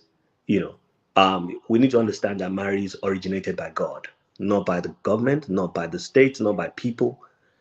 Left to their own vices, people would do totally wrong. Believe me, people would just shack up, sleep with each other, have a bunch of babies, and leave. And when given the opportunity, there's a saying that when given the opportunity, people make the wrong decisions for themselves because they make the easy decision. They don't make the decision that is best for themselves. So you need to see marriage as a decision or an institution that was originated by God. And I'm emphasizing this because there's a lot of focus on the fact that as men, we need to be leaders, we need to provide, we need to protect, and all those things. But I can tell you 100%, if you do all those things, it doesn't still guarantee you a sustained marriage. That's why you have the lack of Jeff Bezos and the rest of them. So being a provider, being a whatever it is all good and well. I think, as an engineer, I do that myself. I don't need to do another Anton Daniels for another 5 minutes and tell you how much I make and all this kind of rubbish. I do well for my family and provide for them. So I can tell you that, I do that part of it. But I can tell you also that, in the years I've been married, that has not sustained my family. That's not sustained my marriage. What has sustained my marriage is, I will go back to what Kojo said, learning to lead. Hey, it's 6 a.m. in Australia, okay? That's why you can see a bit of white on my No, he didn't just. I know you didn't just address that. I have to hold it Yo, up. Y'all wilding. This show is crazy. Actually, black people. But the truth is, being married for how long I've been married, what has held it together is it's not just provision and my wife cooking and cleaning and all those kind of things. And woman's hand is small enough to be holding the broomstick, cheeky, who says that kind of rubbish, and all those kind of things. But it's been held together because I've learned to lead in love, to lead in empathy. And that's what Kojo was saying before. I think that there is a lot that goes for people who are not married, who say a lot of things about marriage and give a lot of good advice. There is a saying that you need to get into the game to actually be able to talk about the game. But I have to give, how do I say it now, approval or acceptance or identification when I hear something that's right. I do believe that Kojo is definitely going to learn a lot of things once he gets married. But then the truth I can tell you is this: you have to learn to lead in love, lead in empathy when you get married to a woman. And when I say that to say you have to look at marriage and look at a woman from a totally different perspective. And when I say totally different perspective, I mean you need to look at her not like a woman on YouTube. And when I say woman on YouTube, I mean she's not like every other woman. You only like Anton always says, you just need to find one. You forget about the others, forget about all the 304s and all this rubbish that they say on YouTube. You just need to find your own cheeky, or every single guy there. Find your own. Then, as the Bible says, you need to tend your garden. There's a reason why we are called the groom. We're called the groom because when the man brings his daughter to the altar, he's a covering for the last 20 whatever years of her life. Now he's bringing her to you to be the groom. The groom means what? You are to groom that garden. You are to groom that individual. Grooming means you need to now lead her, bring her, tend that garden. Like the Bible says, it says he washes, the Bible says Christ washes the church and cleans it. Then he presents it to himself, not to the world. Not to show up to everybody that see what I've done, see what I've no. He presents this beautiful church to himself. So when a man hands over his daughter to you, he's giving you to you and say, Chiki, I want you to groom my daughter. Groom my daughter, not by spanking her and by telling her jump, do this, do that. No. Groom her by leading the way that you lead as a man. My wife always says it that she never knew anything about savings, stock market investing, property investing, real estate, and all those things until she got to me. And I've said it before on Kojo's channel that when I met my wife and I vetted her and I knew that she was the right person for me, I told her, I said, let's have a joint account where we save money for our future. And we save money together, and that money we've used to buy, different investments, and we use it to get married and do a lot of things. And when I did that to show her that as a man, I'm leading financially, but I'm also leading in trust. Because I'm leading in trust in the sense that by having a joint account together with you, I'm trusting you to make the right decision. I'm trusting that you won't take my money and run away or siphon the resources. And the same way till today, all my investments and stocks, she manages them. I know what's happening. I know if there's a withdrawal or whatever, but she manages them. That's what he's saying when he says groom your wife. You lead by being the man that you are. Cheeky, as you are a man of integrity that I know based on what I hear and what I see on this space, the way you lead as a man who is logical, who thinks, who actually, and that's why you can have this conversation with Kojo, because believe me or not, several red pill guys have come on this channel and have been blown off because they just can't keep it together. Okay? They just, Kojo supported, but many of them, crazy. No way, that's crazy. Okay. Many of them, they can't keep it together. They just go off, and then you know what? He has to send them away and say, you know what, you're not adding a productive conversation. So you can have that conversation, and that's why I can sort of vouch for you in the comment, because I know you and I've listened to you several for a long time, and I know that your positions are quite clear. So the way you lead yourself in that way as a man, because I mean, just to put it out there, Chiki is someone who is not, having sex with just anyone. He's actually a virgin. He's keeping himself because he is respectful of that decision. There are not many guys in the space who you can say that about. And he's not 17 years old or 16 years old or whatever. So I've listened to him. I know him based on what I've listened to. And I can say that the way you lead yourself as that man, Chiki, that's how that man wants you to lead his daughter. When he gives you his daughter and say, groom, that's what he's saying. So for you to actually sustain a marriage, in my opinion, you need to lead with love, lead with compassion, lead with empathy. And that means listening to your woman and saying, what are you feeling? What are you going through? What do you need? What do you want? It's not just okay to provide. It's not just okay to make six figures and all those kind of things. It's more important for you to listen to each other and actually say, what are you going through? What are you doing? How can I be of service? Because that's what marriage is about. It's not about having your needs met necessarily, but by understanding that as you serve the other person, you actually get served. I don't need to tell my wife, woman, cook food for me. No, when I'm coming home, she does those things of her own free volition because I serve the family. I work hours to provide for the family, and she just does her things based on the way that I lead. And I think that's the whole idea of it. So I'll let you guys continue again. Well said, brother. Well said. Well said. My guy, David. Okay. I love that. Cheeky, what's your thoughts on this, man? Because obviously, bro, we're the two single guys on this panel. We're the ones, I said single, but we're the ones not married. Sorry, I said we're the ones not married. So, like, when you hear what David and Akuma has said, what's your thoughts on that? It makes sense. Like, again, my thoughts don't veer too far from what they're saying. They're more aligned than they are separate.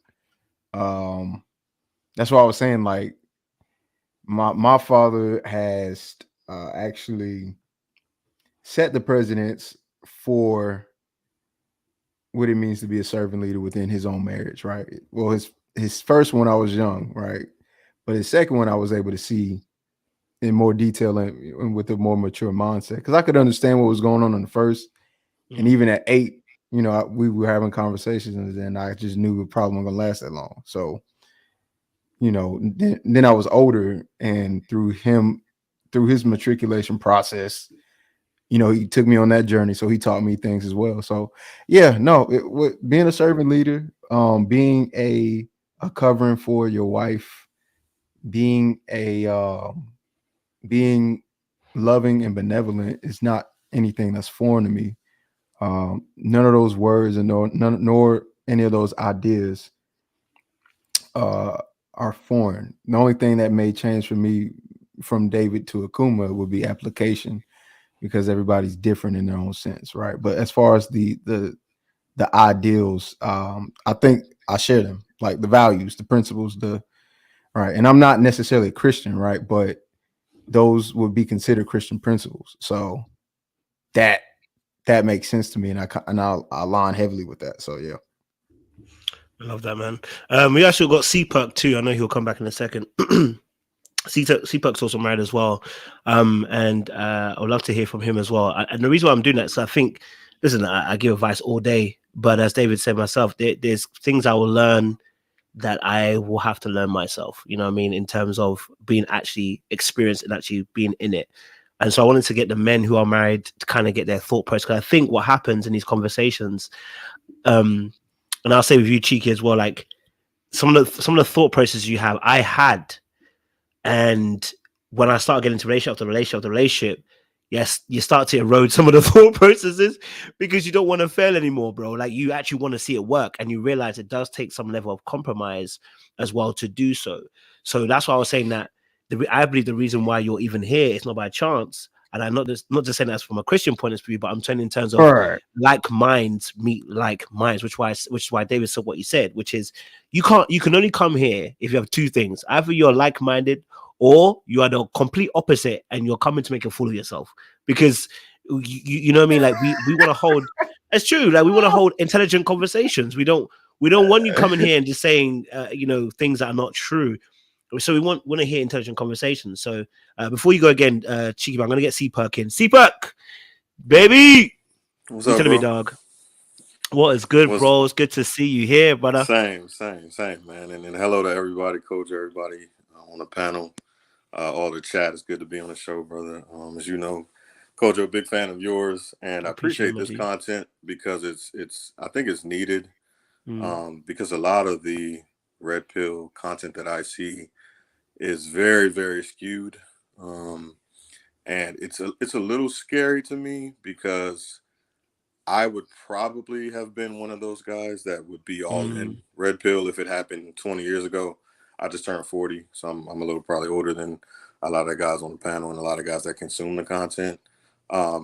Having some experience has helped me tremendously growing up, so I didn't kind of get sucked down that rabbit hole that I think a lot of guys are getting sucked down on.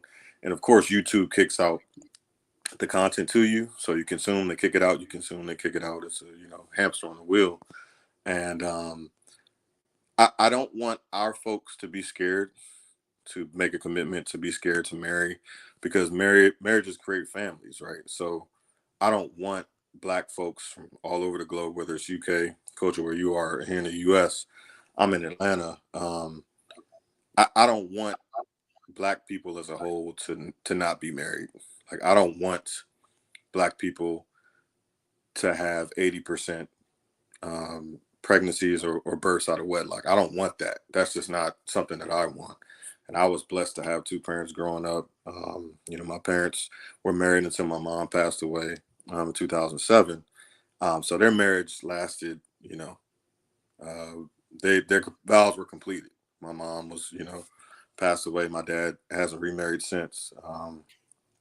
And I had that example. So I know a lot of people don't have that example.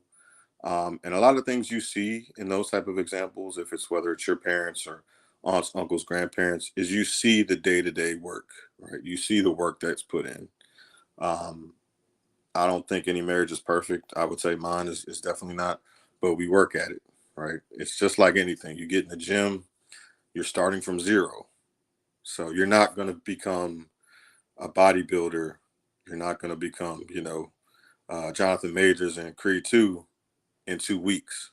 You have to work. You have to continue to work, dedicate yourself, put in that work, put in the effort, plan. And I think a big thing that David was mentioning, I caught the tail end of David, what you were saying, is you have to lead.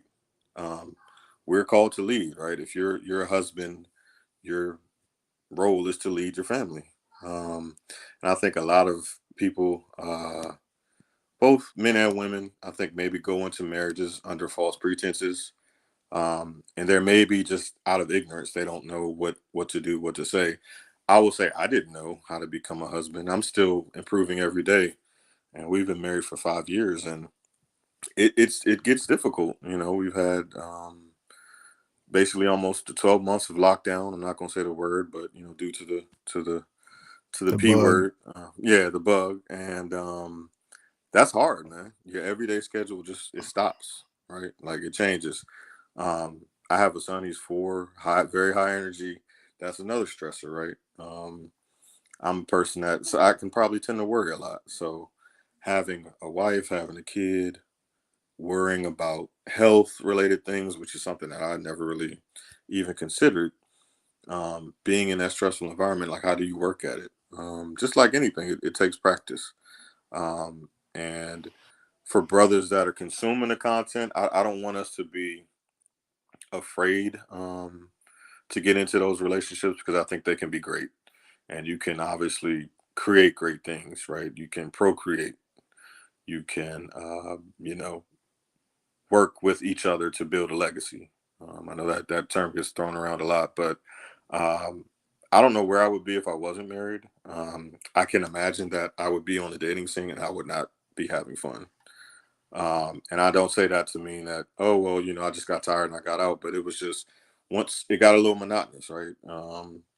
It wasn't something that I wanted to keep going. I wanted to have a family. How could I do that if I am not getting into any relationships, if I'm not practicing, what I'm preaching, right? So if I'm looking to be married, I can't just be single for the rest of my life, right? I have to make efforts and make inroads to kind of practice that thing, right? So first it starts with a relationship.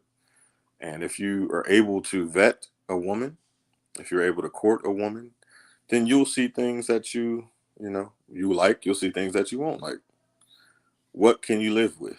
What can't you live with? Those are things that you should be kind of gathering data on and coming to a conclusion that says, hey, all right, so, I want to get married. This is what I'm looking for. And this is, maybe this is my list, or maybe this is some things, this is my haves, this is my maybe, this is my must-haves. And just kind of work with yourself.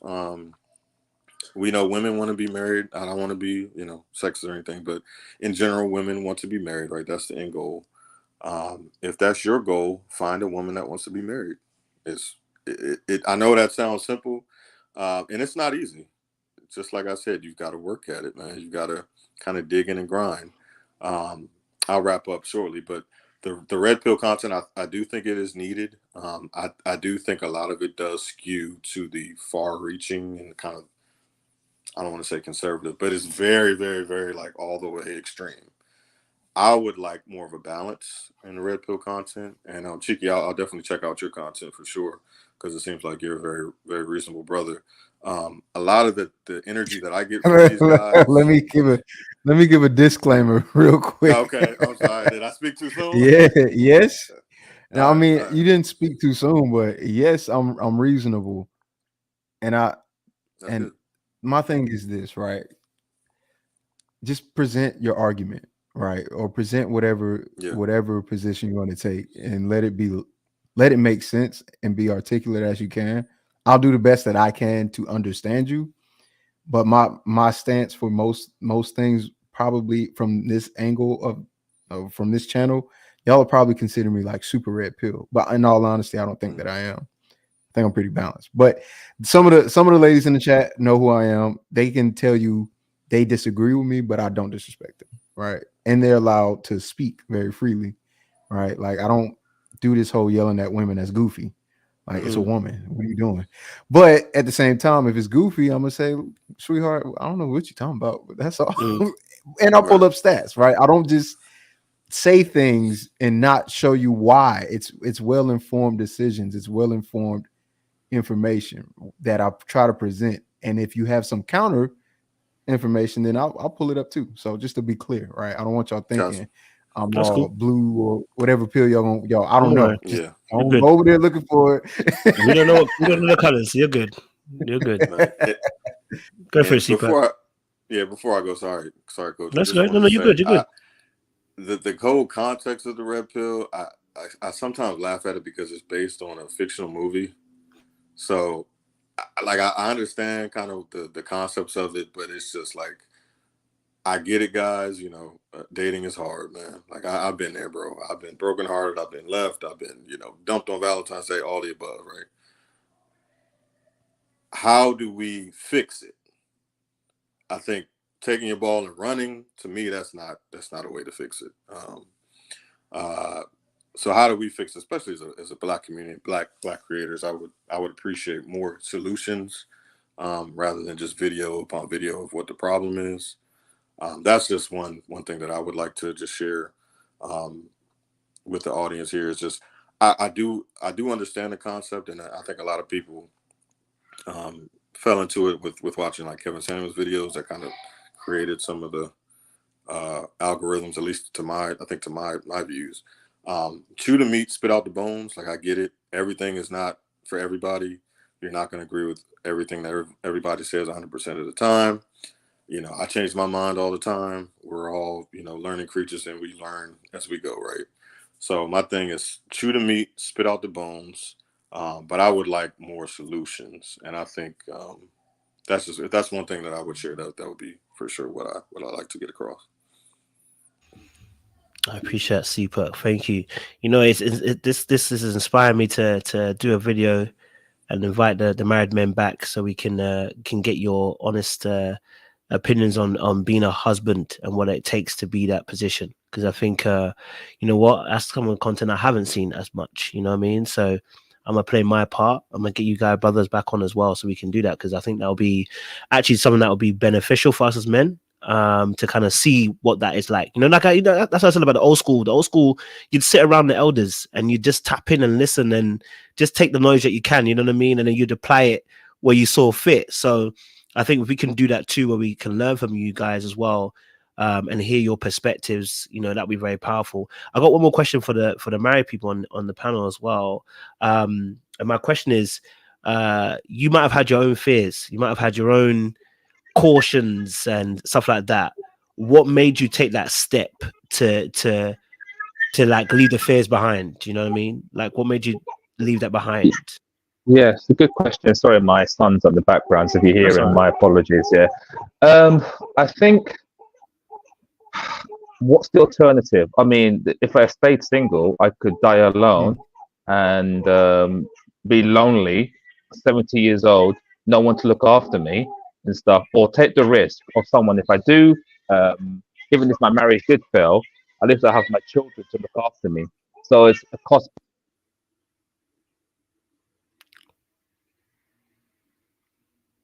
Did we lose him? Well,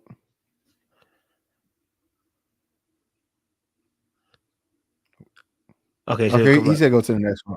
Okay. Seeper. Oh, David said, okay, David's ready to go. David, go for it. What's your thoughts on this question? My phone just gone off. But yeah, go for it, David.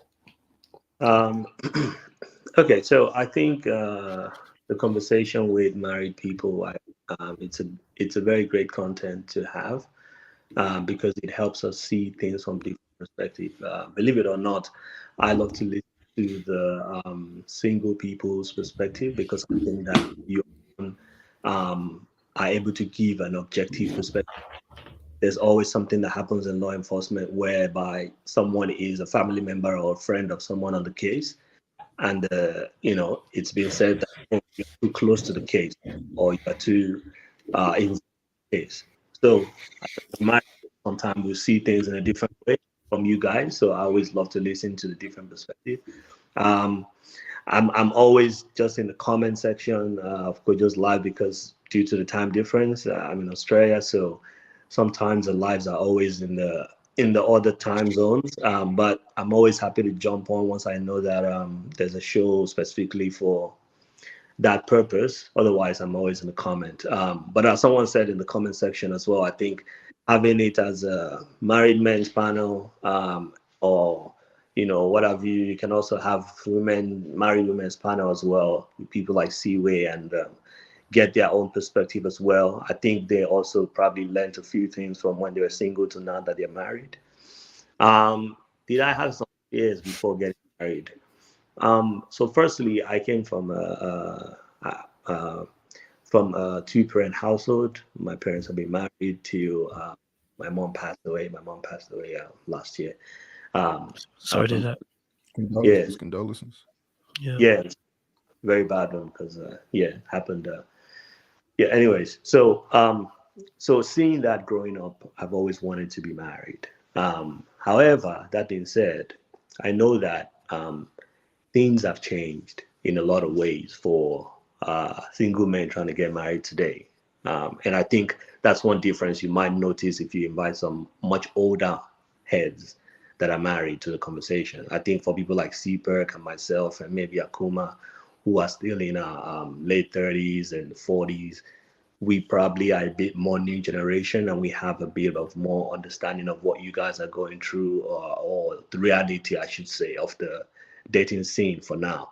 And when I say this, I don't say this just for the men. I say this for the women as well, because there are also a lot of more irresponsible men when it comes to marriage and relationships. So the ladies are also facing the same thing.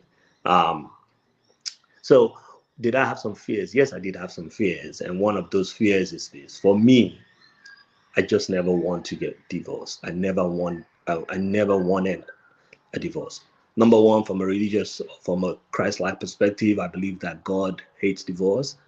And so I don't want to do something like that God hates. That's number one. Number two, I never saw it growing up. Everyone in my family were married, from uncles and aunties to cousins, and they stayed married, you know. So I never wanted that to be my case. And then a little bit from the financial perspective, because again, I say to other guys, and I think that's probably something we will discuss on the other live, which is what are some things that we did before we got married, and what are some things that single men need to probably try to do before they actually get married. That's a different conversation I think would be very good for us to have. And I think the women can also do the same thing. For me, I think I've always been someone who sees marriage from a business perspective as well, because I think, like I said before, the person you lay down with every night is one of the most, or the biggest financial decision you ever make in your life. You can get married to a woman who's gonna always want more and more and more and never be satisfied with what you can provide. Because I think that's one of the reasons a lot of men are not getting married, because they feel like, oh, I want to be in a financial position whereby I can really lead in that sense. And I think Ojo has mentioned that before on his own part. So you can actually get with a woman who's not going to be happy with whatever you bring and who's going to be wanting more, or a woman who's going to be dutiful in managing the resources that you have to actually make it become better. So for me, that's another fear that I had. And the way I overcome those fears was, again, I bring it back. I was able to find solace in two things. Number one, in the Word of God. I was able to find understanding that there's no fear in love. And when I say there's no fear in love, it means complete love has no fear. Not emotions, not feelings, not drive, not wanting to bust a nut or whatever. Actually, love, understanding love from God's perspective, actually has no fear. And when I say it has no fear, it means that your fear is hid in Christ. So when you say your fear is hid in Christ, it means that you know that with Christ on your side and you going to him whenever anything happens, you have no fear for divorce.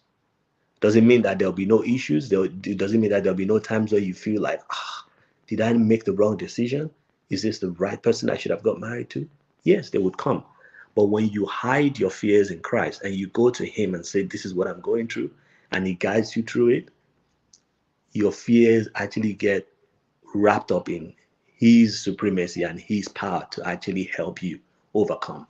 So for me, that's one of the ways I went through it. Number two way I went through it was through Christ. Through wise counsel. I sought a lot of people who were married and I got advice from them.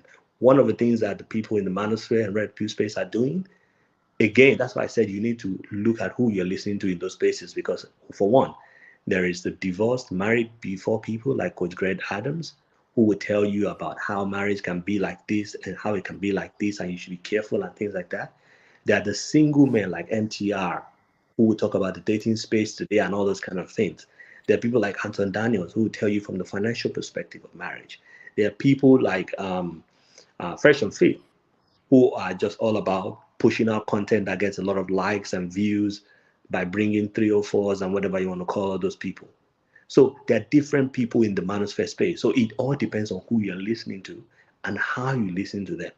A lot of people find certain people safer because they've been married before and they give you a bit of a different perspective than the single guys. So for me, what I did was I listened to a lot of the married people, not necessarily in the Manosphere space, but Christians who have been married for a good number of years and people who I want to, who I respect their marriage. And in the Manosphere space, what they are doing is by saying, oh, men should get a prenup. Even if you make 40,000 per year, get a prenup. It protects you. Yeah, you hear that a lot in the space. And the reason why they're saying that is because they're looking at the financial perspective. Now, in my own perspective, what I got in that sense was I made mention about myself and my wife having a joint account. Now, somebody might have taken it as, oh, my wife doesn't make any money or she just depends on. No. Actually, what happens is I have a 6-figure account that my wife has access to, and she uses money from there for whatever she needs money for.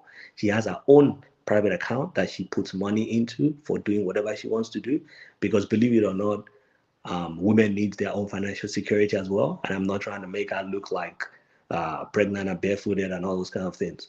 I want her to have her own kind of freedom and her own kind of, because sometimes she wants to spoil me on my birthday or anniversary without me knowing. And aunt is going to definitely tell me if money goes out of it. She has her own account that she does her own thing there, So I'm not trying to put her box and all those kind of things. And my wife actually works. She's also a doctor like myself, so she also works and she does her own thing on the side as well. So just to give a bit of context in that sense. But the whole idea about it financially is that having a joint income or having a joint account that reflects, okay, this is where we are, and having that openness. My wife knows what I make and I know what she makes when she was working. So you can't be asking me for a Porsche tomorrow, because you know where the money is coming from, you know where what we you know what the bank account says, and we're not going to sell our investments to buy a Porsche or whatever. So that openness financially and everything like that also makes marriage also become a bit safer in terms of the financial aspect of it. So I'll just say those are the two things: understanding it from a God perspective, and then listening to people who have been married for a good number of years, but not just about the longevity, but the quality of their marriage. Believe me, there are people who are married long, and they're just married long because, in my case, my wife has her own account and she has her own money. But in some of those cases, the woman is holding on for their life because she needs every penny from that brother, and that's why she's still there, or whatever reason it is, maybe for the kids or what. So look at the quality of the marriage, not just the longevity, but hiding it in God, and also looking at people who have been doing it for a long time and doing it very well, are the two things that help me get over the fear. Thank you, David. I appreciate it, man. Honestly, I appreciate his words. CPUC, fears, things that helped you get over them. You know what I mean? I would say, and I just want to shout out David. That was some great nuggets in there. As far as fears are concerned, obviously, I think divorce is probably the major one, right? You don't want to enter into a relationship or a marriage expecting it not to work. So I do understand the context of, hey, guys, maybe work toward getting a prenup. From what I understand, a lot of states, the prenups, even if you have them, they don't always work. If both parties don't have an attorney review it, maybe there's some chance that a judge will say, okay, well, you made your wife sign this under duress. It's not valid, right? So there's no trap door, there's no foolproof way to prevent yourself from having any sort of issues that would end a marriage. Obviously, we know things like infidelity, financial reasons, what David was mentioning, is a big thing, right? Especially in our community. But as far as fears, that's the biggest one to me. I'm sure that would be embarrassing. You've got, I had 150 people at my wedding. So say we didn't work out for a year. A lot of these people are my close friends and family. It's like, oh, well, dang, we just went to your wedding, bro. What happened? I'm sure getting that type of question would not feel good, right? And I do have friends that have been divorced and some multiple times. I don't envy them in their position. But that's something that I think you work and you pray about, right? You ask for the patience, you ask for the discernment, you ask for guidance. And as I mentioned before, you've got to lead, right? If there's any sort of miscommunication, if there's any issues, there's all sorts of therapy things that we can do online now. You can go to couples therapy, etc. So there's maybe ways to prevent that nuclear bomb from going off in your life. But I don't want us to move out of fear. And for me, the reason that I decided to get married, A, because I love my wife, and B, I wanted a family. And that was my main reason, as I wanted a family. I had hit, I think, 33 by the time I started dating my wife. There wasn't much else that I could do in the dating scene. You hit, you miss, you become I don't want to say the word, involuntarily celibate for 2 weeks. Then you hit something, then you're on fire, and then it stops, and it happens again. So I was just tired of that cycle. I wanted a family. I was able to get to a position in life where I had a good career. I had a house, a little townhouse here in Atlanta. I went on vacations. I went places. I had met people. I was having so much fun in life, and then I would come home, and there would be nobody home. Right? Like I would go out, hang out with my friends. Man, we paint the town red. We, turn up to this spot. We go to this spot. Boom, boom, boom. And I come home by myself. There's I mentioned my mom passing away. I got a promotion at work. Man, God is great, man. I got a 20K increase, I don't have anybody to tell. I don't have anybody to share it with. I saw this great movie, man. You gotta see it. Oh yeah, all my friends don't like romantic comedies. My friends don't like horror. My friends don't like horror movies, right? You just don't have that person to kind of share your life with. And at that point I was like, well, I can keep going down this road and hoping that something is I'm just going to hit on all sevens, and I'm just going to win the lottery. The magic woman's going to walk into my life, right? Or I can make myself available and start doing my due diligence to say, I'm at the season in my life where I think I'm moving towards marriage. How can I make that happen? And when you found a woman, the Bible says, when you find a wife, you find a good thing, not when you find a woman. So find a wife. I would say to all my gentlemen out there who are considering marriage, find a wife. You may not meet her right away. Right? It may take some L's. It may take some years to get to, but when you find her, a lot of people say, you'll know. Sorry, I didn't. But I was going to say, sorry that my microphone went off and stuff. But what I was going to say about the fear factor is that yes, there's fear. We're all human beings, and divorce could be a possibility. But at the end of the day, even if divorce was a possibility, and you have offspring, and I get old, at least if I've been a good father, my offspring will look after me. Then compared to say, no, I'm not going to get married, I'm not going to have children. I get old, and when I'm limping and I can no longer walk, who's going to visit me? The care worker, social care, especially with this government that we have, ain't going to happen. It's going to be your children, ultimately. They're going to look after you. So I said that the risk is worth it at the end of the day. I want to leave a legacy at the end of the day. And also, it gives you more zest in life to have children and grandchildren. It proves your mental health. I can probably guarantee there's a study that says old people that have grandchildren have better mental health than old people that didn't have any offspring to look after them. So yes, there's risk like anything else in life. You just say, like, I'm going to live the single life until you're, like, what's his name? Who's the Playboy guy? What was his name again? Hugh Hefner. Hugh Hefner. Yeah. Would you want to live? But it was the mic. Now it's the whole internet. It said he ain't gonna be great. Yeah. Go for it, bro. Yeah. So that's it. So. Bro. What's an MD? What is an MD, dog? Oh, eventually, I meant to put mad, and I missed out the A, bro. Oh, look, asking the homies to watch a rom-com is crazy. Mad. Yeah, I can't like it. Could be a little bit. It's a bit. But bro, I need to attend to my son and stuff. But I appreciate it, Kuma. Bring me on again, though. This is what we need. We need more of this and show an example how it's done to help people, their experiences as well. So yeah, thanks a lot, guys. Thank you. Kuma, send me an email on it. Send me an email so I got you, or Instagram me if you got my Instagram. Yeah, I will do. Yeah, I'll put it in the chat. Yeah. Please, man. Thanks. Then I can message you later. Cheeky, we saying, brother. You're the last person to speak because obviously, brother, we're coming to the end. But what's your thoughts, bro? After hearing all the summations, bro, what are you telling me? There's a lot I had to say at one point. There was like a couple jokes. There was a joke and some of the stuff when he said when he said I don't want my woman barefooted in the kitchen. I said, where they belong. Cheeky, you are gonna get yourself into trouble. Your wife is gonna reprimand you. Your wife will reprimand you. I had a joke. I was being petty. I was being petty LaBelle for a second there. Because when he said, I don't want my wife in the kitchen barefoot, I was like, wait a minute. You don't want them where they supposed to be at? Yes, you gonna get in trouble, Cheeky. Look, man, it's all in good. It's all in good, Jess. I'm gonna come to your house and you're gonna have an apron on.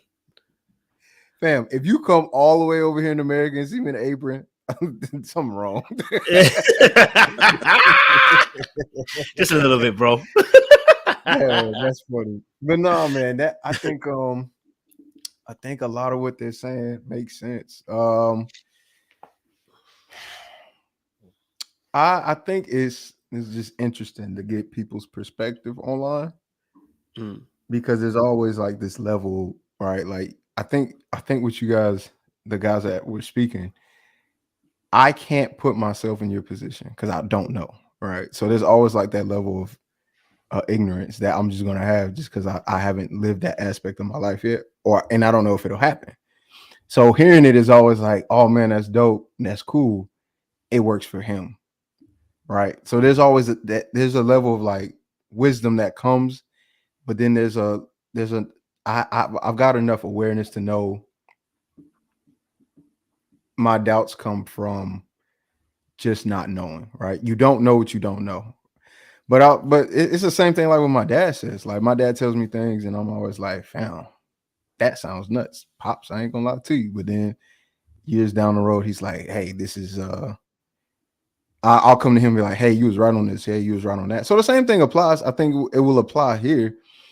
Again, you guys just took a risk that I'm at the moment I haven't done enough math on to see whether or not it's worth it, right? Like for you, you speaking on loneliness and not being able to share life, but I've been lonely, not in a bad way, but I've been on my own for a long time because that I enjoy that form of solitude. So what appealed to you in that way may not appeal to me in the same way, but there's got to be some interconnection somewhere because we're human beings. I think we really can connect on levels that we just talk. So maybe somewhere down the line that could be my story because you said you got married in your 30s. I'm 26.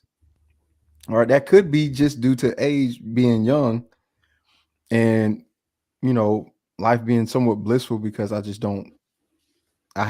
some things just haven't hit me yet, right? So I'm willing to account for that, but I don't. It's almost like asking God, what does God have for you? I don't know. I just know I have to do certain things, right? So in the same sense, everything you guys said, I heard, I listened to, and I'll keep in my head. But how it applies to my life, I don't know yet. Like, and still, like, I still have to take time to reflect on what was said today, along with what I know statistically, what I think philosophically, ideologically, and just in every aspect, and then start doing the math, comparing that. Because if I don't do it that way, it's not gonna work. I hear that. And that's just me though. Yeah.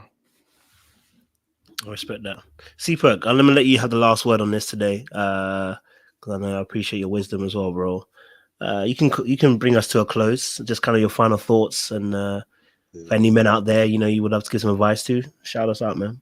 Yeah, I appreciate Kojo and Cheeky. Appreciate y'all having the conversation because I think, we as men, sometimes we don't talk as detailed as we probably need to, especially about marriage. Yeah. And I was probably like you, Cheeky. I didn't really know anything about marriage. Just my parents were married. my aunt uncles were married, but I didn't know the interworkings of being married, right? Like I barely knew how to get in, function in a relationship at your age. So it's just something that comes with living and learning a little bit. As you mentioned, you talk to your pop, talk to your OGs. If that's something that you are interested in getting into, just to put a bow on it, fellas, I would say, if you're a believer, pray for discernment, pray for wisdom, pray that God will guide you and that you'll be obedient to what he tells you to do, right? Because it's one thing to ask, okay, God, give me this woman, blah, blah, blah. Then you meet the woman and it's like, her toes was a little bad. I can't mess with it. Or she had the wig on. Yeah, that's crazy. Yeah. That's crazy. You got to be obedient. You got to look for the certain things and the certain signs. And I think when you find her, you'll know. But for a lot of the things that I do see on the red pill that I do like, take care of yourselves, man. Get your health in order. Go to the doctor. Get your weight under control. Work on your career. Hit the gym. Travel. Have fun with your friends. Experiences. And build the muscle memory to be a leader. Work on yourself. Work on your grind. Focus on your career. And you'll find, you'll find opportunities. And that's, I think, all you can ask for. I appreciate it. I like Jess. I like Jess' suggestion too. Like that's not bad, divest. I don't know who Jess is. She ain't a part of this community because we don't be advocating for that. Okay, so see what you want, but we don't advocate for it. I don't advocate for it. Jess, we don't. I support you. I support Jess and her divestment, just like I support men in that. That's how I know Jess is new to this space, because that giving up the money that she pray for her sister to divest. I say she's new here, baby. That's not what we advocate for around here. But listen, look, no, I appreciate Cheeky. I appreciate you. CPAC, I appreciate you as well. But Cheeky, yeah, no, honestly, I appreciate the fact that you, bro, that's what I said. I love the fact that you are willing to have a conversation. You're intellectual. You consider things, you know what I mean? And you're taking in things. So, bro, for me, we love to have you back on the channel whenever you're free as well, bro. Like, to have more conversation, chop it up. When the men get together, I'll definitely shout you as well, because we need to get more thoughts, and the nuances help us as well, bro. You know what I mean? And because you want to influence yourself, you have your own channel, you have your own people that you speak to, and we I'm not gonna lie to you, I'm here to infect the nations. Okay, I'm here to spread the good news. Okay, I'm here to spread the good news, and everybody's gonna get some. You know what I mean? So today we see you like this, but tomorrow when we see you, gonna be different. I'm telling you, bro. I'm saying I didn't know the man. Listen, I didn't know the Lord was gonna call the Avengers. Okay, he called the Avengers. I don't know how he called them. I didn't call them. They all came at the same time. That means the Lord is speaking. You know what I mean? Thanos? What are you saying? Brother, I'm saying all the Avengers came out, bro. And then from now on, you ain't clicking your fingers like that. All right? You know what I mean? We all needed to hear it. So no, and also I needed it too, because it's reminding me that I had it in my head that I wanted to have more conversations with men and have more married men, so that there's a different narrative being spat out there as well. So if we can create that own narrative as well, and put that good stuff out there as well, and then we can begin to influence the nation as well. So yeah, bro, hopefully we get to see you again. You're not gonna be a stranger now. We gonna need you back on here again. Actually, D'Souza put me on. D'Souza, shout out to D'Souza. D'Souza is me and her disagree on a lot of things, but like I said, I'm always open to listening. But so she sent me here, and then I was like, man, D'Souza, what you get me into? So I clicked the link, and I heard you speaking. I was like, let's see if I can have a convo, because I don't like the way it's going right now. But after having a conversation, I was like, all right, man, it makes more sense. I just need clarification. But yeah, I'll be back. I already subbed. I already hit the noti bell. I'll be back. The ladies, y'all, I plan on being the chat villain. Come on now. with my toxic masculinity. They gonna get you. They're gonna educate you real fast. I know. It's all love. I really appreciate your chat, man. They were good sports. They made some decent jokes. Bro. That's what I'll be looking for, man. If you're gonna joke, make it funny. Hey, we don't mind, man. What you saying, C-Buck? It's a good group, man. Chat. Yeah, good group. They are good, and it's all girls. I'm like, hold on, man. Maybe I need to switch up to that blue pill real quick. Bruh, listen, you doing it wrong, bro. You doing it wrong. That's what I'm trying to tell y'all, ass. I'm out there looking at the chat like my wife trying to tell you. Trying to tell you, you've been doing it wrong, bro. You're out here contending when you should be winning. This dude. Bro, I'm trying to tell you, listen, once I got you, bro, I'm telling you, I'm going to get the rest of the world, bro. Listen, you're going to bring more men in, you know? You know what I'm saying? Cheeky man, you're going to bring more men in. We need purple pill, not red, not blue. We need purple. We need the middle. Well, they would consider me purple. That's the thing. Like, no, we need purple. They would consider me that. Huh? We need the middle. We need a middle line. We do, because we have to hold. We have to hold truths on both sides. They would tell me that. They would tell me that I'm purple pill because I do have that balance, right? Like, especially when it come to like my ideas on sex and that aspect. Ain't nobody trying to hear that in the red pill. They're trying to smash. So that we already button heads there. And then when you go down the line, like, hey, let women talk, don't interrupt them. Then that's another thing too. That's real, bro. That's real. So man, it was fun. I appreciate you. D'Souza, good looks. Shout out to D'Souza. Yes, C Perkin, Little Black Book, man. I appreciate you. I will be back. I'll be in the chat. Just saying what's up. Right. Oh, but what's your channel? I know you sent it to me, but what's your channel so they can follow as well? Oh yeah. So please don't. We need Jess. I need you to DM me because I want you to come and say this with your chest on our channel. We want to hear why you're saying this. So, Jess, DM me. I'm gonna put my thing in the chick. I want to know why you're saying this. Hopefully you're part of that diverse crew. I want to get you too. We want to infect you too. All right. So shout me on Instagram. But bro, what you were saying? Go for it. What's your channel? This is Cheeky Banner. If you type it in to the chat, not the chat, but the search bar, it'll pop up. It's the only channel name that, which I'm glad it is. It makes it a lot easier to search. But yeah, the conversation kind of varies. The conversation, like for example, the Supreme Court's been debating about repealing affirmative action. So we talked about that yesterday, and then another day we'll talk about. So the conversation is I'm just looking for intellectuals and good conversationalists, and it's not specific to Red Pill or Manosphere talk because I don't consider myself that. Just because there's too many implications and connotations to saying that, and it's like, all right, well, I can't have people guarded while trying to listen and talk to them because then they don't want to say anything. So, but yeah, that's it, man. That's my channel. I appreciate it. Listen, thank you again, Cheeky Banner. C-Perk, appreciate it, bro. C-Perk, you got me on Insta, innit? Yeah. You got me on Insta. Yeah. Send me a message again. What's your put it in the chat and I'll just message just in case I can't remember it. And then I'll send you a message. So when we do the panels, I'm gonna get you on, bro. Because we go before I hit Ghana, we're gonna do a few videos and just get the men talking and get the married men share some of those wisdom and pearls, you know what I mean? Yeah. But audience members, thank you so much. Ladies, thank you. I know, you've enjoyed the conversation. You got involved, you had your opinions. You even had one of your favorite villains on here as well. You got to use Cheeky Banner as a villain, and they love a good villain. They like to go back and forth. So the fact that you're here, brilliant. Listen, we'll see you again very, very soon, guys. I think I'll be back on tomorrow, not today, back on tomorrow. We'll be having Ready to Love interviews with Kayla and also Jamala. So watch out for those. They're going to be at 7 p.m. and 8 p.m. EST. So Kayla will be a short one, Jamala will be a long one. So we can't wait to discuss with them and have some real conversation as well. So Kayla, she's from the People Network. But yeah, she's a handful. All right, listen, guys, appreciate you guys. Stay locked, stay loaded. We'll see you.